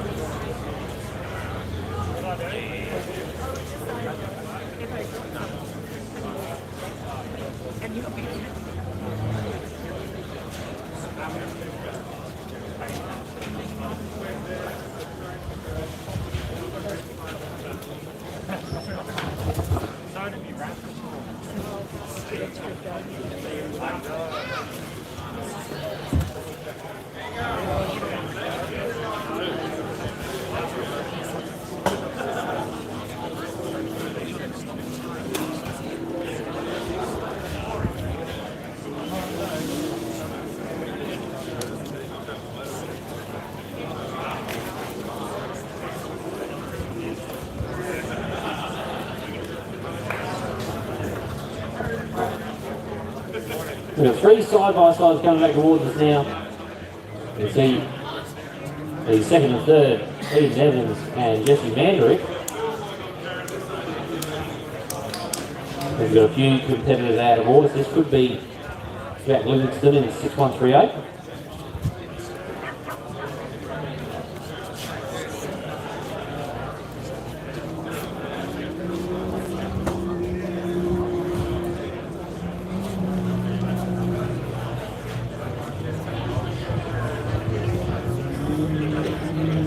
So both Eden Evans and Jack Livingston did stop to assist in an incident. Well, that is why Jack Livingston is down the order here.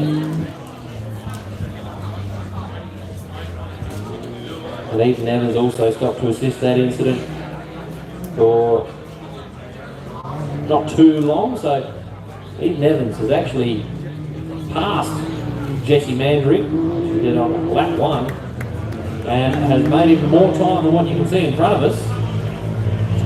So Jack Livingston across the line in 6138.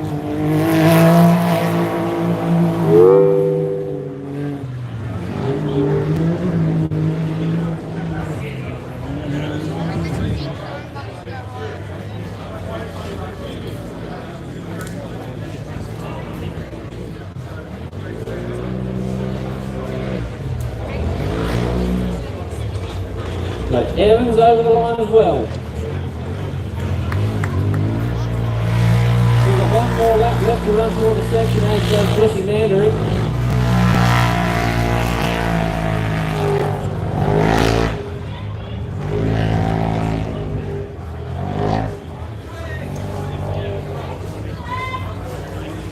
There's some lap times for you. 36.23 for Eden Evans and Mandrick at 36.37. So Mandrick settling in behind Eden Evans, a lot faster than his first lap.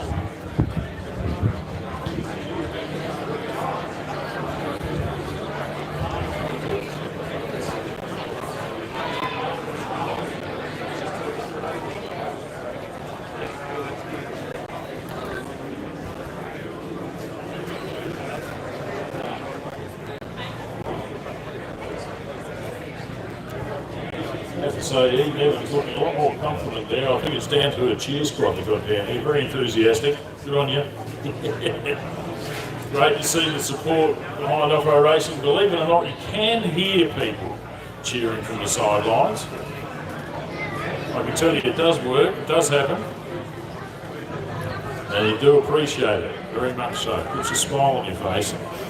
So thank you to all the supporters for all the vehicles out there this weekend. Your job is just as valuable as everybody else's.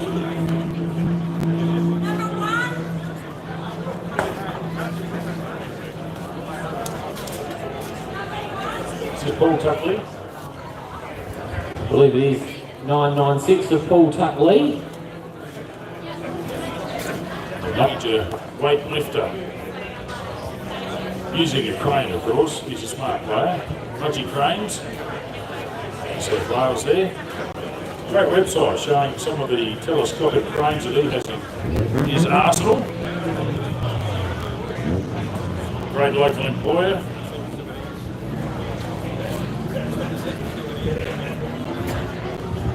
This is a single-seater Riftmaster. Some will say it's an older frame.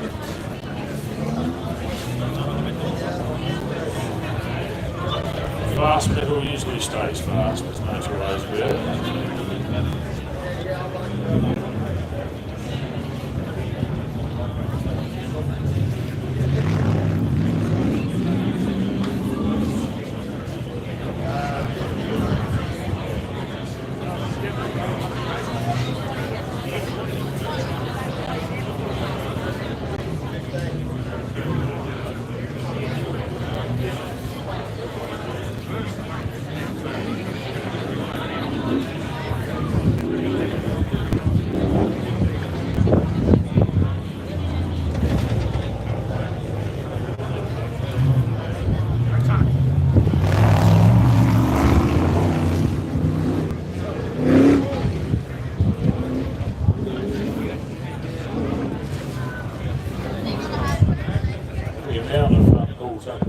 A couple of years ago.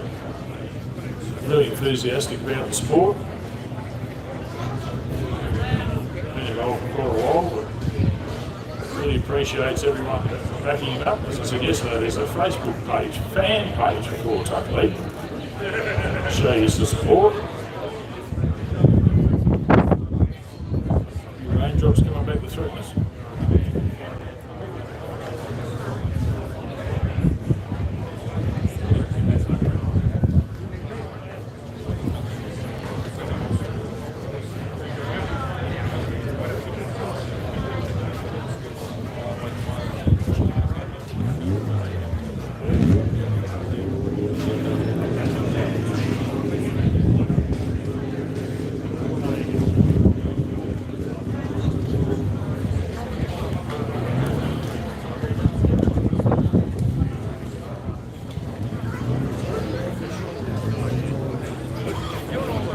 Is somebody ticklish in the OBR team here?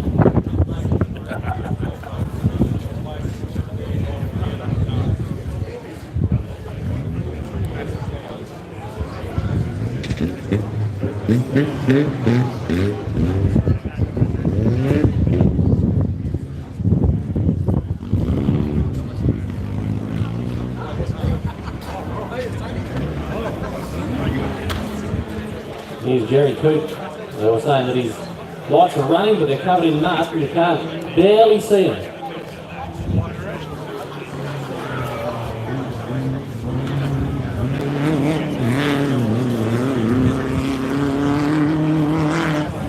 See, there's Norman Parker as well. Well, Jerry Cook did start behind Norman Parker. He has made the pass on the production four-wheel drive.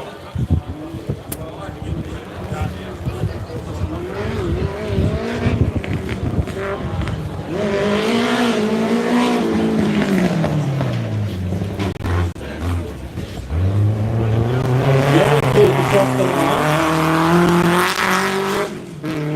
That's 37.18, 12 seconds slower on the second lap than his first.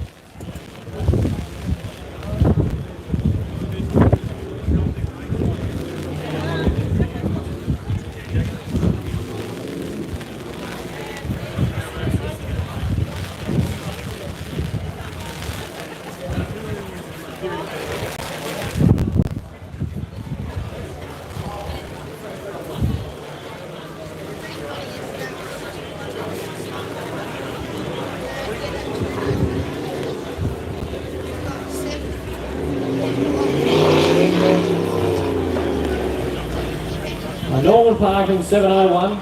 He led the production of all drive class all weekend. Is certainly making the most of having the windscreen again.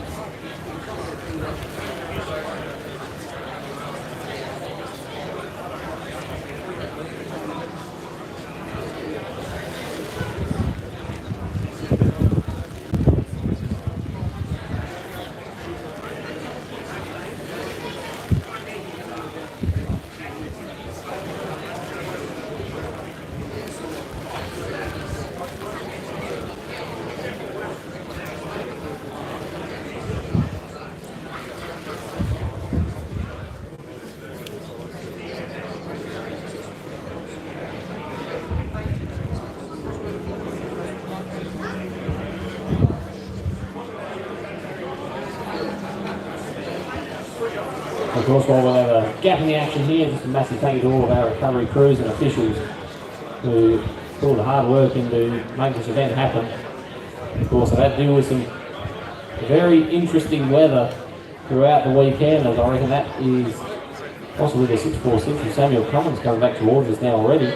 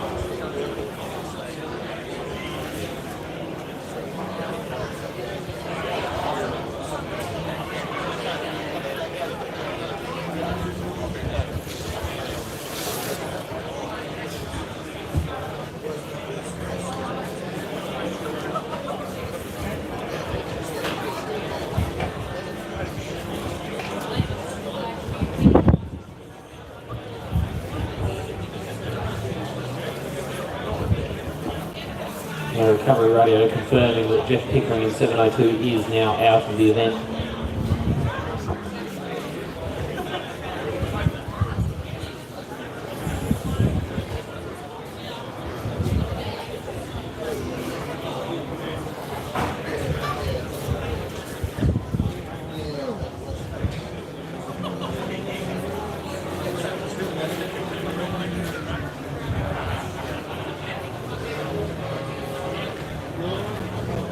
So Samuel Cummins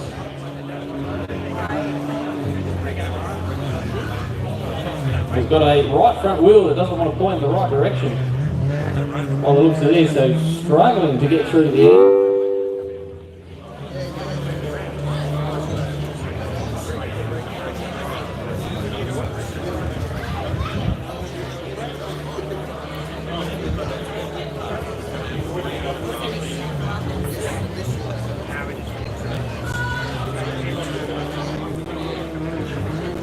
Well, we're happy to see the checkered flag here. So Collins over the line. Started the heat in second. Will be Daniel Challen. So Samuel Collins with a 30.54 on the final lap.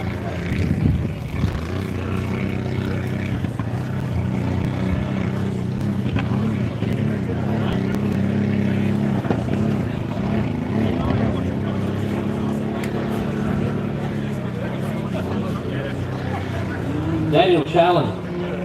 And that battle with Ashley Foote yesterday. Looking to make a pass on the 638 side-by-side competitor, but unfortunately for Challen, mechanical drama struck. Manny started in this heat. I reckon that was the sound of the 1055 Adrian Gardner trying to get the car in again. So Challen over the line as well.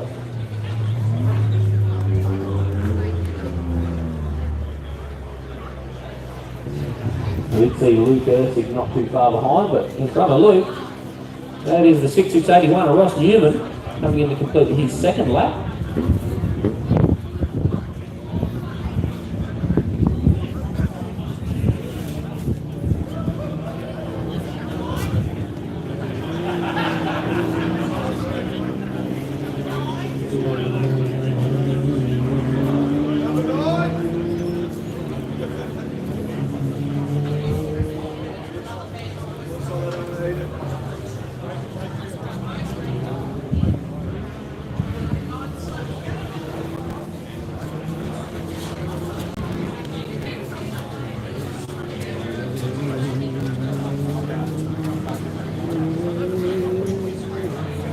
Ross Newman to complete lap 2.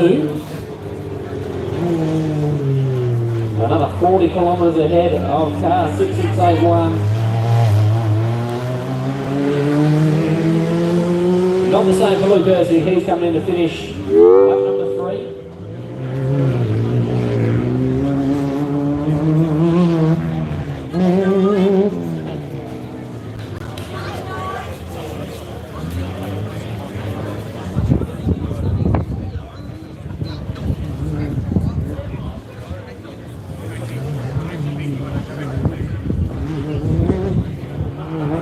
Luke Ersig over the line, started first in the heat.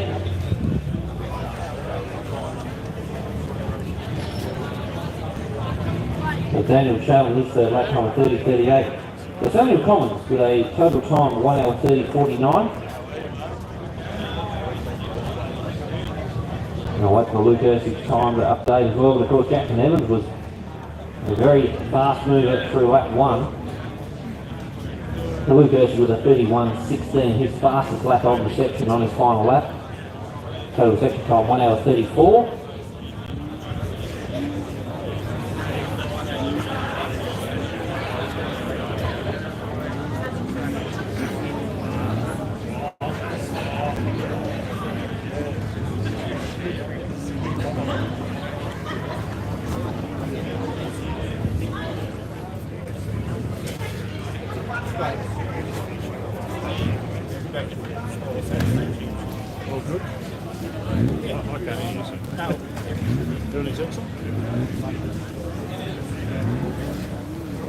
Alrighty, so as the state championship competitors and this section come to a close, of course, we still have 2 more laps of racing with the national championship competitors, the trophy trucks, the pro buggies, 1,000 horsepower machines are going to come out and do battle at 2 o'clock here, and we're going to find out who is going to be the winner of the 2025 Loveday 400. Will it be Trav Robinson? Leads this event by about 58 seconds.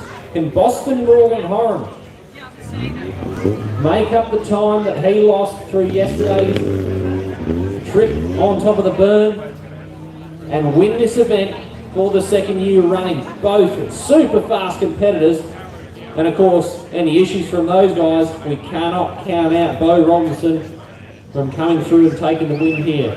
A heavy list of trucks and buggies are still waiting for their time to take to the track, and we are going to go racing with the national competitors for another 80 kilometres here at the Loveday 400. Of course, only 58 seconds of the margin. It is anyone's game. One small mistake, one small mechanical issue that slows you down, and it could be all over. So make sure you stick around for that battle as it commences around 2 o'clock today. Plenty of food options available still to keep you fed in the meantime. Grab yourself some drinks and get to the fence, because the trophy truck boys are going to put on a show this afternoon.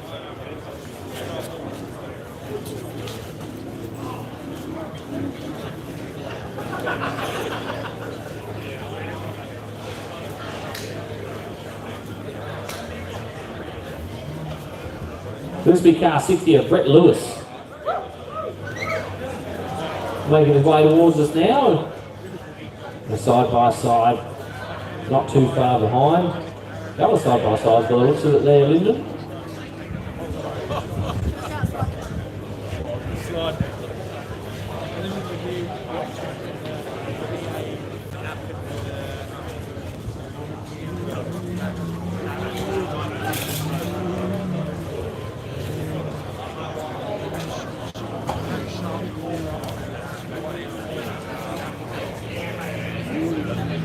So Brett Lewis in car 60 started his heat out of 4th.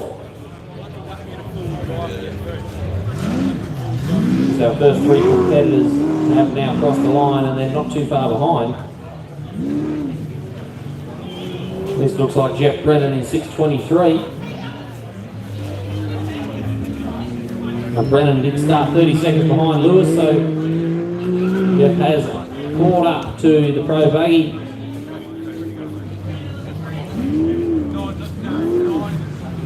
Beautiful jump there from Lewis to finish off his heat.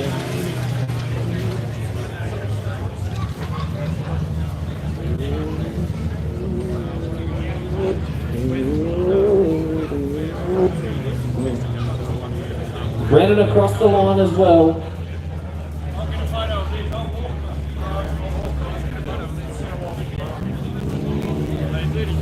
This is the time I want to keep an eye on here. This is the Evans machine.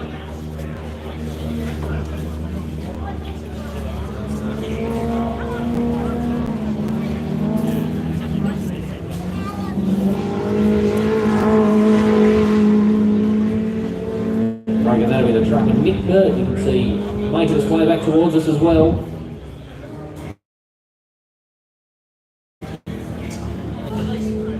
All these crews coming to complete their 3rd lap here for section 3. And of course, as Jackson Evans greets that flag, don't go anywhere, we have section 4 coming up this afternoon. We've already mentioned it, we've mentioned it again, because it is going to be a brilliant battle between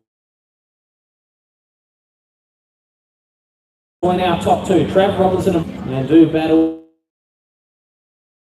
on 2 lap, 40 kilometre Loveday 400 track.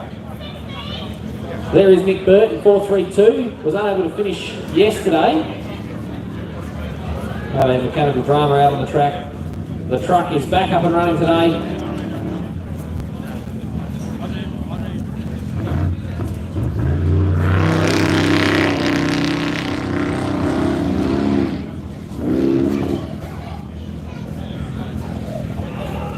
So Jackson Evans, a 32.52 on his 3rd lap, puts him into 3rd place for the section. Samuel Commons from Daniel Challen and Jackson Evans. Now Nick Burt started down the order as well, so this could really shake things up. Depending on what time Nick Burt can put together for us. Can he get himself into the top 3? Yes, he can. Nick Burt, third fastest, a 1 hour 31.49. So your top 5 for this heat so far: Samuel Commons, Daniel Challen, Nick Burt, Jackson Evans, and Luke Ursig.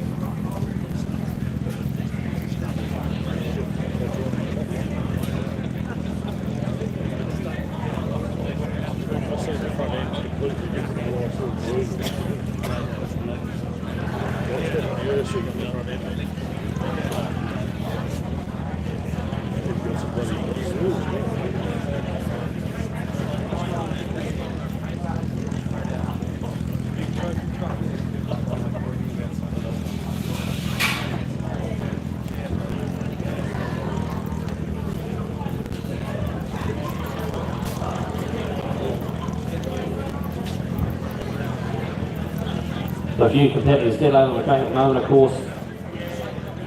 Rob Knight, Jesse Manderick, Michael Lesky, Eden Evans. We know that Anthony Harris is out of the event. Norman Parker, another extra from the event. Jeff Pickering. Of course, Ross Newman's still out on the track there. Paul Tuck Lee as well as Jerry Coop and Jim Shep. And it seems like he'll be restarting at this time.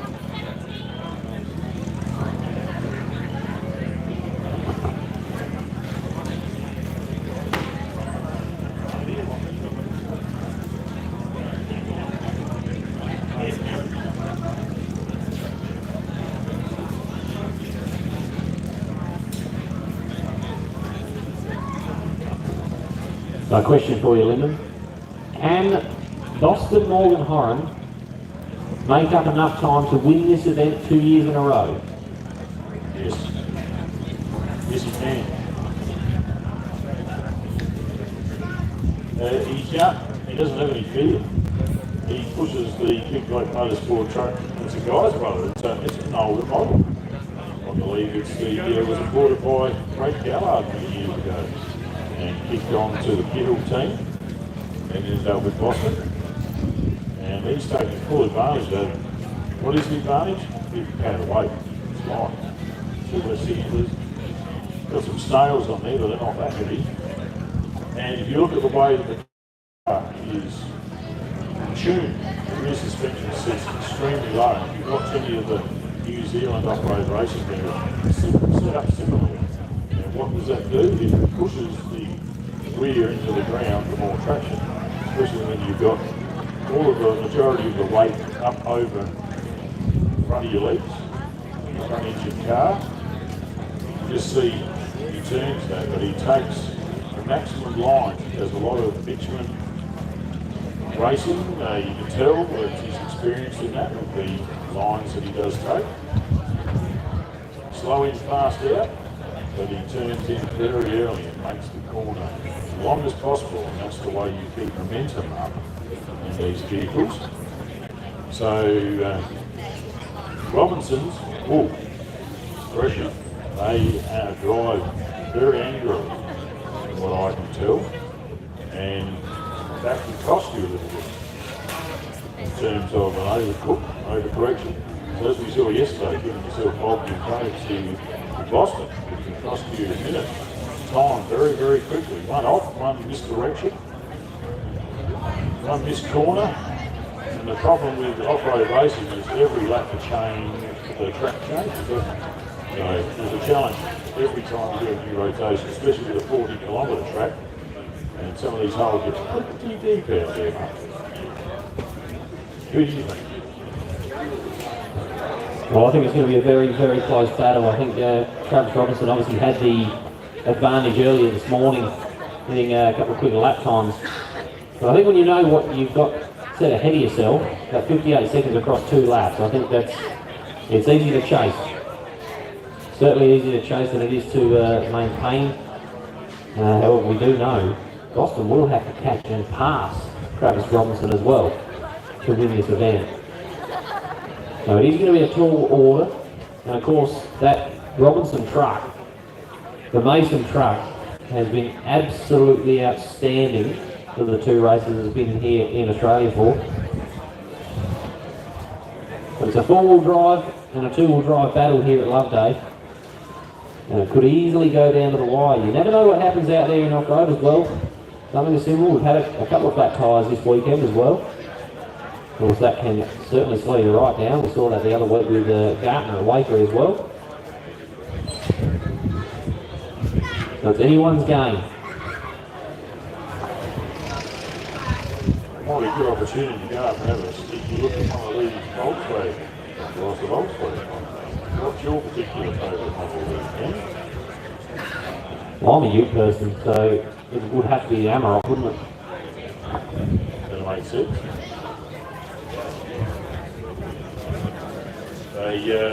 Very similar to the Ranger Raptor. Configuration here with late one and on. Information. Sharing between manufacturers these days, the sharing of technology. Get back to a lot of them are owned by very similar people. So the technology being shared across the finds a good tech, why not share it? So I remember the old 4-cylinder when I first came out that price.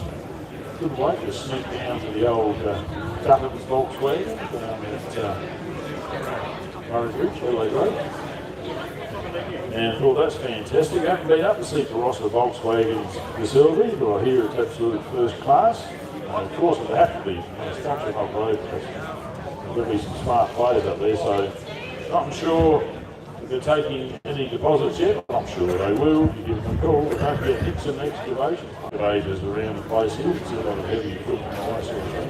When it comes to earth, keep that in mind.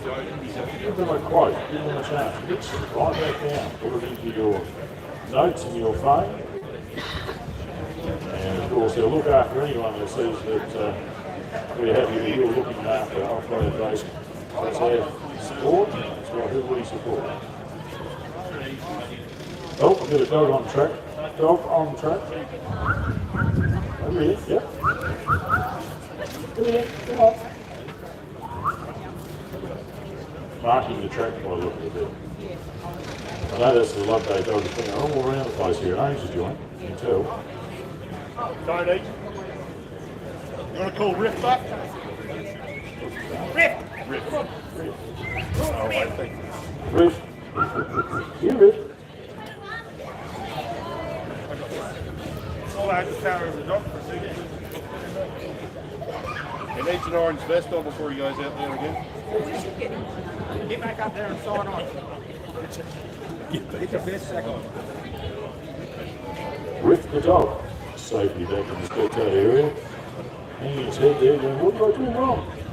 I just wanted to mark my spot now on the stay bar. Meanwhile, There's the 655 Rob Knight. Sneaking in on us there. Someone go drill a hole or two in that muffler. It's too quiet. Yeah, sneaking in on us, and saw a couple of other cars out there. The side by sides making their way back towards us. So this is Rob Knight, who greet the checkered flag, signalling the end of the section.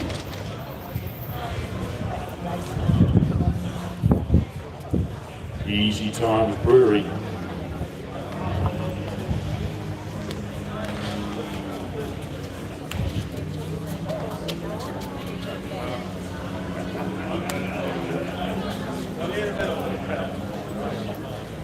This might be Michael Lesky. Yep,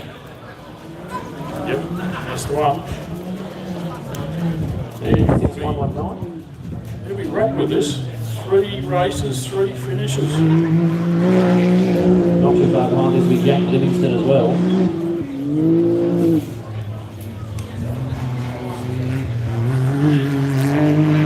Of course, Jack Livingston is out of position here after rendering assistance to the 639 Jamie Harrison. So look for a leg sticking out the side. He's your next quad racer, Michael Leske. Bit of a showing.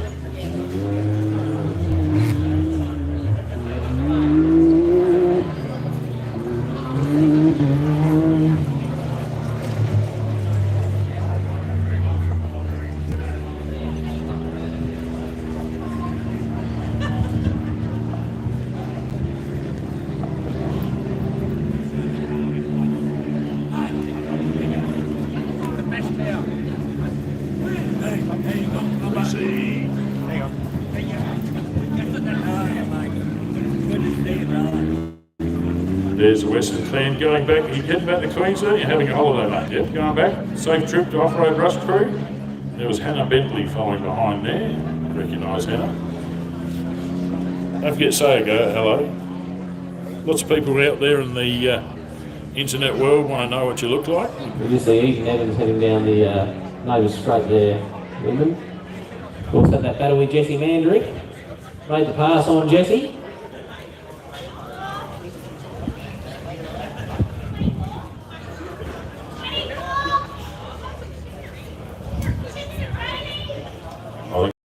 Pretty happy. He's been to the hoodoo track for it in terms of rolling the car. Geez, it's just product testing. The recovery radio reporting through that Ross Newman in 6601 is stopped and changing a tyre.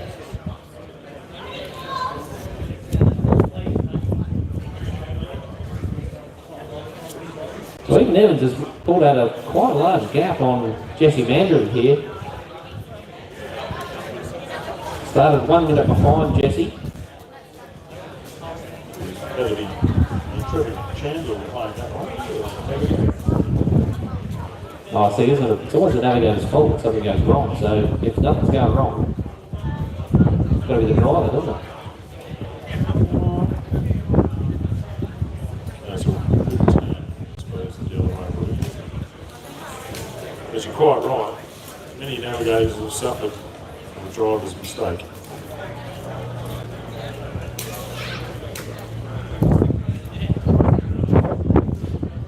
One navigator, old Vin Eustace, I never hit him, but boy did he punch me a few times.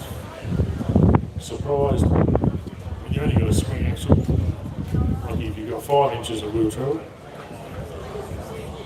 Sometimes those bumps can hurt. I've also heard of a few people taking a sharp stick with them, navigators, to jab the driver. A bit faster, please.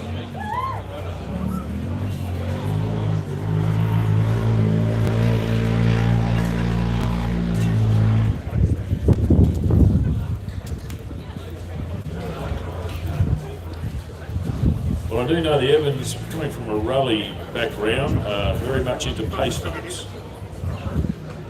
Typical thing in off-road racing, pace notes with the track changing every time, but it'd be very beneficial to remind you of a corner. So across the line for Eden Evans in 637. And Cheer Squad are running back to celebrate finish of this heat there for the Evans clan. Simon Evans Motorsport now out on the racetrack now. That's Jesse Mandrick, 169.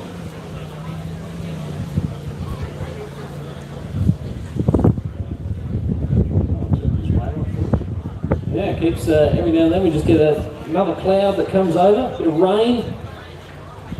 So Jesse Mandrick complete his section here at the Loveday 400. We'll greet the checkered flag.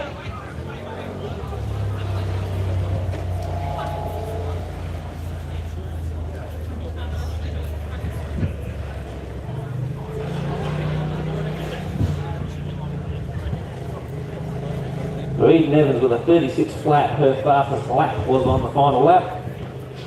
And Jesse landed at 36.38, so losing about a minute and a second on that last lap.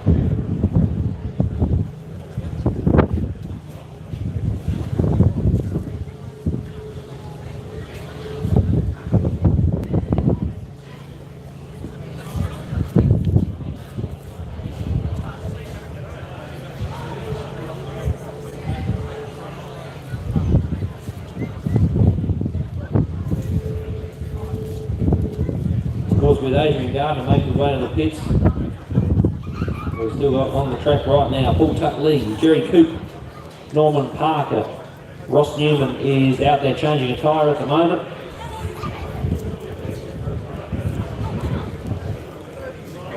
A few cars still left to return. There's Paul Tuck Lee on the maybe straight at the moment.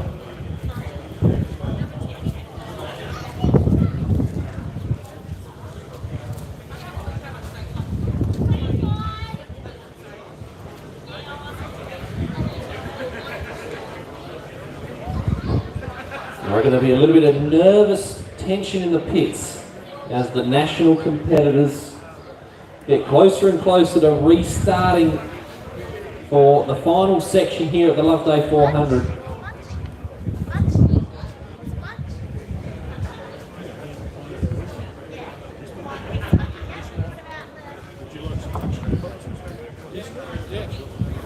Whatever you gave us yesterday, we'll have one of those.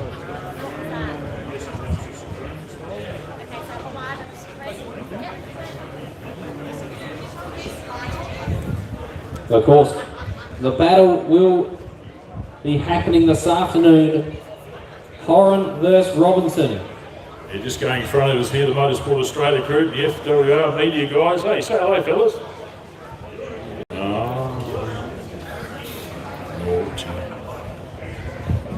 Really get friendly with the sport here. Gentlemen, a lot of crosses these guys have been doing. They're under a bit of stress getting and looking after all of the coverage there from Motorsport Australia. So if you see those guys walking through the place, just give them an elbow. Say, hey, put me on TV.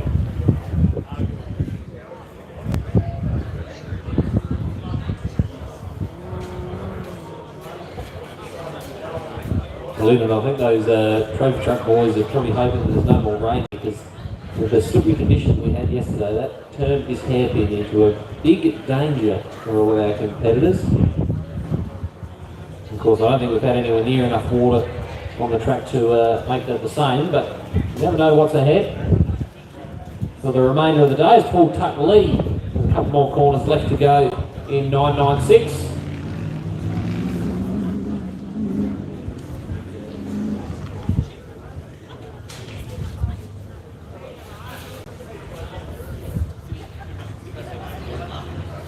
Mudgee Cranes Ribmaster single seater. I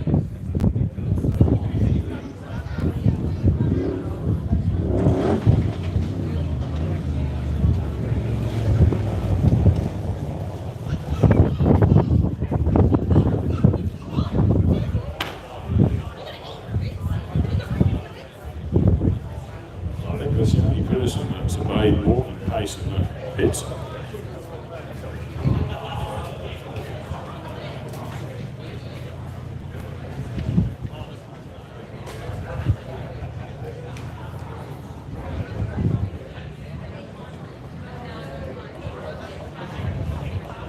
Ross Newman strapped back into 6681. We'll be getting back underway very shortly.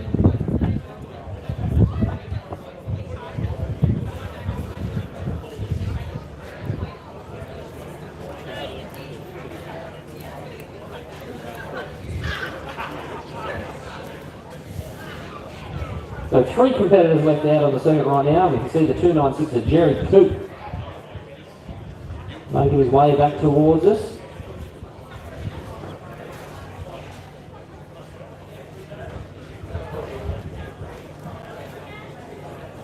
The 37.06, his fastest lap of the day. We're only a little bit slower on lap number 2 at 37.18.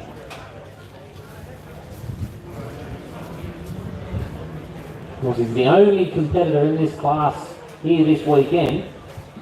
All he's got to do is get a finish and take home maximum points for the Super 1650 Championship.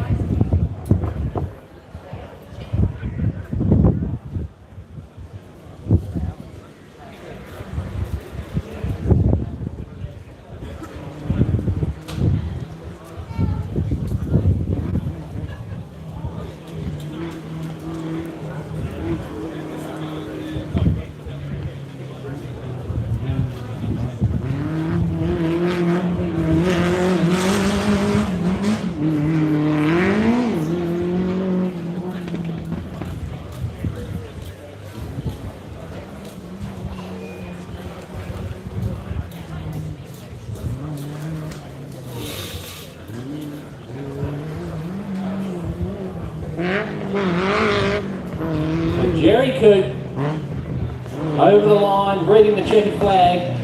We've got 2 cars left out on the track at the moment. Ross Newman is back and going in 6681 after changing that flat tyre. Norman Parker also out on the track at the moment.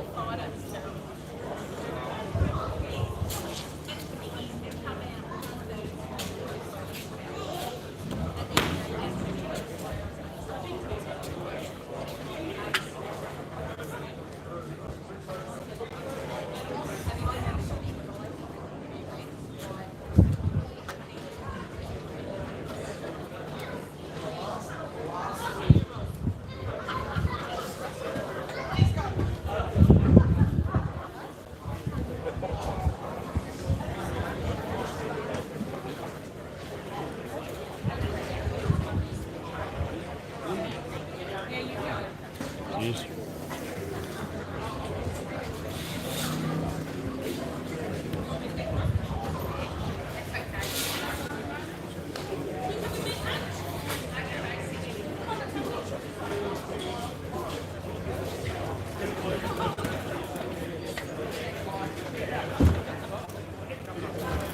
Yeah. What is the guy's name? Who took over Podium?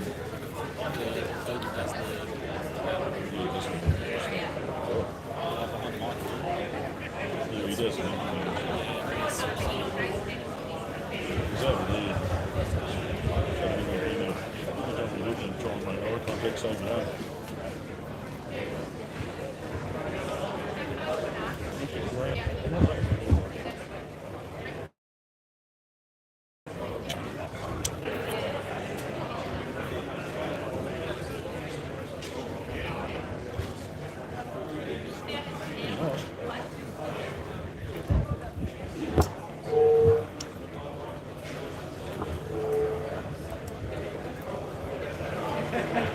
You can see Norman Parker now going to be making his way back towards the tavern, down at the end of this section in front of us.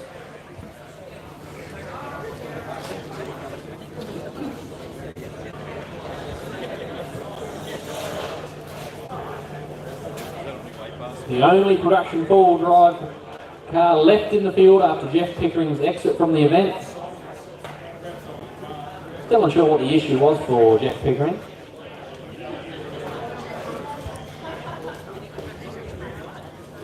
Of course, the 701 on the roof of Parker's car means he won the production four-wheel drive championship last year.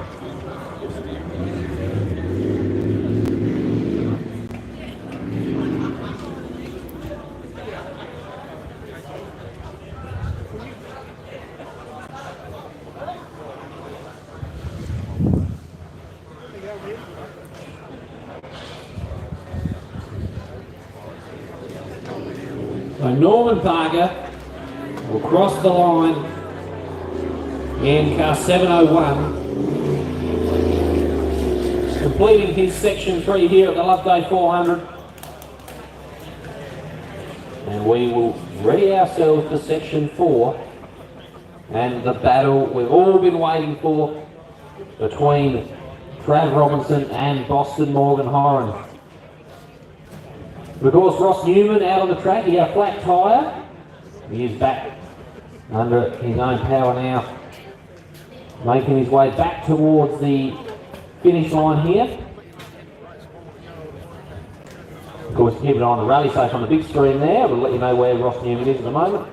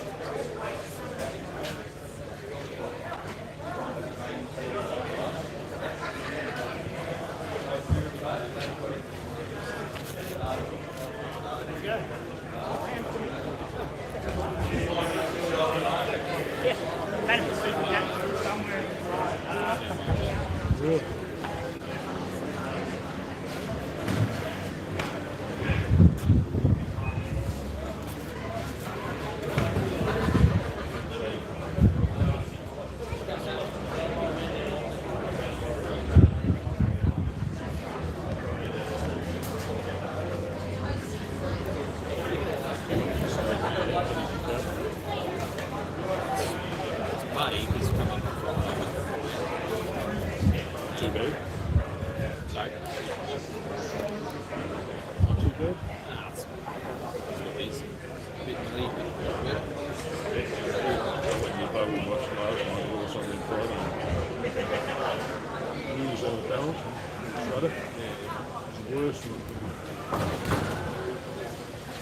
How was it on the drive in this morning? Yeah. There was only a few slippery spots, mostly more wet just along here. Yeah. Anywhere else. But I think Adam went down, he's got his Challenger. He just went through.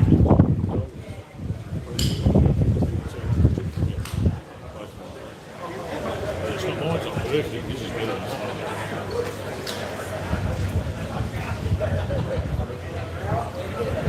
Top right second hand, top right. Not steam though. Just push it.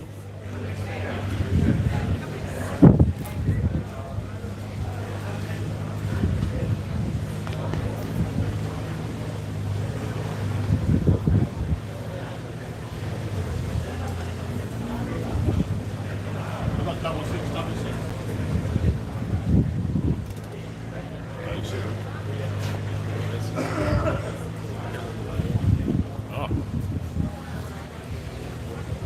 Oh, I like the thing of Brian. I don't say that. The umbrella's been very handy, thank you, Greg.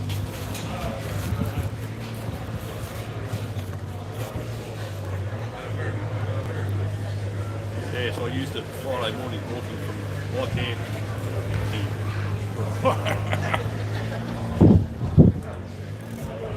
You might need it later on by the look of it.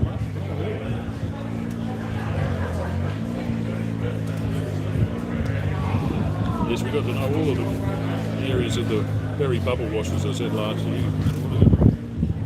Not bad. Haven't done a detail for a while.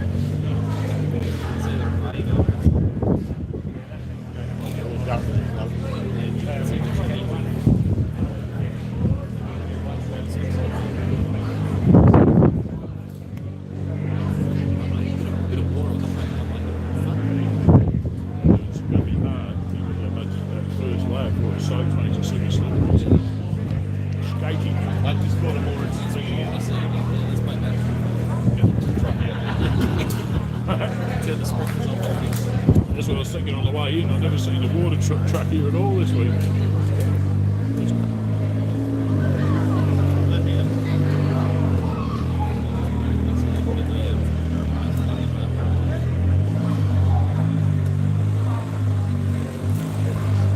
So still bring him in. Bring him in. Oh, yeah. I think we're really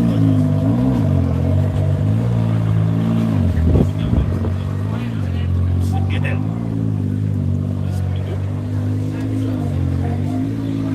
Good that. I'd fit in one of those, I reckon.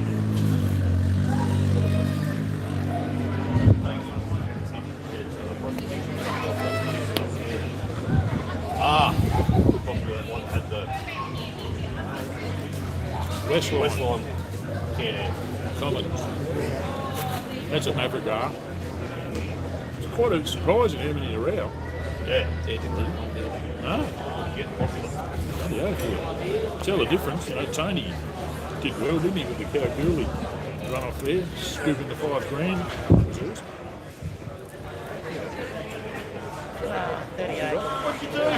awesome. The run off on the Saturday night, $5 grand. First time out with that. Unreal.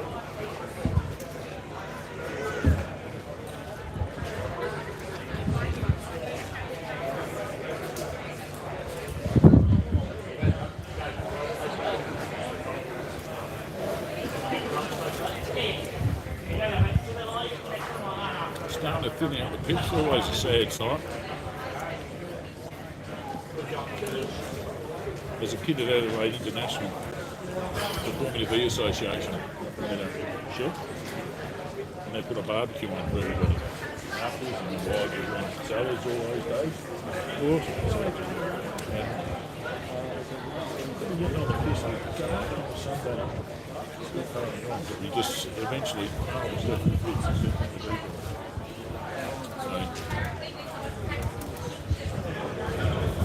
It's always makes my heart go, good to go. Such excitement for a motor race, you think.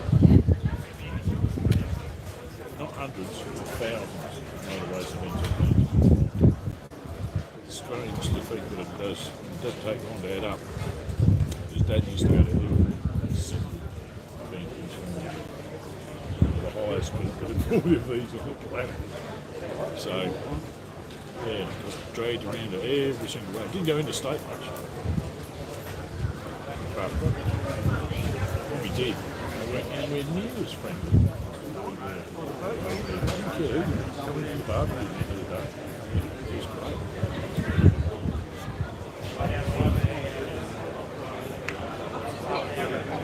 That's what was owned and operated by Bob the Chain. And you hardly ever saw him. A bit like Alan Moffat did, you know. They had the old control tower and VIP area, and he'd be in there all the time. And then he'd just come downstairs, straight back up again, go to the fans. People away, the water garbage walk past. So yeah, early on whereas then you got the next Ford representing Bill Johnson. And now watching Bathurst for years now. And the big tall blonde Queen's Medal. Oh, there he is again. And I've gone and talked. Bill Johnson, I'm staring at him. He's going,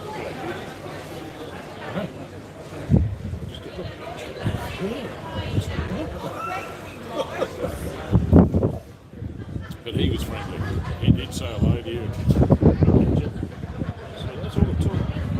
Rocky was really good. But Moff, oh, he didn't like Moff. He was just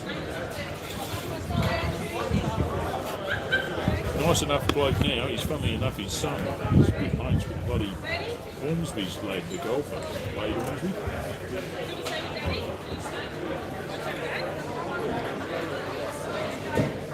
He used to race Formula V's, that's how we got to know. Converted. Most Formula V guys are playing golf.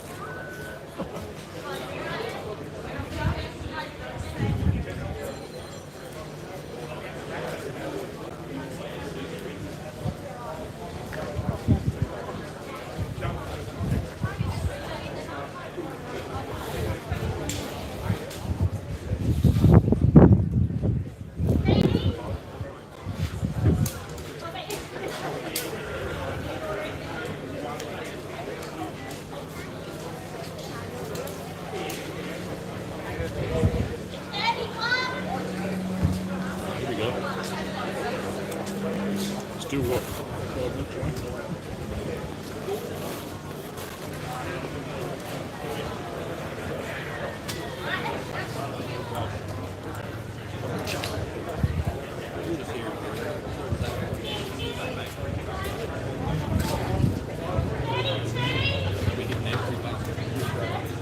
They had to bypass the wall, pick a camera up a couple of years ago because the holes were too deep for actions challenging. Bottom out on like go over the top and do a little bit of crossing. It wasn't bad. I don't know if you're old enough to remember Podium. Shelby straight. That did those ones. Had it all the time.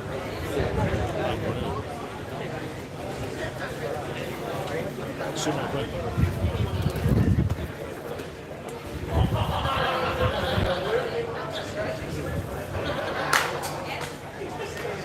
That was absolutely good.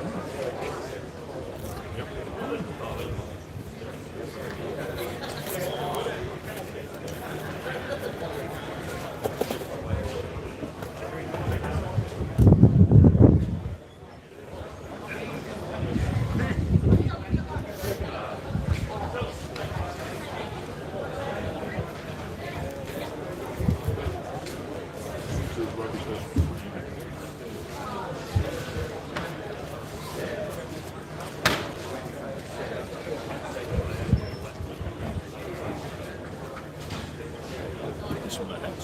You'll be right. Push you, man.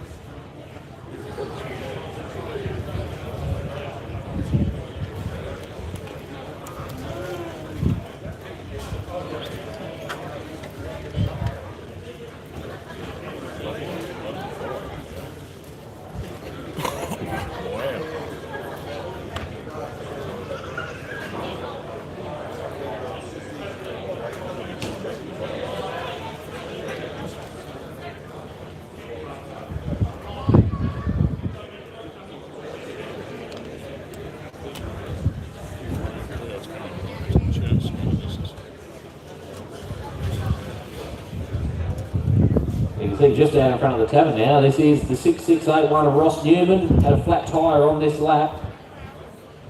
Jump back in the car. And they do not have 2 on the go to complete their 3rd lap here for the section. This is one of our side-by-side sports. We have the side-by-side, 2 side-by-side class.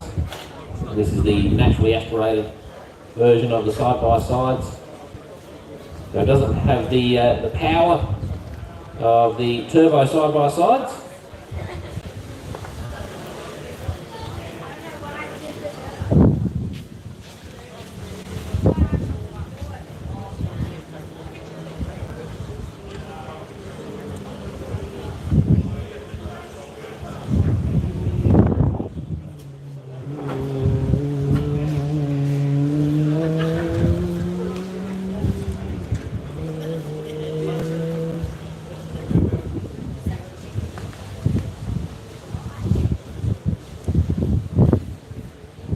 Ross Newman with 1 corner to go.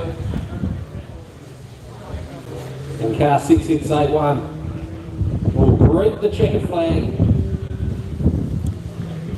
and complete section 3 here for the Loveday 400. But of course, we have section 4 still to come. The battle we've been waiting for. Boston Morgan Horan and Travis Robinson are going to go head to head. We're going to find out who will be the winner of the 2025 Loveday 400.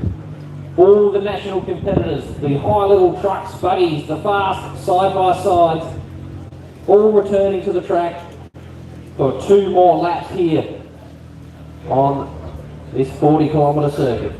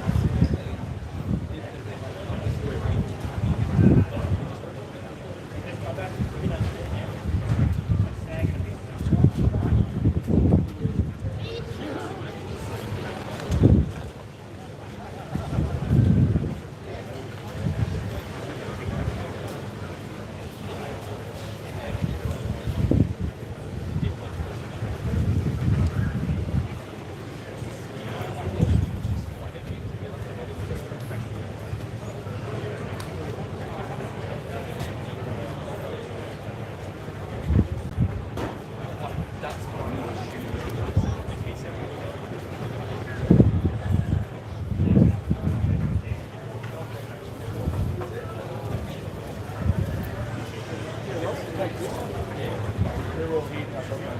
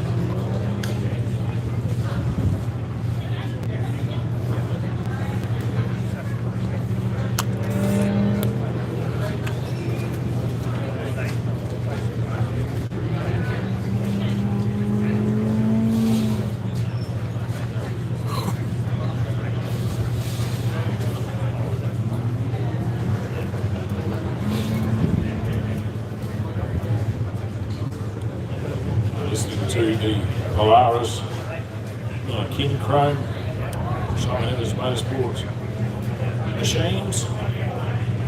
Warming up in the background there, 10 past 30 we're going to have our start time. That concludes the round of 2 of the Australian Motorsport Australia South Australian Off-Road Championship. Now coming down to the decider at Port Germain, Sandfire Road. Not too far north of Port Perry, 30k south of Port Augusta. And I've been told that it's going to be a rain-free race. All the rain's come down here in the last few days. So that is going to mini pave 250. Look at that. Great little track, about 20 kilometres long. And the absolute guarantee of not a single rock. If you find a rock, Ian Barclay will give you $20 for it around the track. Has been a racetrack, not off the racetrack, on the racetrack.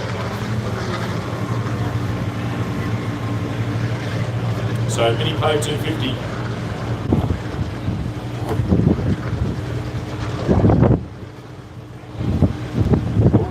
Bounds free of the South Australian Motorsport Australia Championship.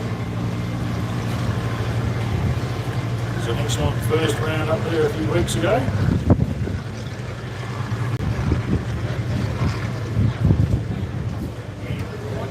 Really good track, easy to remember. Friendly to the car, but definitely a driver's track. The berms will keep you honest. And seeing as all the rain's been allocated to here on Friday, Ian says it's going to be a dry track. Bit of dust, beautiful place to camp. Excellent facilities provided. Just like a bit of steam cleaning out the back here or pressure washing. Same thing, Ian's concreted an area. Really makes things easy for everybody. You take home a clean car, turn the hand heats if you want it. The high tide's been making things interesting out there in Port Germain. But the track is in superb condition. Ready for you to enter. Remember, mini pave 250. Good event for your sponsors because it will be live streamed. I won't shut up about his sponsors that weekend. Every time you come past, I'll give them a shout out. Clean your car, make sure your stickers work for the digital technology. Great way to give back to the sport. Because every dollar counts these days, especially to get out there on the racetrack. So put that one in your diary. Mini pave 250. And if you do live interstate, overseas, just remember my name. And it'll be going live on YouTube. Can't wait yourself. It's been a long time between drinks for doing a full house kitted out live. So I'll have the drone nearby, all the equipment out. I do believe the big screen's coming back, is it? Big screen will be there, and I'll bring the equipment along to be able to put the live screen onto that big screen. So, and I told you last time, of course, I was up there. But this is fantastic to see this. So, you're not going to race, come out and spectate, come and enjoy the party at Port Germain. Huge fire, not far off the freeway. As I said, excellent facilities for camping there. Totally off-grid, other bar class. And they've got some big generators. The Segura Car Club, that's our home track. So note it down, put it into your notes. Mini pave 250, that's your next destination.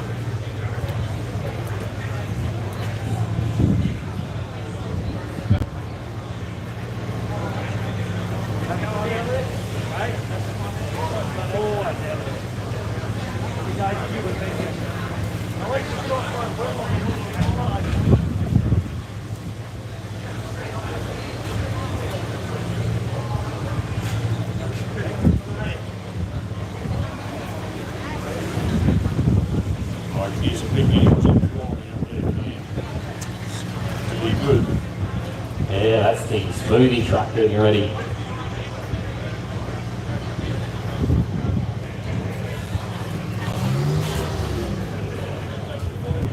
So what we'll do here, we'll have a look at our outright positions as it stands and see where our battles are throughout our outright positions and also our classes. See who's leading which class at the moment. Of course, we know that Trav Robinson will be leading the Extreme 4 drive class and Boston Morgan Horan leading the Extreme 2 drive class. Both at the front of the pack. Just let the system update here for you. Alright, so Trav Robinson, we know leads Boston Morgan Horan for 58 seconds. So those two, they are the ones right now in contention for the win here at the Loveday 400 for 2025. 11 minutes and 35 seconds back, Bo Robinson will be the third car away today. Brent Smoothie is approximately 2 minutes behind Bo. So any issue for Bo, and Brent's right there in contention. Royden Bailey currently sitting in 5th place. Glenn Ackroyd in 6th. Jared Percival sitting in 7th. Hayden Bentley in 8th. Andrew Collins in 9th. And Lachlan Bailey in 10th. Now we know Lachlan Bailey is very fast. He had an issue earlier today which dropped him down the order. So Glenn Ackroyd, the leader of your side-by-side class.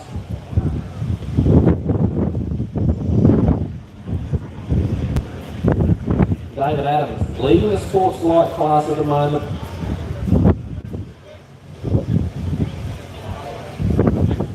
Of course, Norman Parker, the lone production forward drive car left in the field.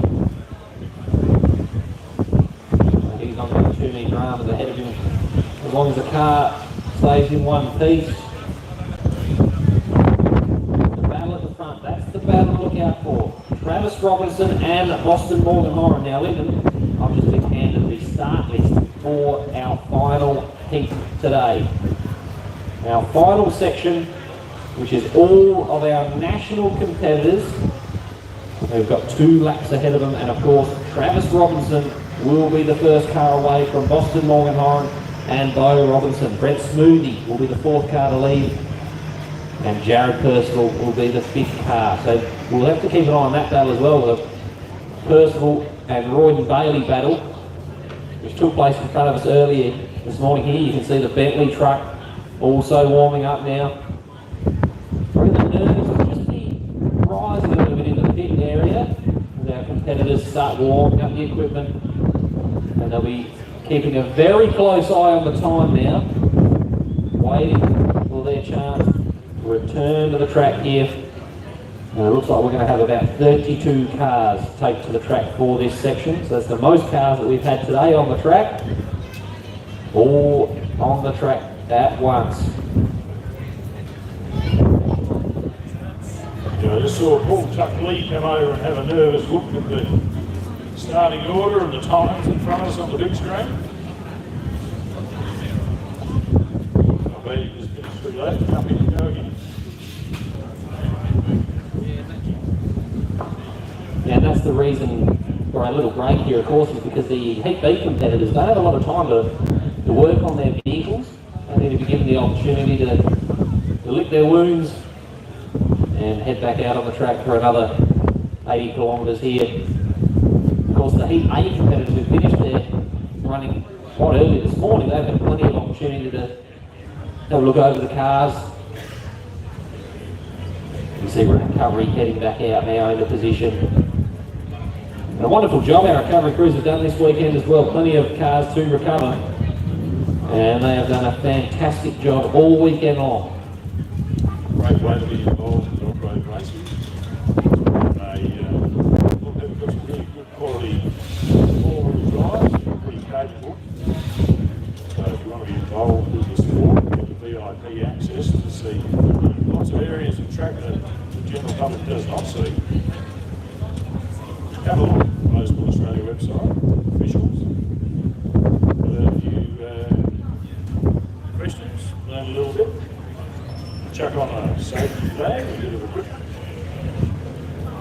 to be part of this sport. You never know who you're going to recover, do you? There's some big names, some media out there, this world of off-road racing. And I'll tell you, they're all been pretty friendly with the Kamikaze competitions. Most of them are generally very friendly. I was at the Wakeby event the other week and the briefing they said if they're not friendly, just unhook them from the tow rope. Just let them settle down for a bit longer. I've never come across anyone who's angry with on his recovery, but I can certainly understand some circumstances where you get a little bit frustrated as a driver, just spend a lot of money. You want to go out and crash some more. Well, of course, the adrenaline pumping as well, and so, of course, you know yourself when you're out there and you're racing in an issue and you have an issue, probably the next 3-4 minutes is just a frustrating time. Having thought about all the hours spent in the shed in the lead up to the event, and unable to get to the finish, but of course, you look at the machinery out warming up at the moment, and there is a lot of dollars that have gone into those trucks. There's Travis Robinson there. That'll be Andrew Collins from 467 as well. You see Boston Morgan Horan just about to join them in their warm-up area. Yeah, if you're watching on social media there, ring your friends, get them online. This is going to be a special 2 laps coming up here. Everybody gather together, all the big boys at once. You're going to have trouble getting the image out of the ground, will be shaking that much. I'll tell you about back into some of the issues you were talking about, Ken, Lake Warrior, one of the biggest things which would have been prevalent this weekend is mud getting inside of the wheel rim. Can make you feel that speed, it's got a flat tyre, and all that sort of thing. So many things are going to make you think about it, but as I learned, you just keep concentrating with brakes. You're not going to do much from it strapped into your seat. So besides changing your fuse or something simple like that, let it happen. So many times I thought I've got a flat tyre when I've got really large offsets on the rim and just gives you sound. And eventually, it feels good. But the mud sticks. Mud makes it hard. That's the real thing for me this weekend. And even personally, coming in and out of here at the access road, I had to go to the bubble wash twice to try and rebalance my wheels.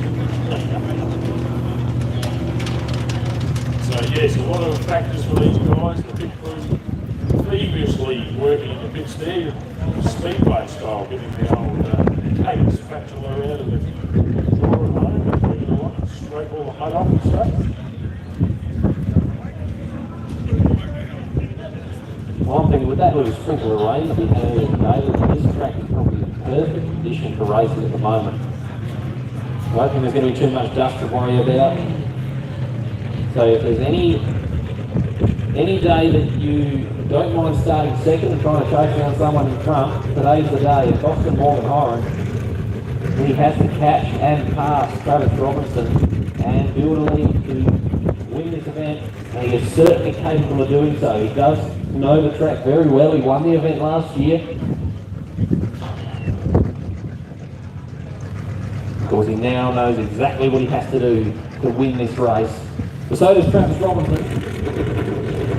He won't be too far away from finding out our winner of the 2025 Loveday 400. We are racing in about 15 minutes time. You can see Cooper Weston and Roy Bailey also warming up the equipment. And Glenn Ackroyd as well. Who do you reckon's more nervous right now? Lyndon, out of our top few competitors, Travis Robinson, Boston, Bo. Well, that big like motorsport, and it just seems cool with any motor today.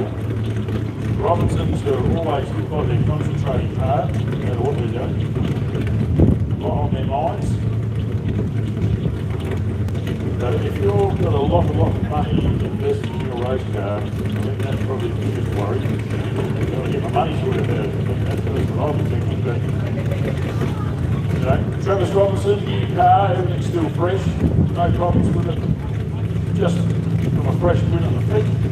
It's going to be a little bit skaty, so I think you've got half a smirk on his face when you the two-wheel drive competitors trying to chase him down.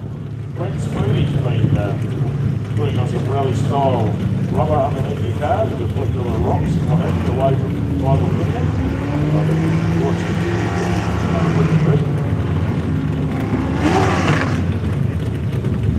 So such a gap from seeing the clear.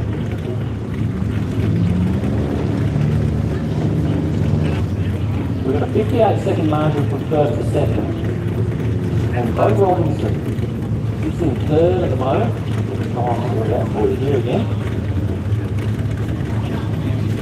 10 minutes and 37 seconds back from second place Boston Morgan Home. So as long as Trav or Boston don't have any issues out there, they should be our top two. Of course, you never know. Flat tyre will certainly impact you. Of course, these tyres are not small, they're not light. They're a lot harder to change than they used to be back in the old days with the little buggies and the 31-inch tyres being your biggest. Oh, 33-inch Yokohama donuts, mate. Oh, wow. Absolutely every day. They were huge. Lightweight. Kevlar fused. But they were the tyre of choice now. You've got 40-inch. Little gear. As the rain comes down. Yeah, the rain. Smile is wide here for the Robinson 813 truck.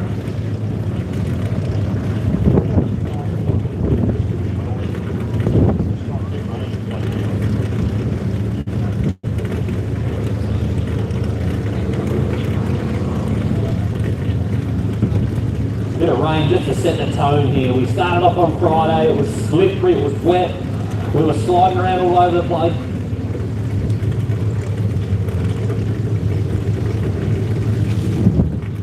We had the track dry up, we had a little bit of dust around. And this afternoon, we just keep getting that sprinkle of rain just to make it even more fun for us watching these national competitors do battle once again. So I've got a revised start order here. We're going to have 29 starters for this section.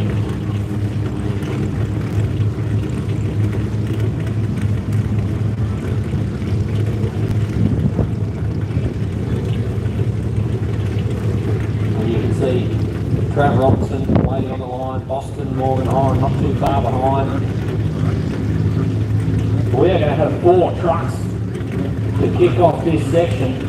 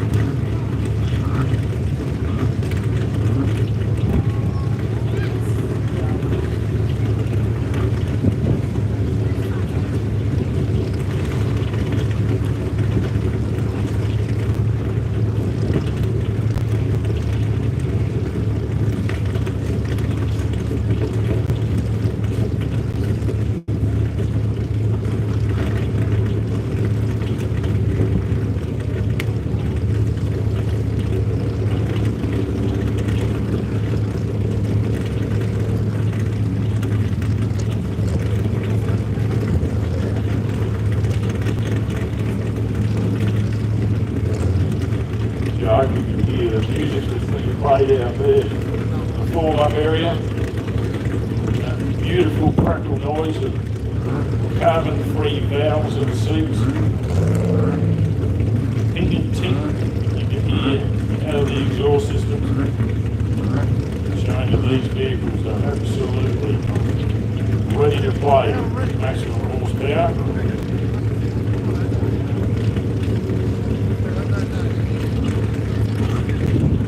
Every single vehicle I can hear in front of us is standing perfectly tuned.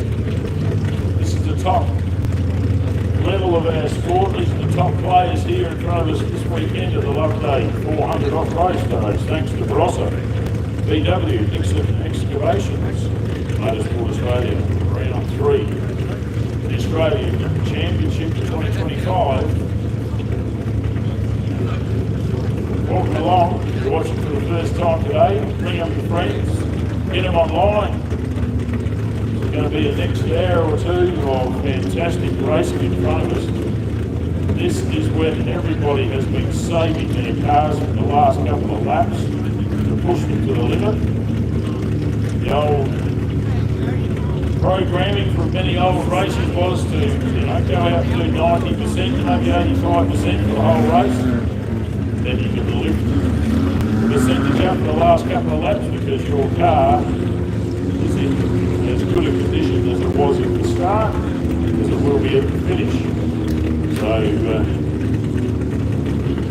quite a few competitors there had a few problems.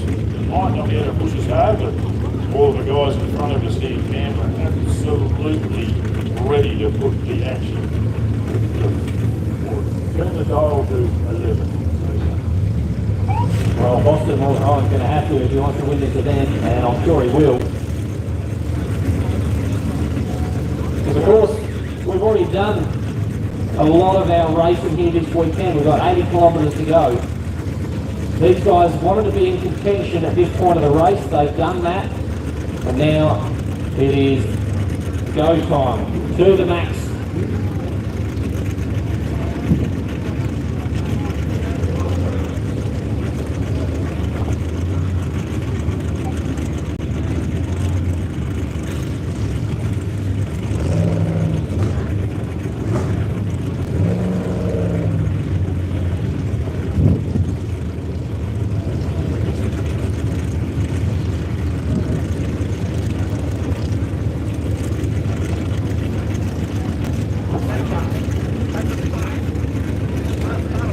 The sun's come out, but I'm looking around behind the tavern. There's some dark clouds coming that might just affect our race here.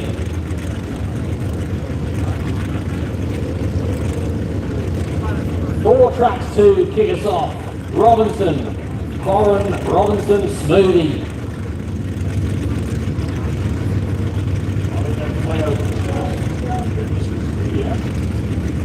I'm looking down that way.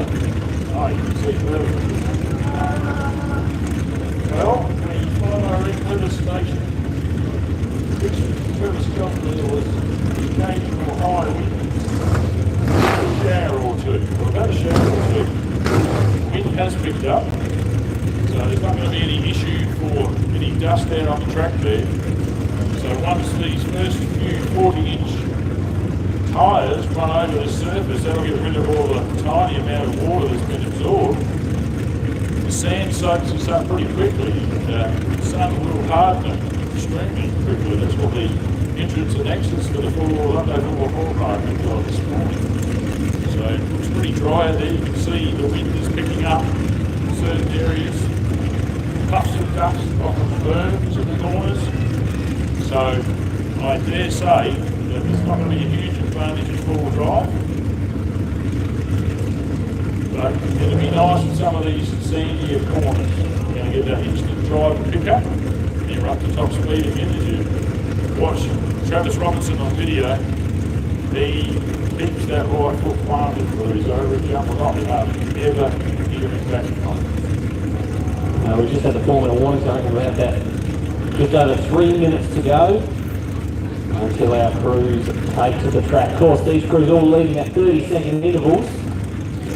It's not a lot of time to get yourself up to the line, get settled in before your turn to take the track.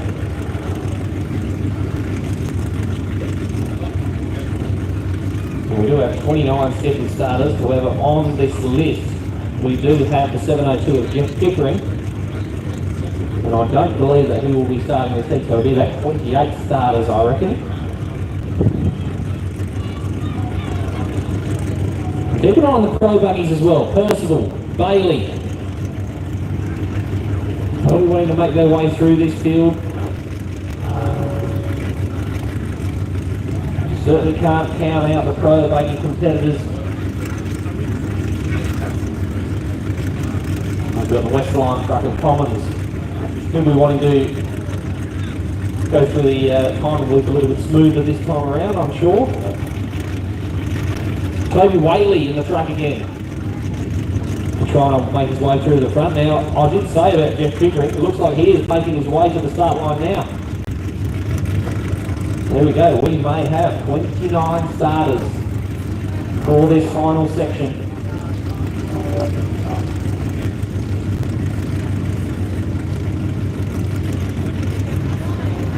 Two-minute signal. So the wait is nearly over. Travis Robinson, all eyes on the 813 truck. Can he win the 2025 Loveday 400?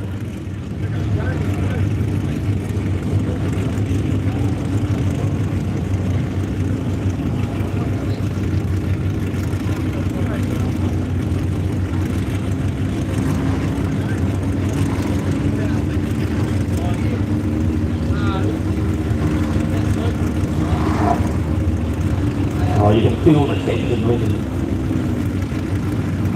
Hungry off-road competitors, ready to go. Yeah, you've got Motorsport Australia doing a live cross there, almost ready to go. These boys are what you see the Motorsport Australia information on Facebook, Instagram. They're right on the spot there to see this team take off. So look forward to some excellent coverage from these guys. Those personal interviews. It's going to be a great race. I'm excited. For 58 seconds is the lead of Travis Robinson as we head into the final section of the 2025 Loveday 400. He has 2 laps, 80 kilometres ahead of him. He's got to stay in front of Boston Morgan. Horn is going to want to try and chase him down and pass the extreme four-wheel drive. But Robinson out in front and in control of this event as we are about to get the final section of the Loveday 400 for 2025 underway.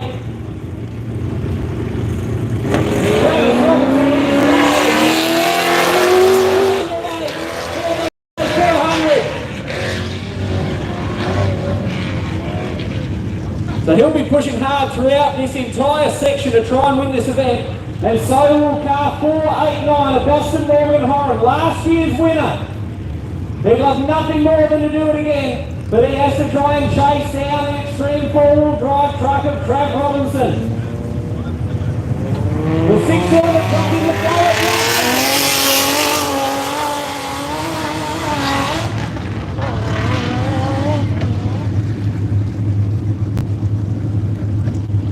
So our 2 trucks right in contention for this win, up and running here.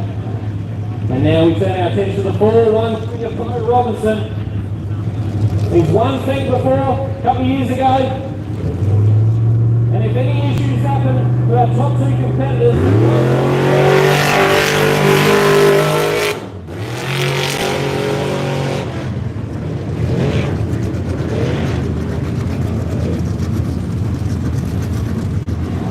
so we've got 1 extreme 4-wheel drop on the track and 2 extreme 2 drives.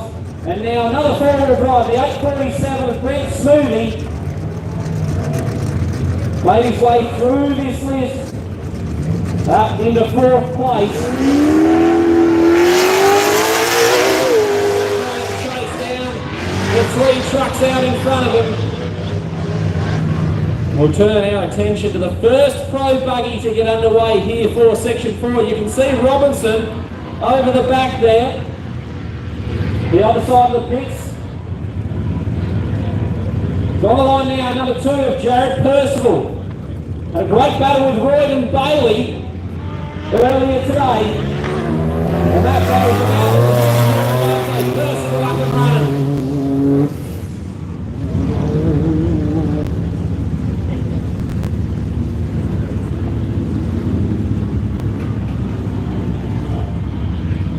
there's Boston Morgan firing over the other side of the pits now as well. So we've got to keep a really close eye on these competitors. As you can see, the dust of Trav and then Boston making their way up the driveway. Car 52 on the line, it's Reed and Bailey.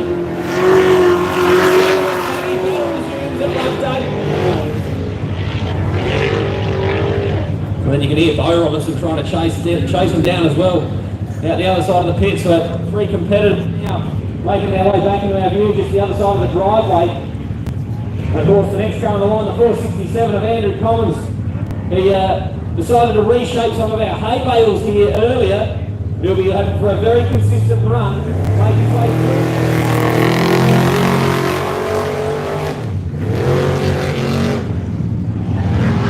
Look at those dark clouds on the exit of turn one there as well, isn't it? Just setting the tone.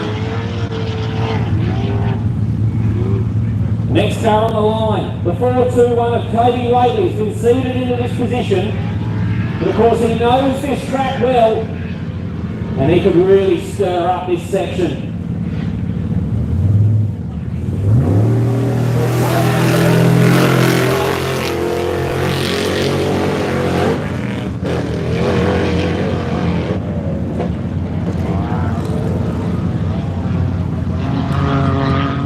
And the next car on the line, the 818 of Hayden Bentley.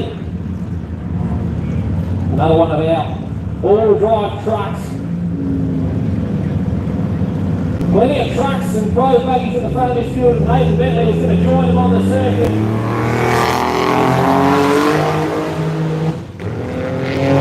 And there's Percival on the other side of the driveway as well.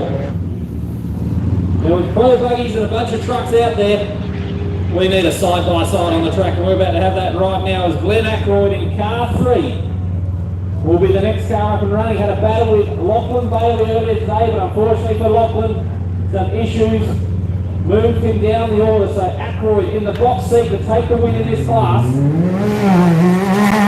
Has 2 laps to complete without drama.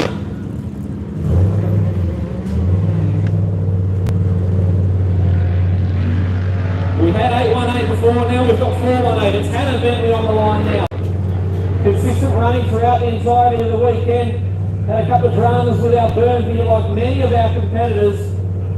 They had those issues sorted out earlier on today.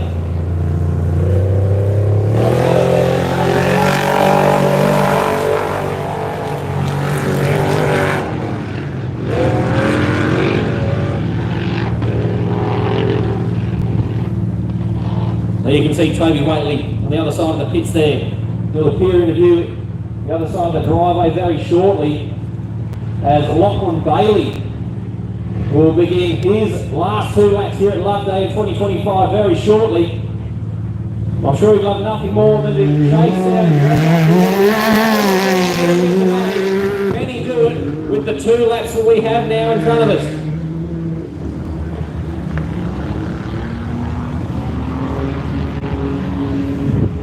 Daniel Challen in car 626.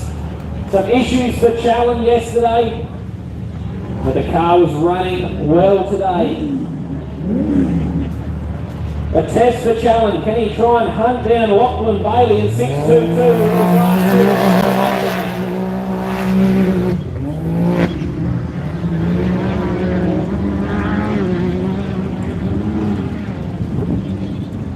Well, we've got another truck on the line now. It's the 432 of Nick Burt, the local competitor, running in the national championship for this event. Of course, was at Fink as well. And Nick Burt, who was also in Heat B, hasn't had as much. But that's not going to stop Nick on his charge through to another consistent finish here at Loveday. And that will bring up the 61 of Cooper West, the pro buggy competitor. We were saying how consistent he's been throughout the week. He did not take part in our prologue on Friday, but he's been racing sections here at Loveday.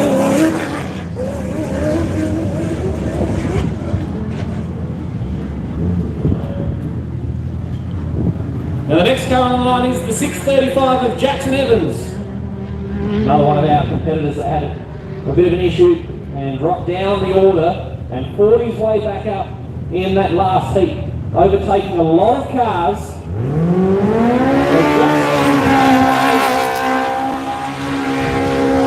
And unfortunately, I can see the 421 of Toby Waitley making his way back towards us now.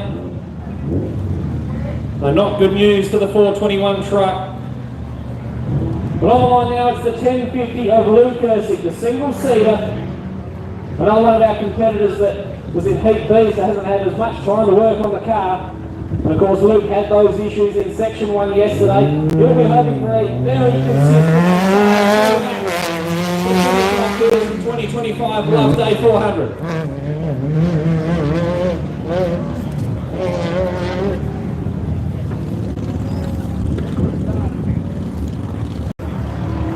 Jeff Brennan in 623, one of our side-by-side pro competitors here this weekend. He's done a lot of racing over the last few years, a local competitor.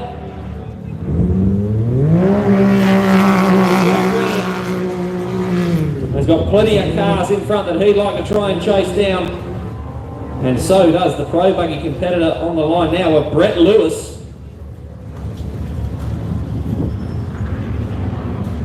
So as Brett Lewis readies himself, it sounds like we've got someone on the radio that has decided to transmit all of their chatting. So if you are in the spectator area, your radio, Brett Lewis, up and running for the update.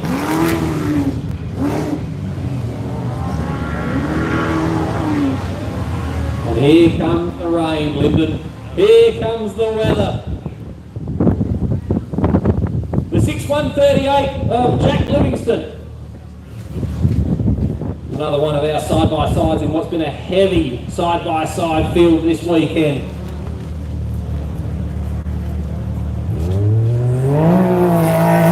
Livingston up and running. Which will bring up the 655 of Rob Knight.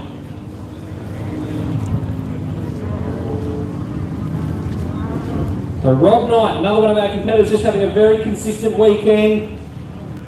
The quiet achiever making his way forward through the field. With about 9 cars left to start. And Rob Knight is going to give chase to Jack Livingston. And that's going to bring up our lead sports-like competitor on corrected time throughout the weekend. David Adams in car 1074. Had a small drama at the start of Section 1 that moved him down the order, but with a weekend that has been hard work on our sports-like competitors, David Adams finds himself in the box seat to take that class win. Here at Loveday first. Car 996 of Paul Tuck Lee. Of course, we know Paul Tuck Lee had dramas yesterday, the slow-moving Ringmaster, now back at race pace. What can Paul Tuck Lee do with 2 more laps here to go on Loveday?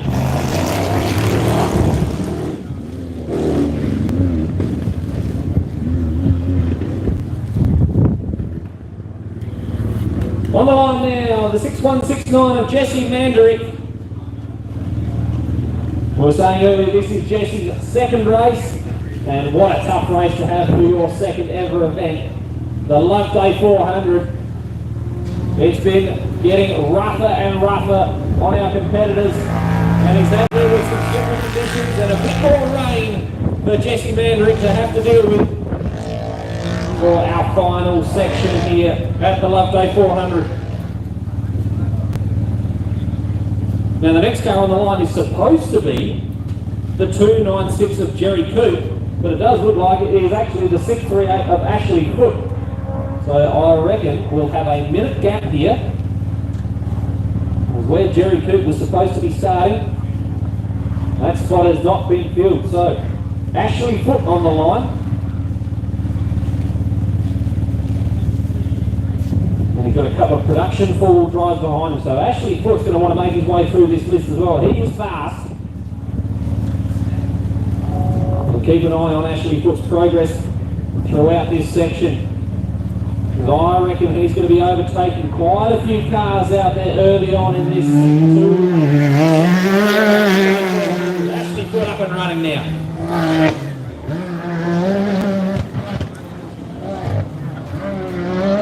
Three more cars left to take to the start. The 701 of Norman Parker, well and truly in front in the production four-wheel drive class battle. Unfortunately, Jeff Pickering unable to finish the previous section. Means that he will be unable to challenge Norman Parker for the win unless Norman Parker has some issues out there on the track for his final 2 laps. Jeff Pickering now, multiple time production four-wheel drive champion in the 702, will be the second to last car to take to the track. Of course, he's been seated into this position, unfortunately unable to complete the previous section. What can Jeff Pickering achieve for us with his final 2 laps here at Loveday for 2025? And that will bring up our final car to start section 4, and that is the 6681 of Ross Newman. Had a flat tyre in the previous section. Ross Newman is about to get underway once more. 2 more laps to go for Ross Newman at Loveday. As we can see, Jesse Mandrick over the other side of the driveway now as well. And that is all cars for this heat out on the track now.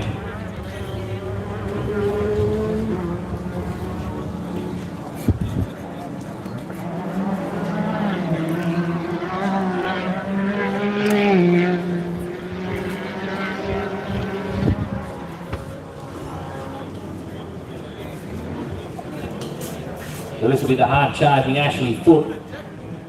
Just the other side of the pits there. Will appear at the other side of the driveway.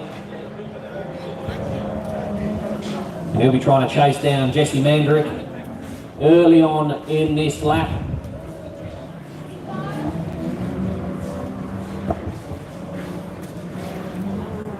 Of course, we got underway at 10 past 2, and now 25 past 2. And we're about 9 minutes away from seeing Trav Robinson back in front of us here at the Loveday Tavern. Of course, we do have the live timing, so we will know if Boston has been catching up to Trav or if Trav has extended that lead.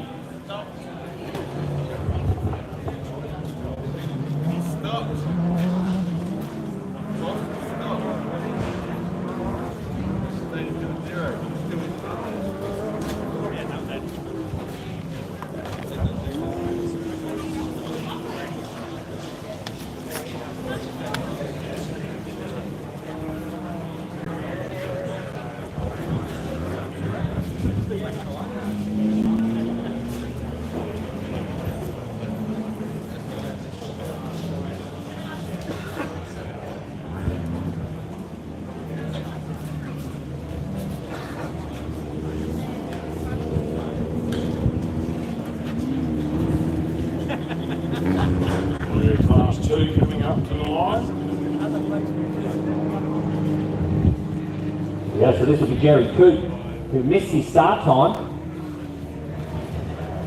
And all the officials that run together.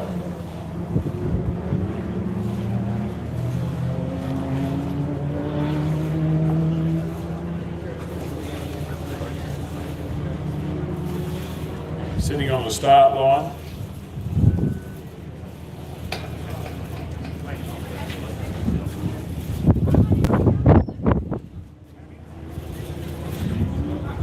Of course, they're just going to be checked over by officials to make sure the belts are on and all the rest. We've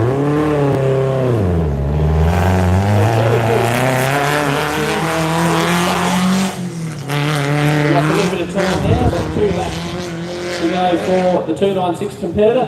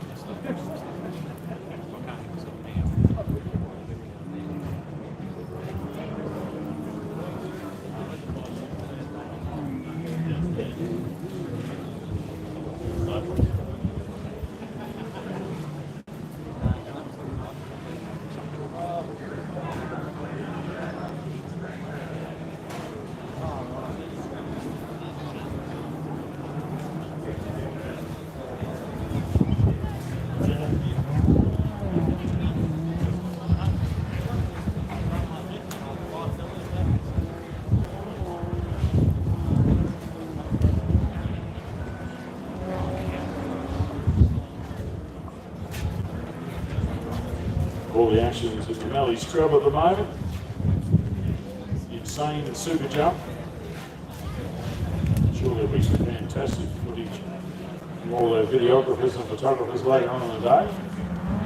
You see the sun reflecting up of the shining parts on the cars over there to show that someone's having a big go. So you come all the way down towards the tavern here, do a U-turn, and then have a huge run up to the insane mega jump.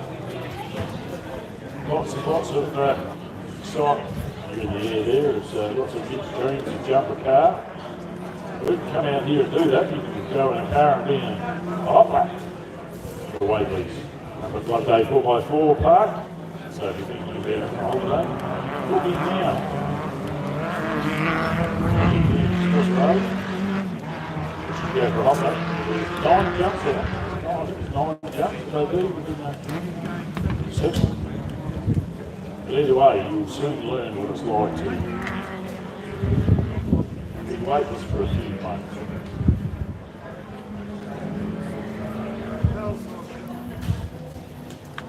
That's our last car away, the Super 1650.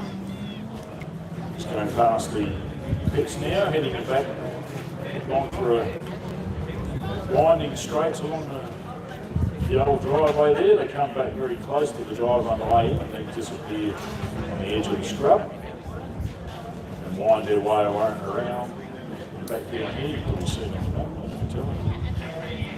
In terms of spectating, but at home, watching.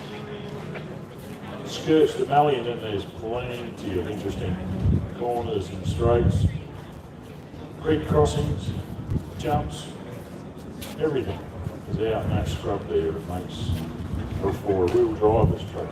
You been for a lap? I haven't been for a lap, Megan, no. Well, there's something that we can do next time. And to go for a lap, I went on a reconnaissance many years ago, and it's an eye-opener. River track, it's actually a lot easier to see out in the scrub than what you would think. But yes, you can come up here with your road car and do a lap when the race meeting's not on. There's no way you can do race plays, and you should do race plays in the road car. But you can at least test it to us later. And have a bit of fun and just see what these guys are doing for fun here today.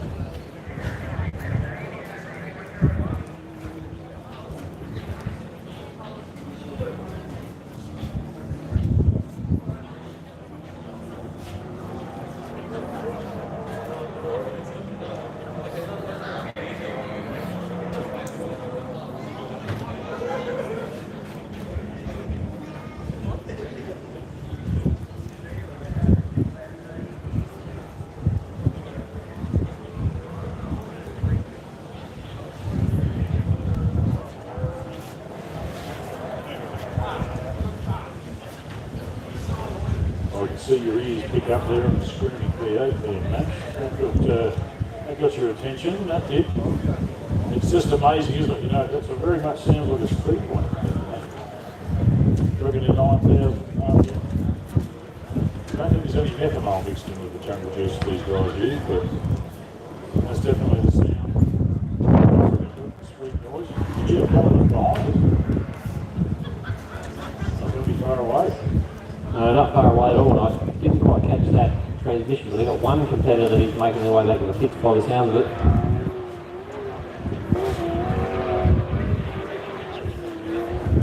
That will be the sound of Travis Robinson in 813 behind the tavern.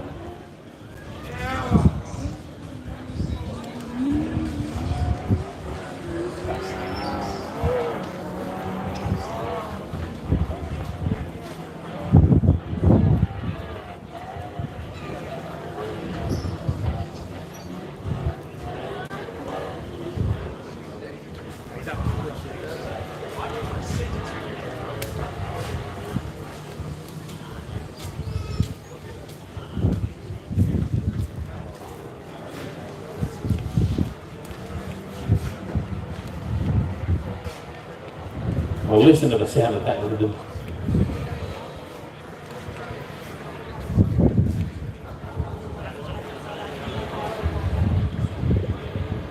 There he is, your race leader, Travis Robinson. In down the Neighbours Straight now.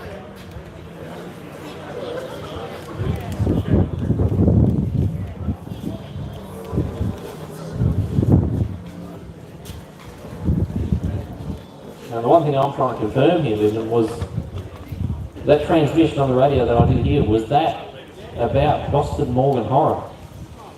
Ooh.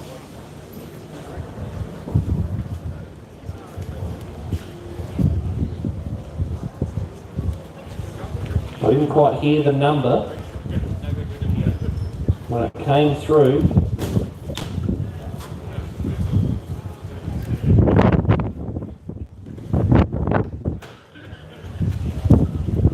Gotta be careful, Cam. You have a whole other nation after you if it's wrong. Well, I'm looking at the rally safe here, and Well, I'm trying to find unfortunately, I think you might be. 489 because You should be closer than this from your start should be. position. Yeah, Right. so, there you go. So he is out of the event, Lyndon. On the back of the tow rope, which opens it right up for Travis Robinson to take this win. He doesn't have to push as hard as what he was. He just cruised around to the finish now in the 812. What an unfortunate finish for Boston Morgan Horan. Not the way he wanted his weekend to end. It got off to a great start in section 1. He made an error in section 2, but he was still in second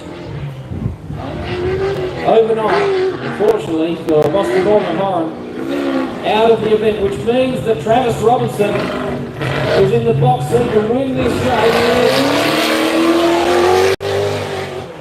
Trav Robinson on his way to a victory here at the Loveday 400.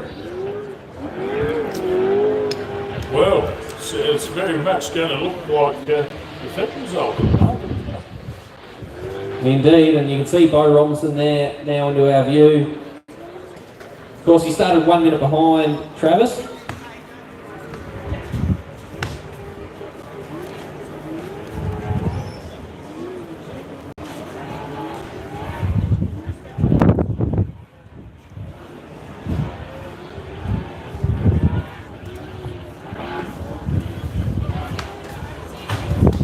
So Travis Robinson with a 25.09 to kick off this section with our lap times.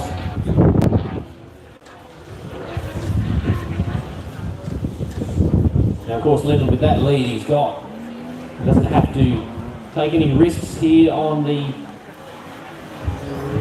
final lap of the Loveday 400 for 2025.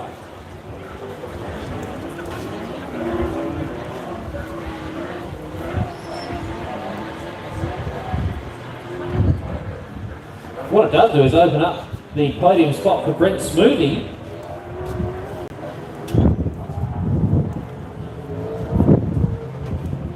That's a Western Australian 1, 2, 3 opportunity.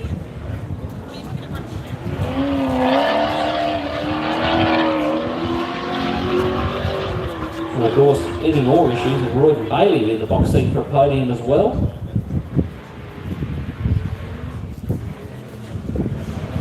Will that be a Mason 1, 2, 3 as well then? Yes, indeed.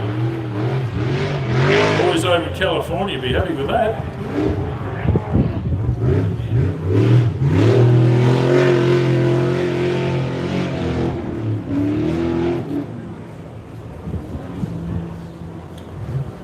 And of course, Smoothie started 30 seconds behind Bo. And you can see Jared Percival down the straight there as well. Flying under the radar this weekend, Jared Percival. Struggled early on with the slippery conditions in second round. There you go, Bo Robinson over the line.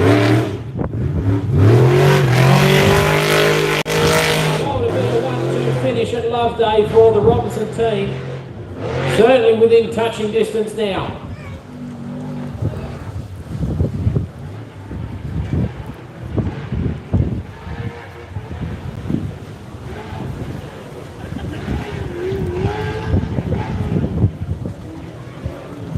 Looks like Brent Smoothie turning on the horse pad. Pretty good.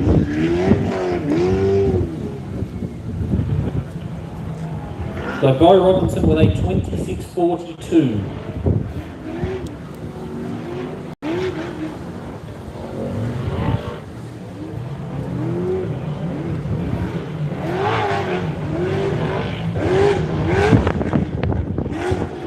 So Smoothie into the hairpin.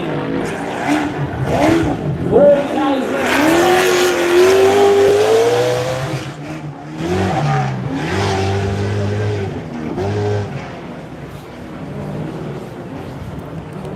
Now, Australian number 2.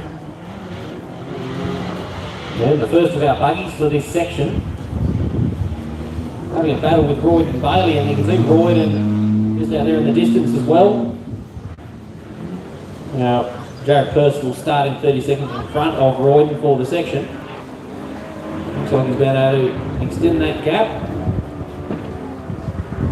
Brent Smoothie with a 27.09.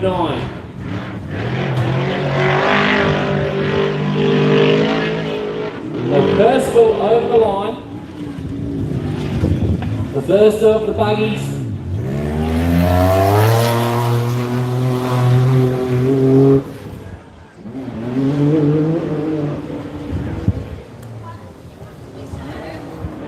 We'll wait for his time to come through very shortly. As Royd and Bailey is ready to entertain us here in front of the tavern. Not too far behind Royd. You can just see the 467 of Andrew Collins making his way towards us now as well. And that looks like car number 3 at Glen Ackroyd heading down the straight.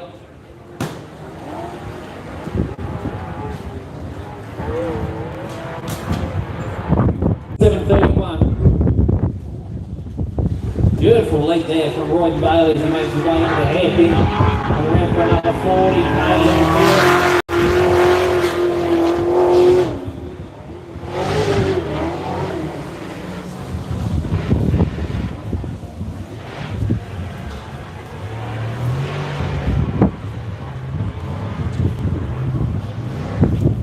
As we see Smoothie over the other side of the driveway there, Andrew Collins in front of us now. Was he rearranged our finish loop there earlier today? Yeah, I thought Jeremy, our timer, was rushing out there to warn him. Point him through the right track space, but no, it's all good. That's lined up a lot better that time. So Collins.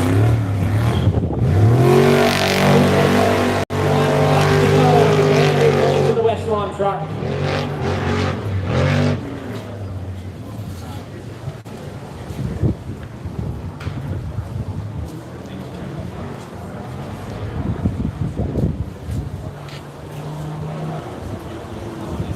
You can see here, this is Glen Ackroyd, and he has actually caught and passed Hayden Bentley. He's opened up quite a gap there to car 818 as well. So a brilliant drive for the section here for Glen Ackroyd so far.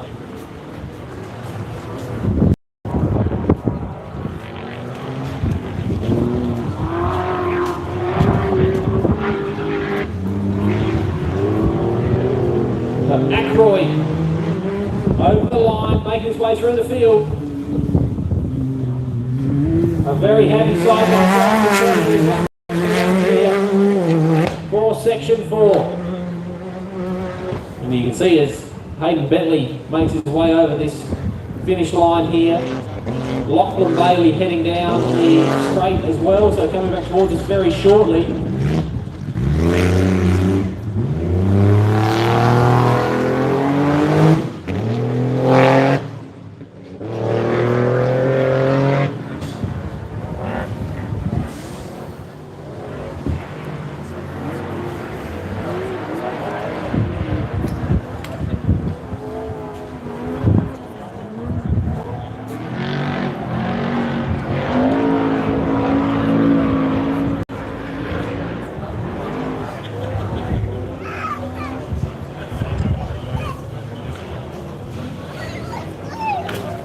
So this will be Hannah in the cars now as well. Started 1 minute behind Hayden. Of course, Glen Ackroyd started in between the two.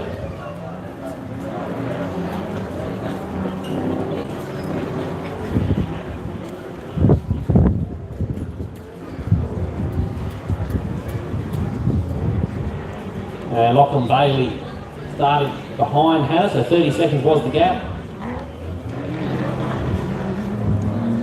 Plenty of opportunities here for the navigator to have a look around and see where the competition sits. Keep the drivers informed of if their fellow competitors are closing in.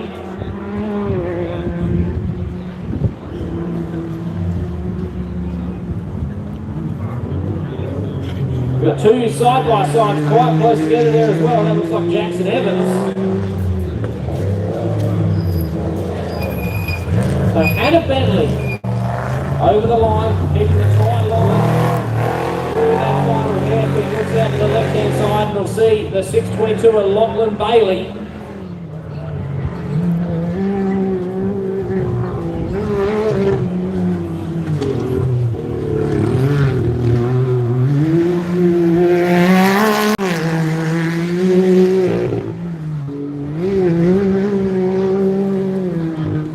So some updated times for you. Andrew Commons with a 28.11. Royden Bailey a 27.50. Glen Ackroyd with a 27.42. So we've got 8 cars that have now crossed the line. Make it 9. And in order from fastest to slowest, Trav Robinson, Bo Robinson, Brent Smoothie, Jared Percival, Glen Ackroyd, Royden Bailey, Andrew Commons, Hayden Bentley and Hannah Bentley. See those side-by-sides that I was mentioning before doing battle out here in front of the tower, and that looks like Jackson Evans out in front. He's made his way forward. It could well be Daniel Challen. I think he's made the pass on. Looks like he's already got out in front of Nick Burt and Cooper Weston.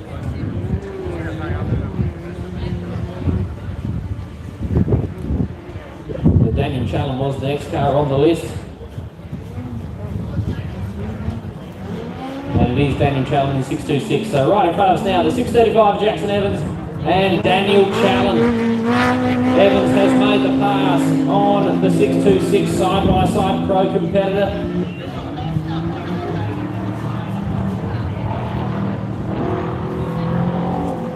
Sounds like recovery making their way over to a stopped car out on the track, as Cooper Weston also making his way onto the back of the rush truck of Nick Burt. Evans over the back.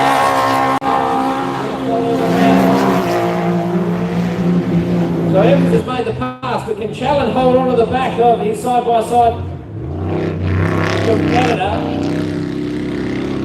One of those things about following another competitor, you might be able to learn some lines. There's not too much issue with dust today. Cooper Weston trying to hunt down Nick Burt.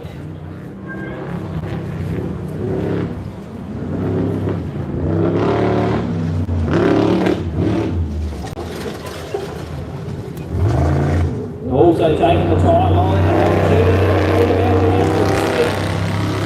The buggy catching the truck.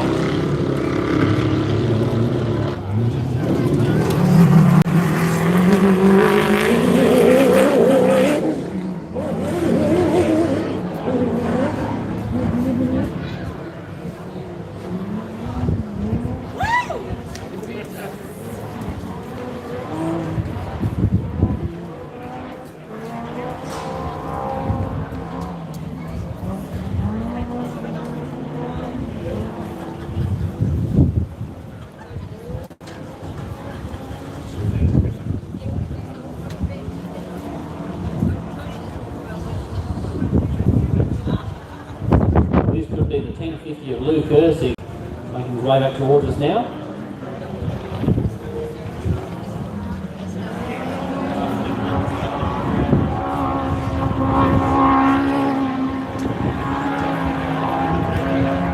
So not the news that the crew for Ross Newman wanted to hear. Another flat tyre in the same spot that he got the flat tyre on his last lap of section 3, so they are changing that tyre once again. An unlucky spot on the track must be for Ross Newman, as we can see the side-by-side battle out the other side of the driveway. Luke Ersick in 10.50.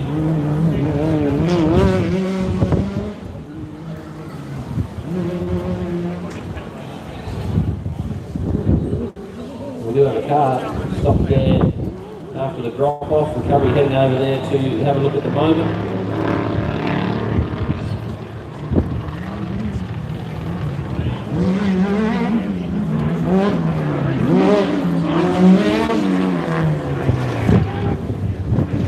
So one lap to go for Luke Ersick.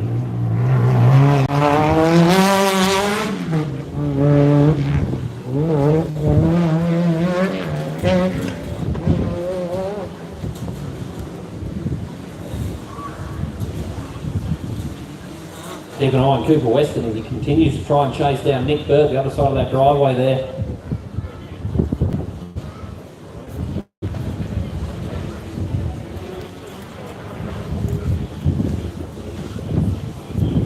This looks like it'll be the 6.23 of Jeff Brennan. Did start 30 seconds behind Luke.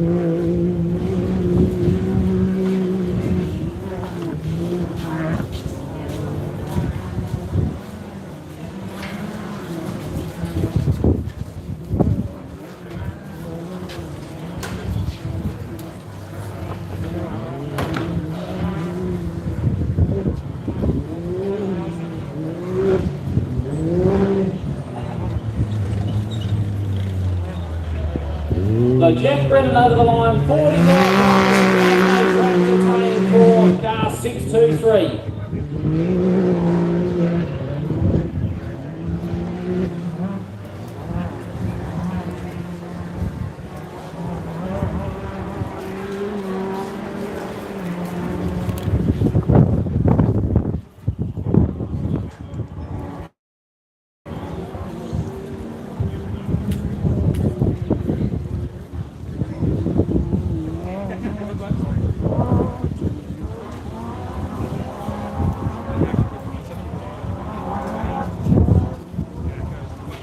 There's been Brett Lewis in car 60. So Ersick, Brennan and Lewis in the order that they started. Of course, we do have a few cars that have caught up or maybe overtaken on their fellow competitors. And I reckon looking out in the distance there, I can see the headlights of David Adams, and I reckon he's made the pass on Rob Knight. And also on Jack Livingston.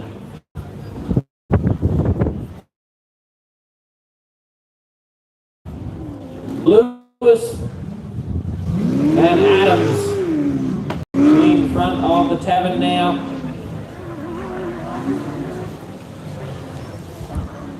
I can see the side-by-side of Rob Knight at the very end of this our view here. We're not too far behind him. We've got another car. Actually, not too far in front of him, there's another car as well, so that could be Jack Livingston.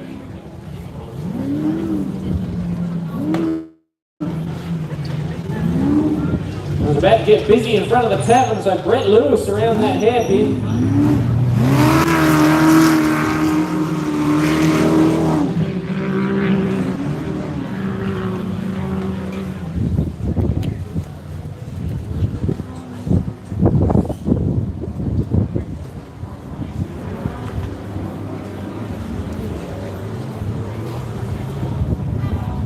So David Adams in 1074.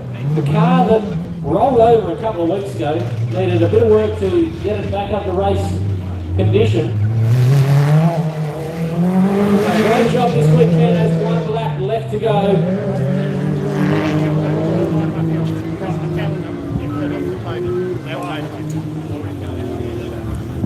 There's Rob Knight, that's Ashley Foote. Now Ashley Foote started well down the order, has made his way right up the front of this pack.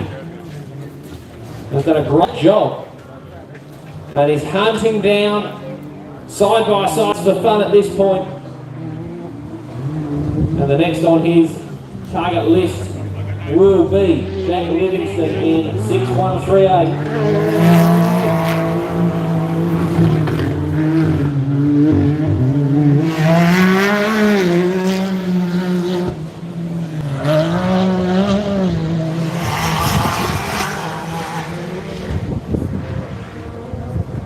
So Ashley Foote started 2.5 minutes behind Jack Livingston, has made up a lot of time on that opening lap.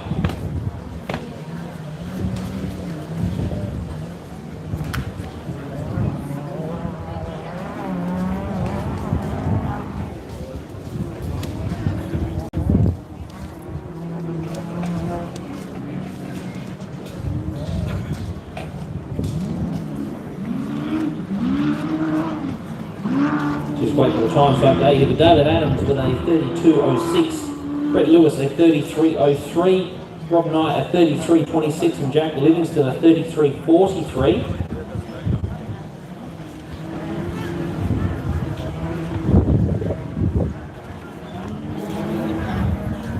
And you can see Brett Lewis the other side of the driveway now.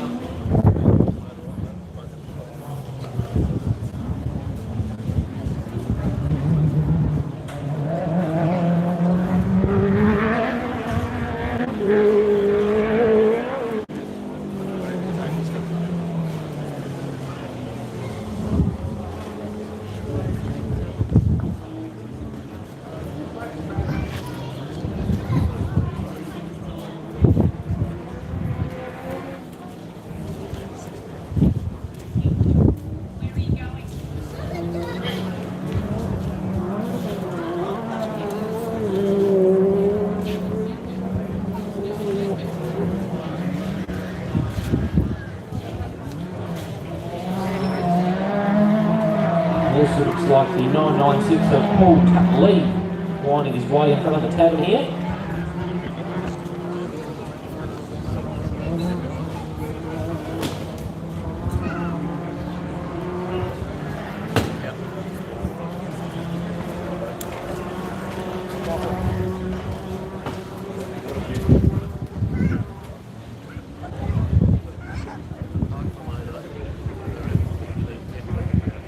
So Ross Newman, who had a flat tyre out there in car 6681, now back on track. The 2 flat tyres in the last 2 laps here. Well, Ross Newman, he's got one more lap to go still. There's Paul Lee in the single-seater. Makes his way around the final few turns here of the Loveday 440-kilometre track. And he still has 1 lap left to run.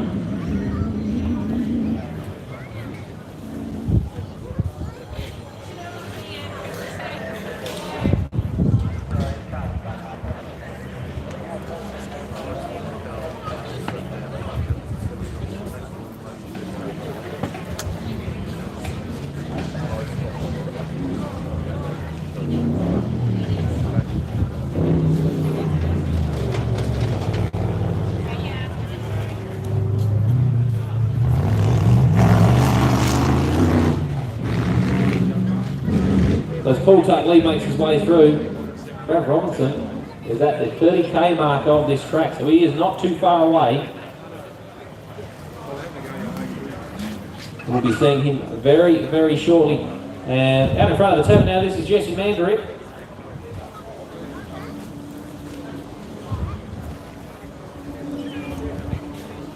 A very consistent weekend after visiting the, or saying hello to our sprinkler system here on Friday. One of the first competitors to have a bit of a slip up out there on the prologue track. Many of them did though. With the incredibly slippery conditions that we had on Friday, we had a lot of cars go off at this corner, right here where Mandarick is turning left. And of course the corner directly after as well. We had a lot of competitors go off onto the outside of the track.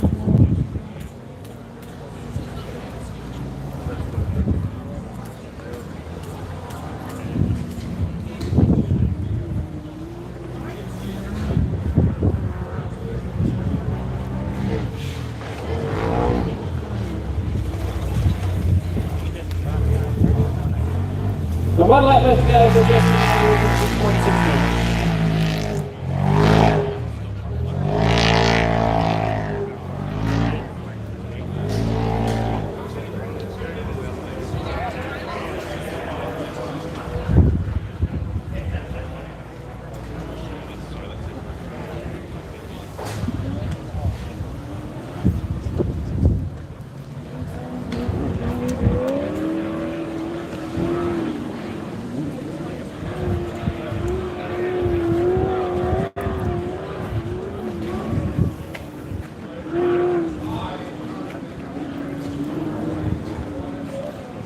Bailey towed him.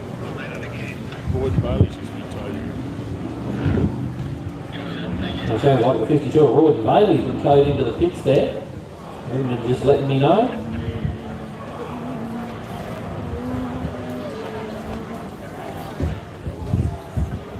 There's Norman Parker out on the straight there, and not too far behind. I reckon that's Jeff Pickering as well. Could be an interesting battle for our production four-wheel drives. Because Norman Parker has been the faster of the two all weekend. And they did start 30 seconds apart.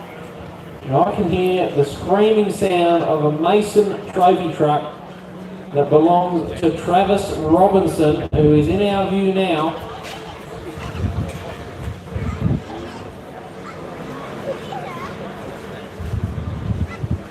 How cool is that sound? I'll tell you what, he's got a couple of production four-wheel drives he might round up in the next few kilometres.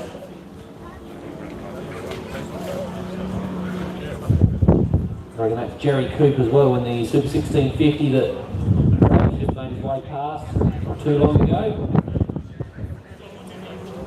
And confirmed Royden Bailey is in the pits in car 52. So we've got 3 four-wheel drives making their way back towards us now. 2 in the production class and of course 1 in the extreme class. So very different vehicles out there.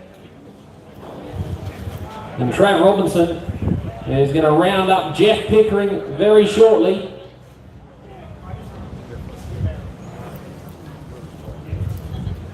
And of course this is not going to cost Trav the valuable time that he needs. Of course Boston now out of the event means that Trav has a very comfortable lead.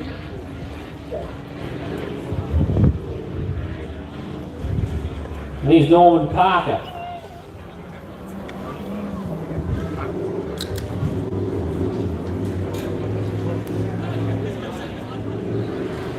So what a weekend for the Robinson team. Travis Robinson did not take part in the prologue on Friday. He was seeded and took off about 14th place in section 1. He's made his way through this field, has not put a foot wrong all weekend. He made the most of a mistake from Boston Morganheim. And for Travis Robinson, who won the Fink Desert race, he's going to cruise around the last corner here with a massive lead to greet the checkered flag and win the Loveday 400 for 2025.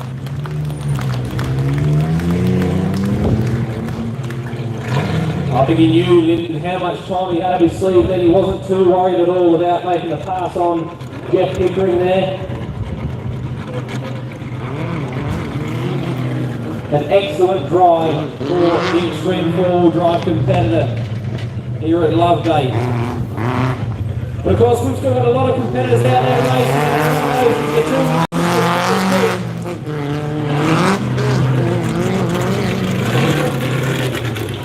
There you go, race fans, your winning truck.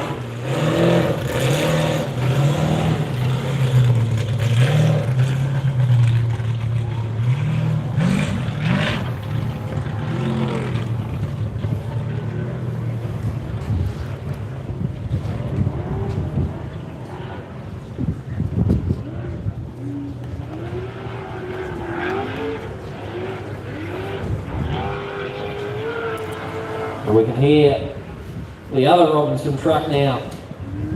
Bo Robinson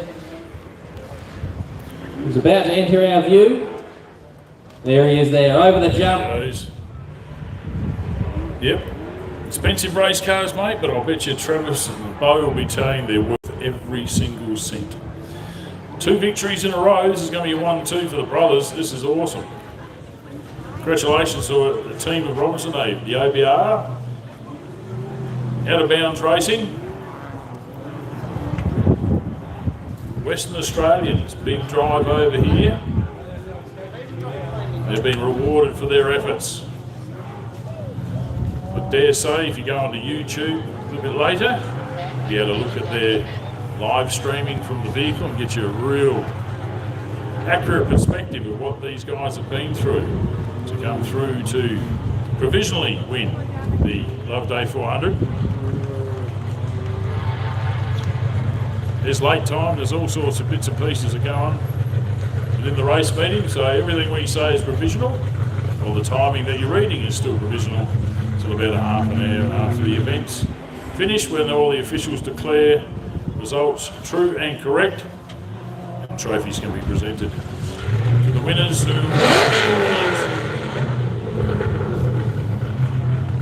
I think Travis is just signalling Bo to come over here, mate.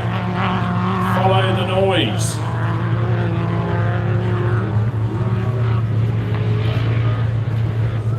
Here he comes, Bo Robinson, Shane Hutt.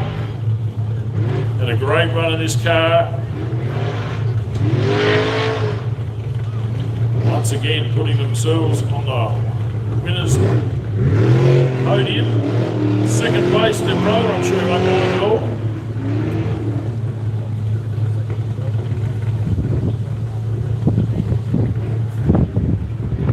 Well, it's rare to have a 1-2 finish, Lyndon, but these guys have managed to do it at 2 events in a row. So Bo Robinson reading the checkered flag. An excellent drive from both the team.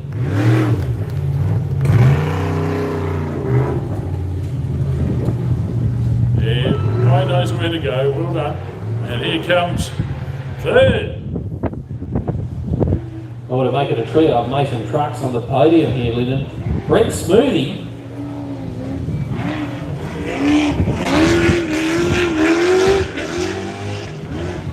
It's a very, very solid weekend. He's made the most of a few issues for some of our other competitors. Of course, we've had a few dropouts, including Boston Morgan Horan, which has allowed Smoothie up into third position. Of course, Brenton Forsyth was looking really good there as well yesterday. Brent Smoothie proving that consistency is key, and speed certainly helps as he makes his way into third place here at the Loveday 400. A trio of trucks and a trio of Masons on the podium.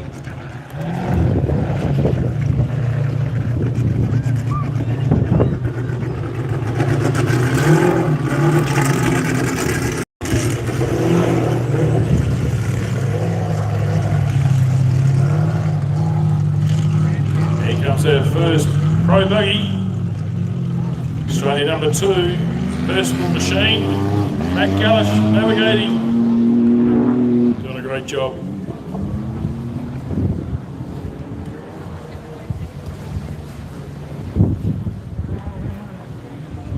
And of course, Jared Percival, the first of our pro buggies.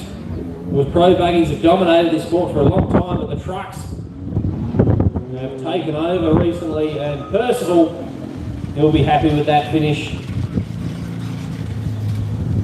A very good result for Jared Percival. Looked like he was struggling a little bit with the conditions early on in the weekend.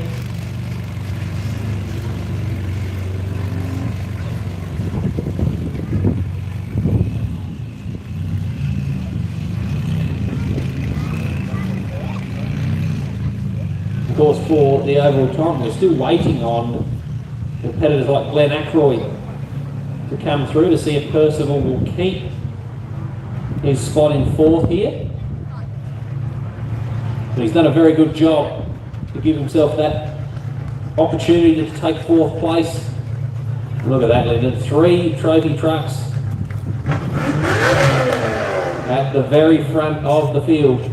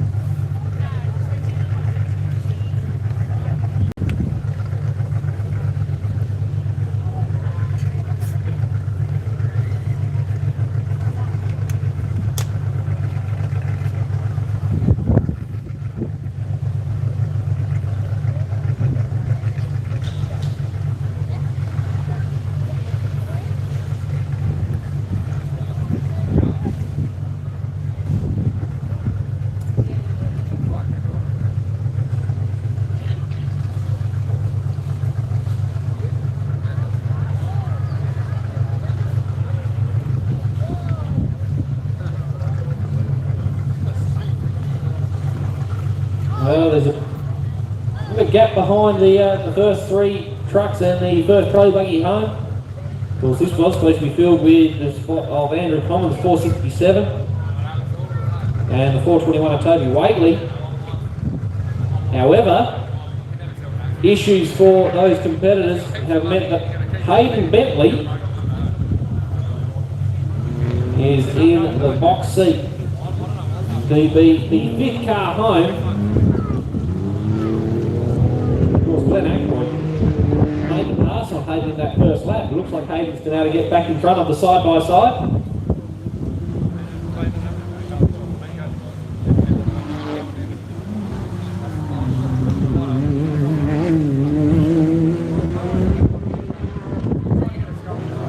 So Hayden Bentley reading the checkered flag and finishes his Loveday 400 campaign for 2025. And the first of our side-by-side competitors home will be car number 3 of Glenn Ackroyd.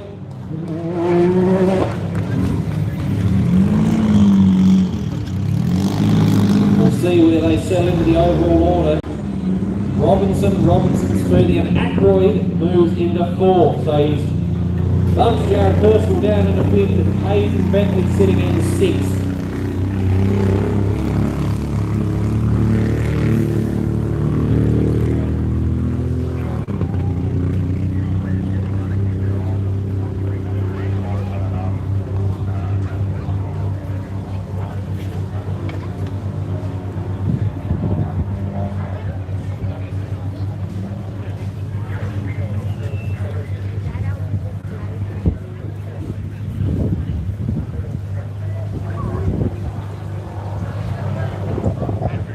Sounds like Nick Bird in 432 is having a few dramas out there with the misfiring truck.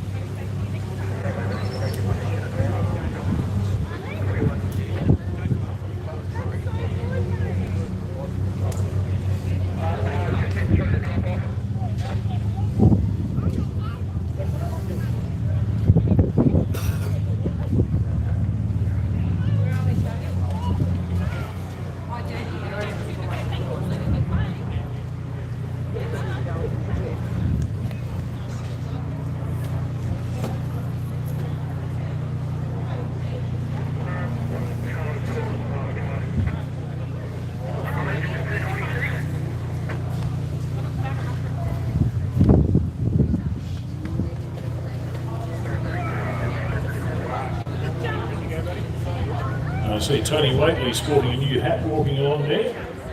Some people call it a table. Presentation going to be as soon as possible after all the results are declared official. We've still got cars on track. Yeah, not too far from the finish now. They're in 622 of Lachlan Bailey. That looks like Ashley Foot, is it?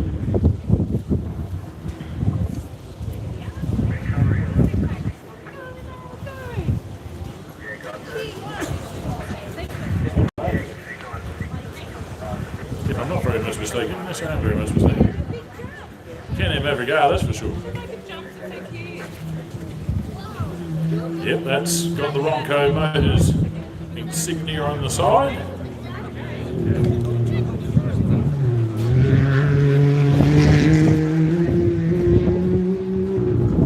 So it looks like his dad's buying beers because Lockie's going to finish in front of Royden.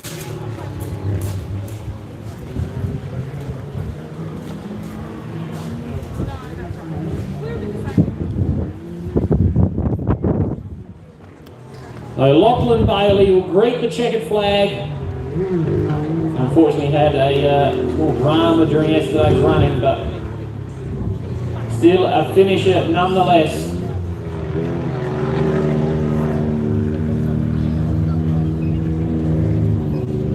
small drum this morning, I'm corrected. As Hannah Bentley makes their way around the final couple of corners.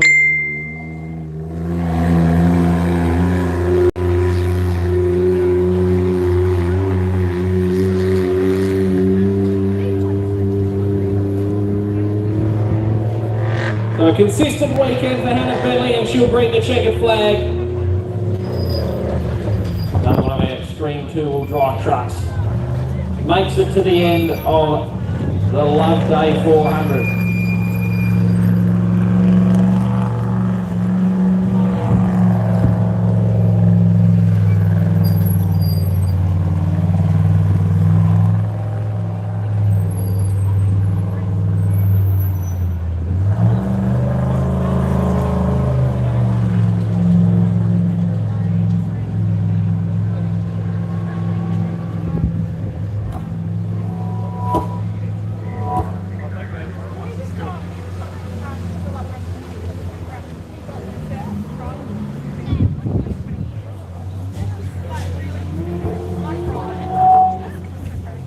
This looks like Daniel Challen now in 626. Another one of our side-by-side competitors had some dramas throughout the weekend. But a consistent final 2 laps here at Loveday for 2025. The Challen team, one more jump to go and greet the checkered flag.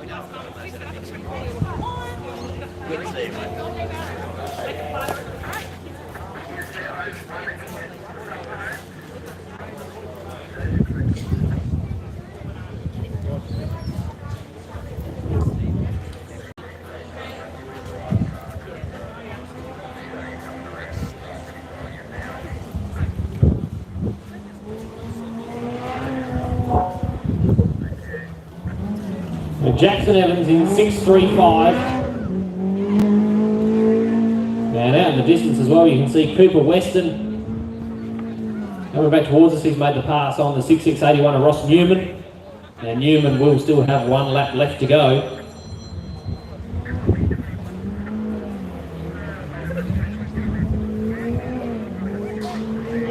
So a great result for Jackson Evans. He'll greet the checkered flag. Did have a drama through the weekend, but finishes the event nonetheless.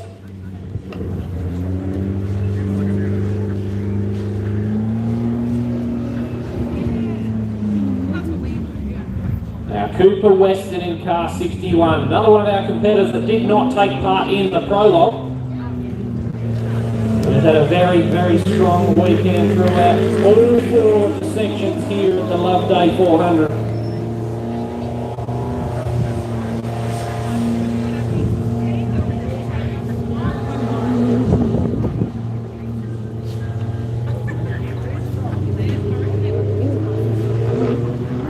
So a finish for Weston at Loveday in 2025.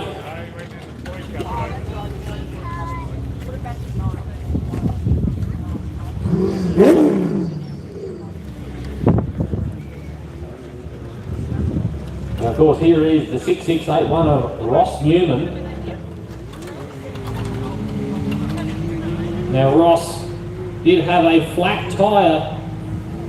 Looks like he's been given the checkered flag here, so we might be pulling him in. Not enough time to finish the section. We did have 1 lap left to go. Unfortunately, that flat tyre looks like it may have prevented Ross Newman from completing the final lap here.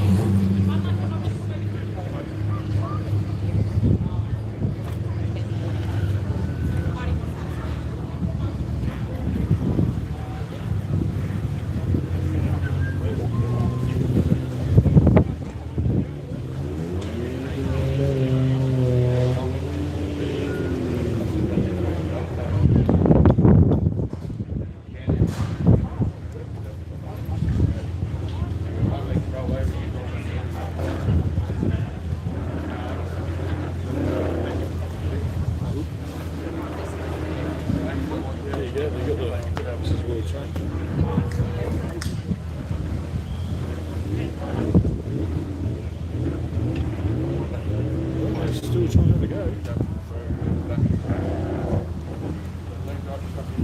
Now, I'm not sure exactly what the situation is for Ross Newland. They are changing the spare tyre on the back of that car. Alright, let's give us a couple of points.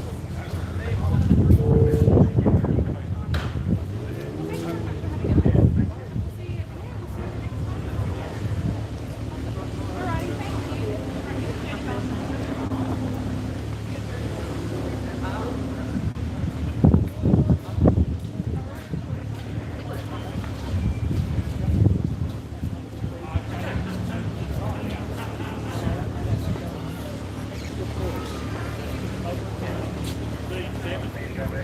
thank you.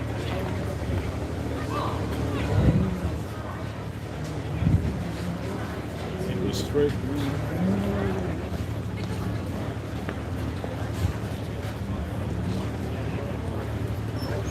No, Valley Grounds to the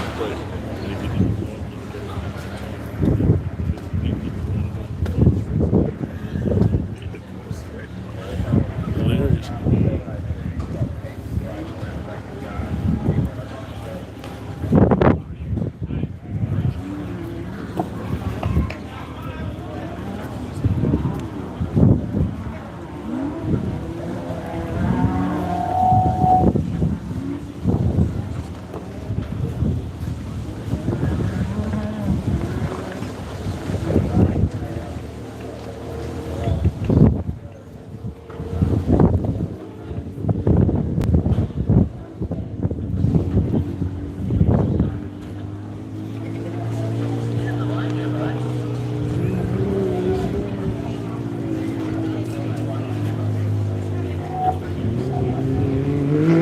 We've got Jeff Brennan in 623.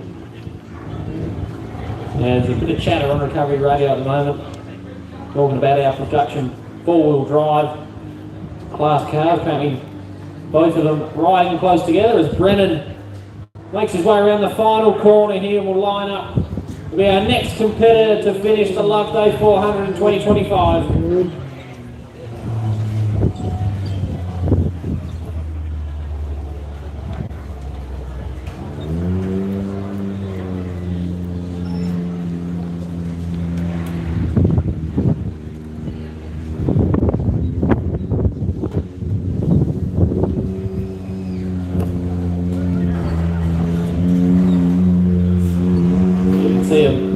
Numerous cars coming back in towards us now. The 432 of Nick Burt, the next car to make his way to the finish line here.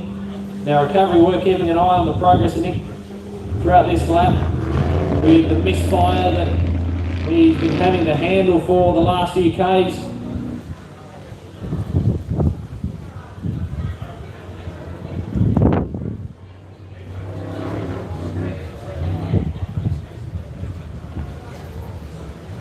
So Nick Burt, a misfiring truck, but a truck that has made it to the finish of this section here at the Loveday 400.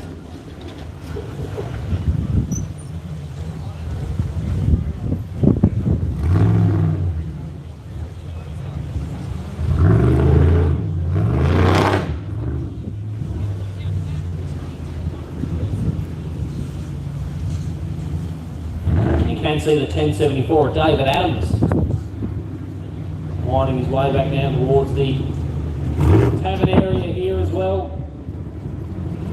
We're one of our fastest sports-like competitors all weekend. Had a few of our sports-like crews have some dramas. Of course, Dave Adams had a minor issue yesterday morning as well. He tumbled down the order. Didn't lose too much time and certainly didn't lose enough time to affect him in the class pecking order. And after the rollover he had a couple of weeks ago, he'll be very happy to be seeing the black and white checkered flag here at Loveday in 2025.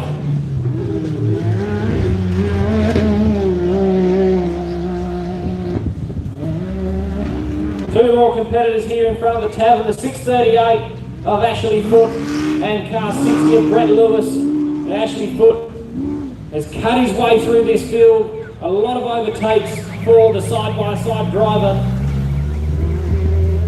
And And Ashley will complete Loveday here in 2025. Brett Lewis, another one of our pro buggy competitors, over the final jump and across the line. And I can see Luke Ursig out the back there at 10.50. Looks like he's moving relatively slow. We've got another couple of cars in the tavern area here as well. One of them is Rob Knight. He's coming back towards us. We've got a car in front of Rob. That could well be Jack Livingston.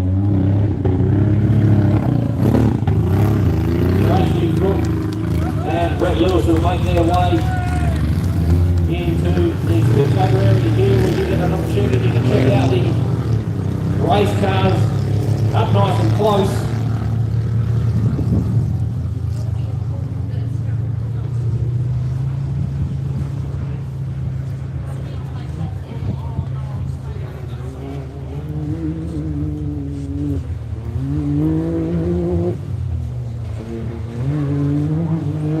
So a finish for Jack Livingston, and not too far behind is Rob Knight in 6.55.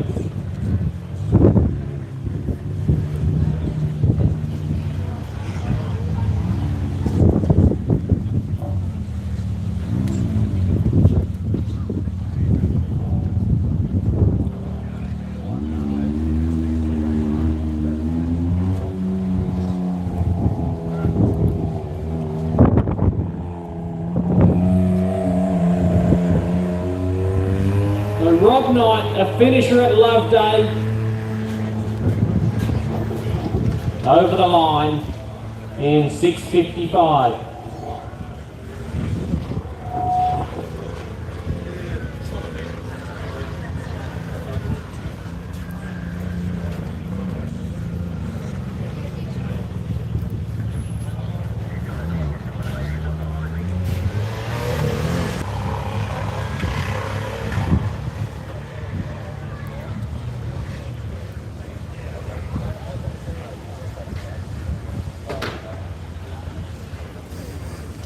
It sounds like Jeff Pitt will be towed back.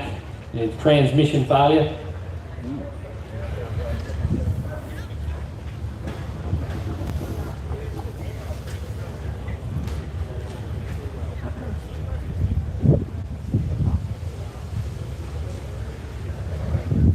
Here comes Luke.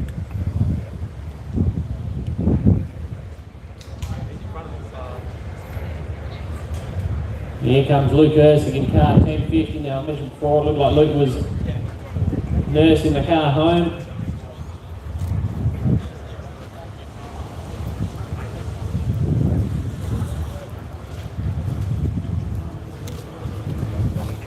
Of course, Luke, one of the few competitors that did the reconnaissance of the prologue in the race car. And unfortunately for Luke, in section 1, a failure not far from the start when he wasn't able to complete the section. And this being a relatively new car to Luke as well, they'll be getting on top of these dramas very, very quickly. And Luke Ursig, 1 corner to go, and will complete the final section of the Loveday 400.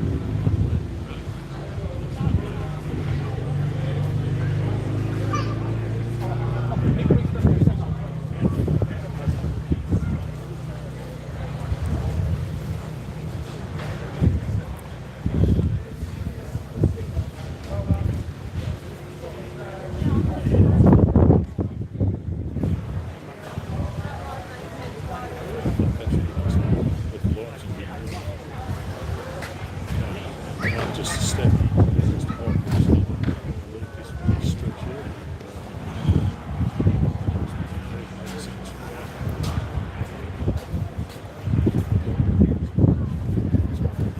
It's just an out roll from the top. Smoothie. Oh.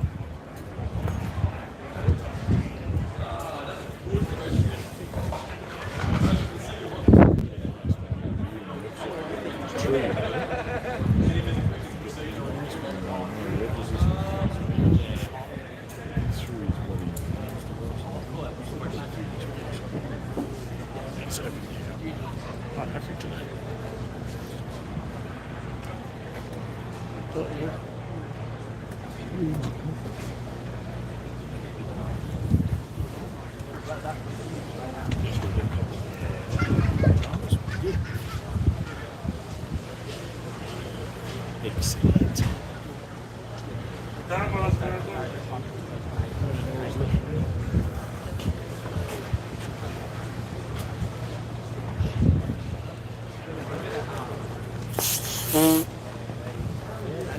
Four.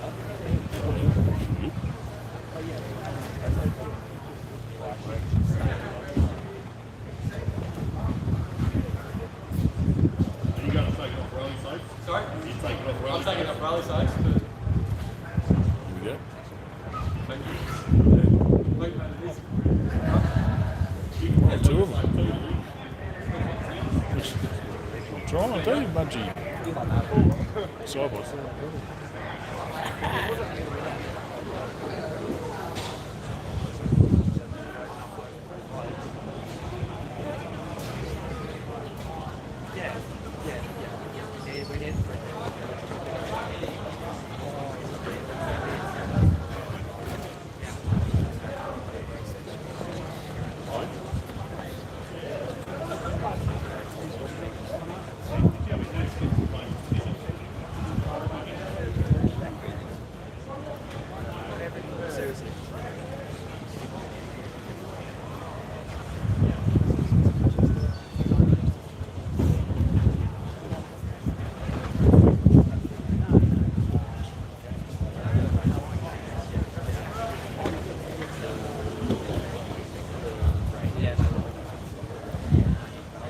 We've got a racing going on here. We've got Paul Tuckley not far behind, side by side in front. Bit of entertainment for us. I think there's 4 cars left on track. Yeah, about 4 cars left on track. That's Jesse Manderick and Paul Tuckley. Now, Paul Tuckley started in front of Jesse Manderick, so Jesse has made the pass on the pro buggy throughout the lap.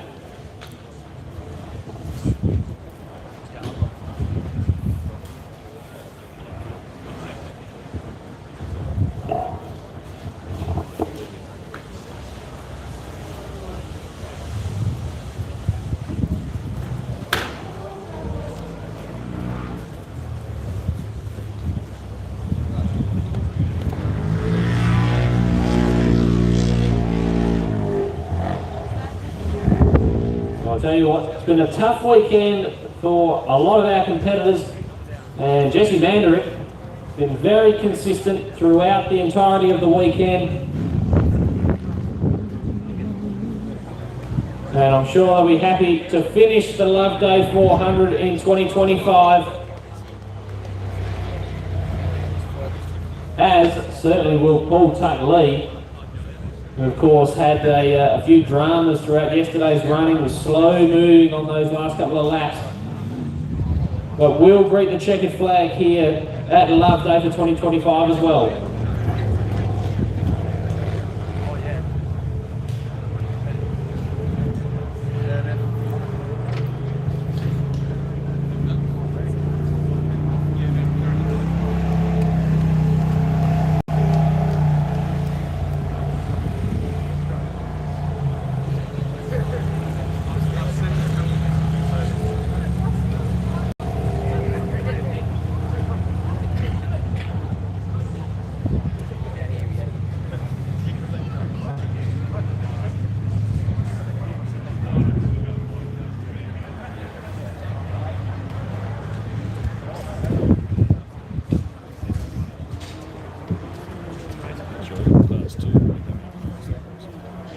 Sounds like a boxing match almost.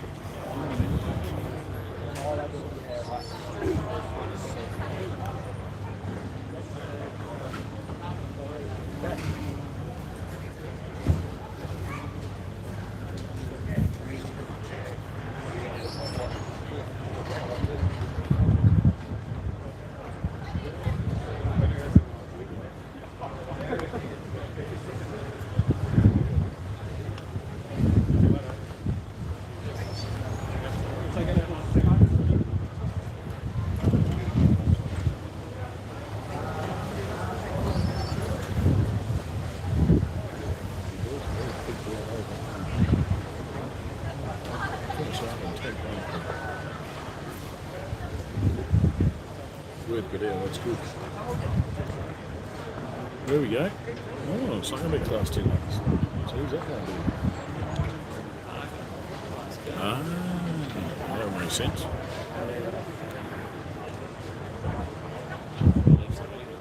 No, it totally makes sense, mate. Yeah. You are indeed correct.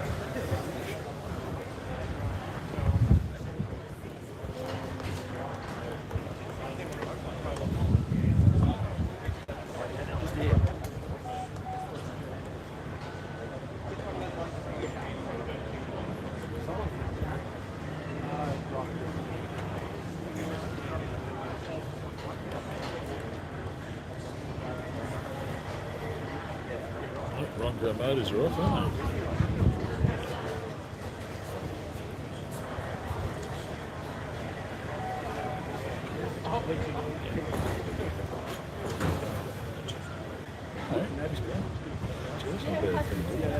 It's the first time we've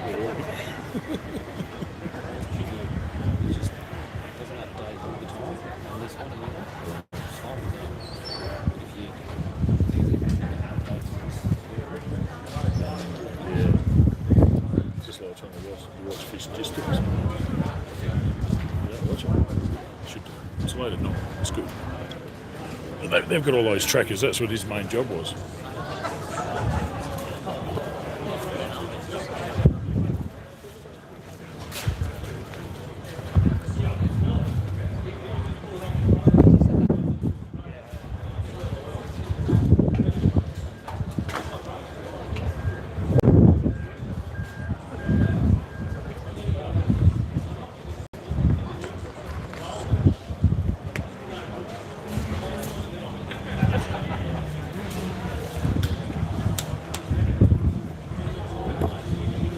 Oh, Jerry Coop has been representing this class by himself the entire weekend.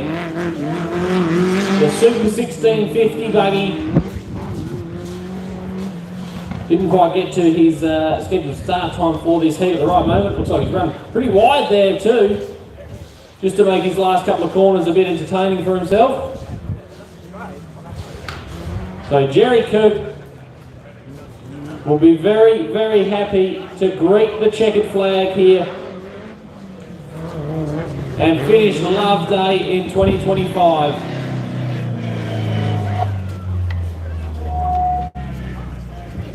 There you go, Lyndon. We've got a B-Maxwell buggy making its way into the...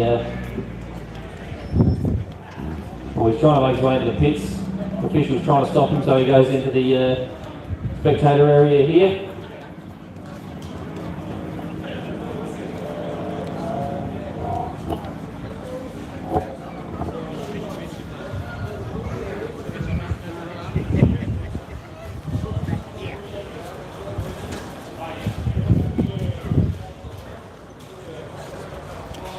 There's the old kingpin front end there, commonly known as a beam. A bit of a left lean there, so I'd say he's got to disconnect kingpin. But here comes Hank Parker, our last competitor on track. So thanks for coming out to the Rossa VW Nixon Excavations Loveday 400 off-road race, round 3 of the Motorsport Australian Off-Road Championship. This is the end of that particular run, and I'll tell you what, if you average punter look at the paper the next day, you go, oh, it's all the same. Robertson 1-2. What's going on? Mason 1-2-3. What's going on here? But let me tell you, what an exciting race it's been. Thanks for being here. Thanks to all of our volunteers, everyone for coming out and making this event a big thing. For you spectating to come out here and confront the muddy roads in and out of here. Thank you very much. So stay safe on the roads. Anything you got on social media, hashtag Loveday 4x4 Park, Motorsport Australia, a whole lot of lists there. Thanks very much for being here. This has been an absolute superb event. As Val Garber gets ready on the flag for the final unfurl of the flag for the weekend. Good chance to get it for a production full drive. Hank Parker, what an effort. Very rough Loveday, but he survived it. So there you go. Norman, Hank Parker across the line. Of course, we've got to say a massive thank you to all of our spectators as well for making the weekend as special as what it's been. It's been a fantastic weekend of racing. Plenty of action throughout the entirety of the weekend with all the changing conditions that we've had here. And of course, a massive thank you to all of our recovery crews out there, our officials, our timekeepers, everyone who puts their efforts in to make this event happen. And of course, we will be having the presentation very shortly, so make sure you're down there. And we will present the trophies to our event winners for the Loveday 400 in 2025.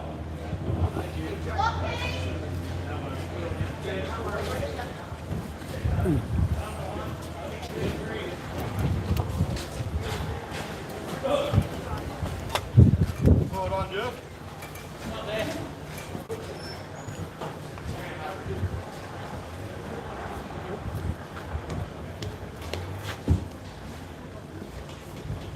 Where'd Louis go?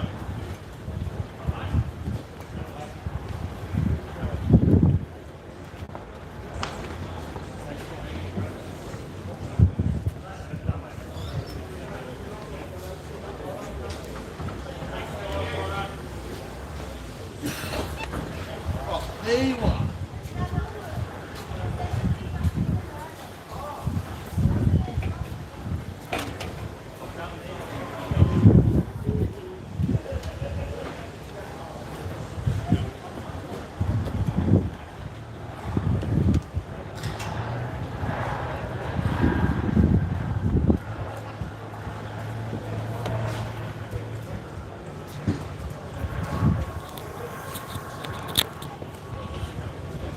All of our viewers on the internet now, thank you for being part of the Loveday Tavern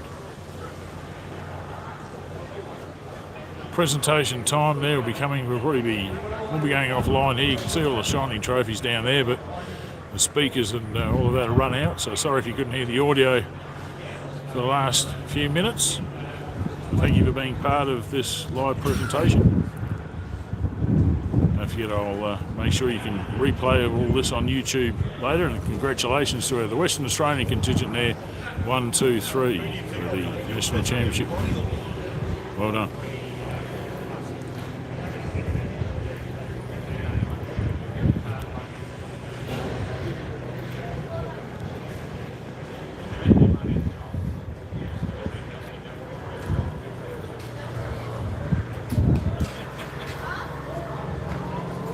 So interesting.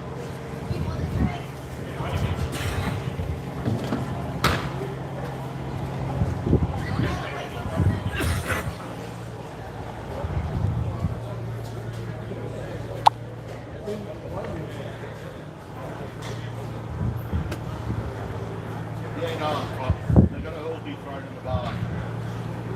That big one. Just make sure you've got Jeremy's side.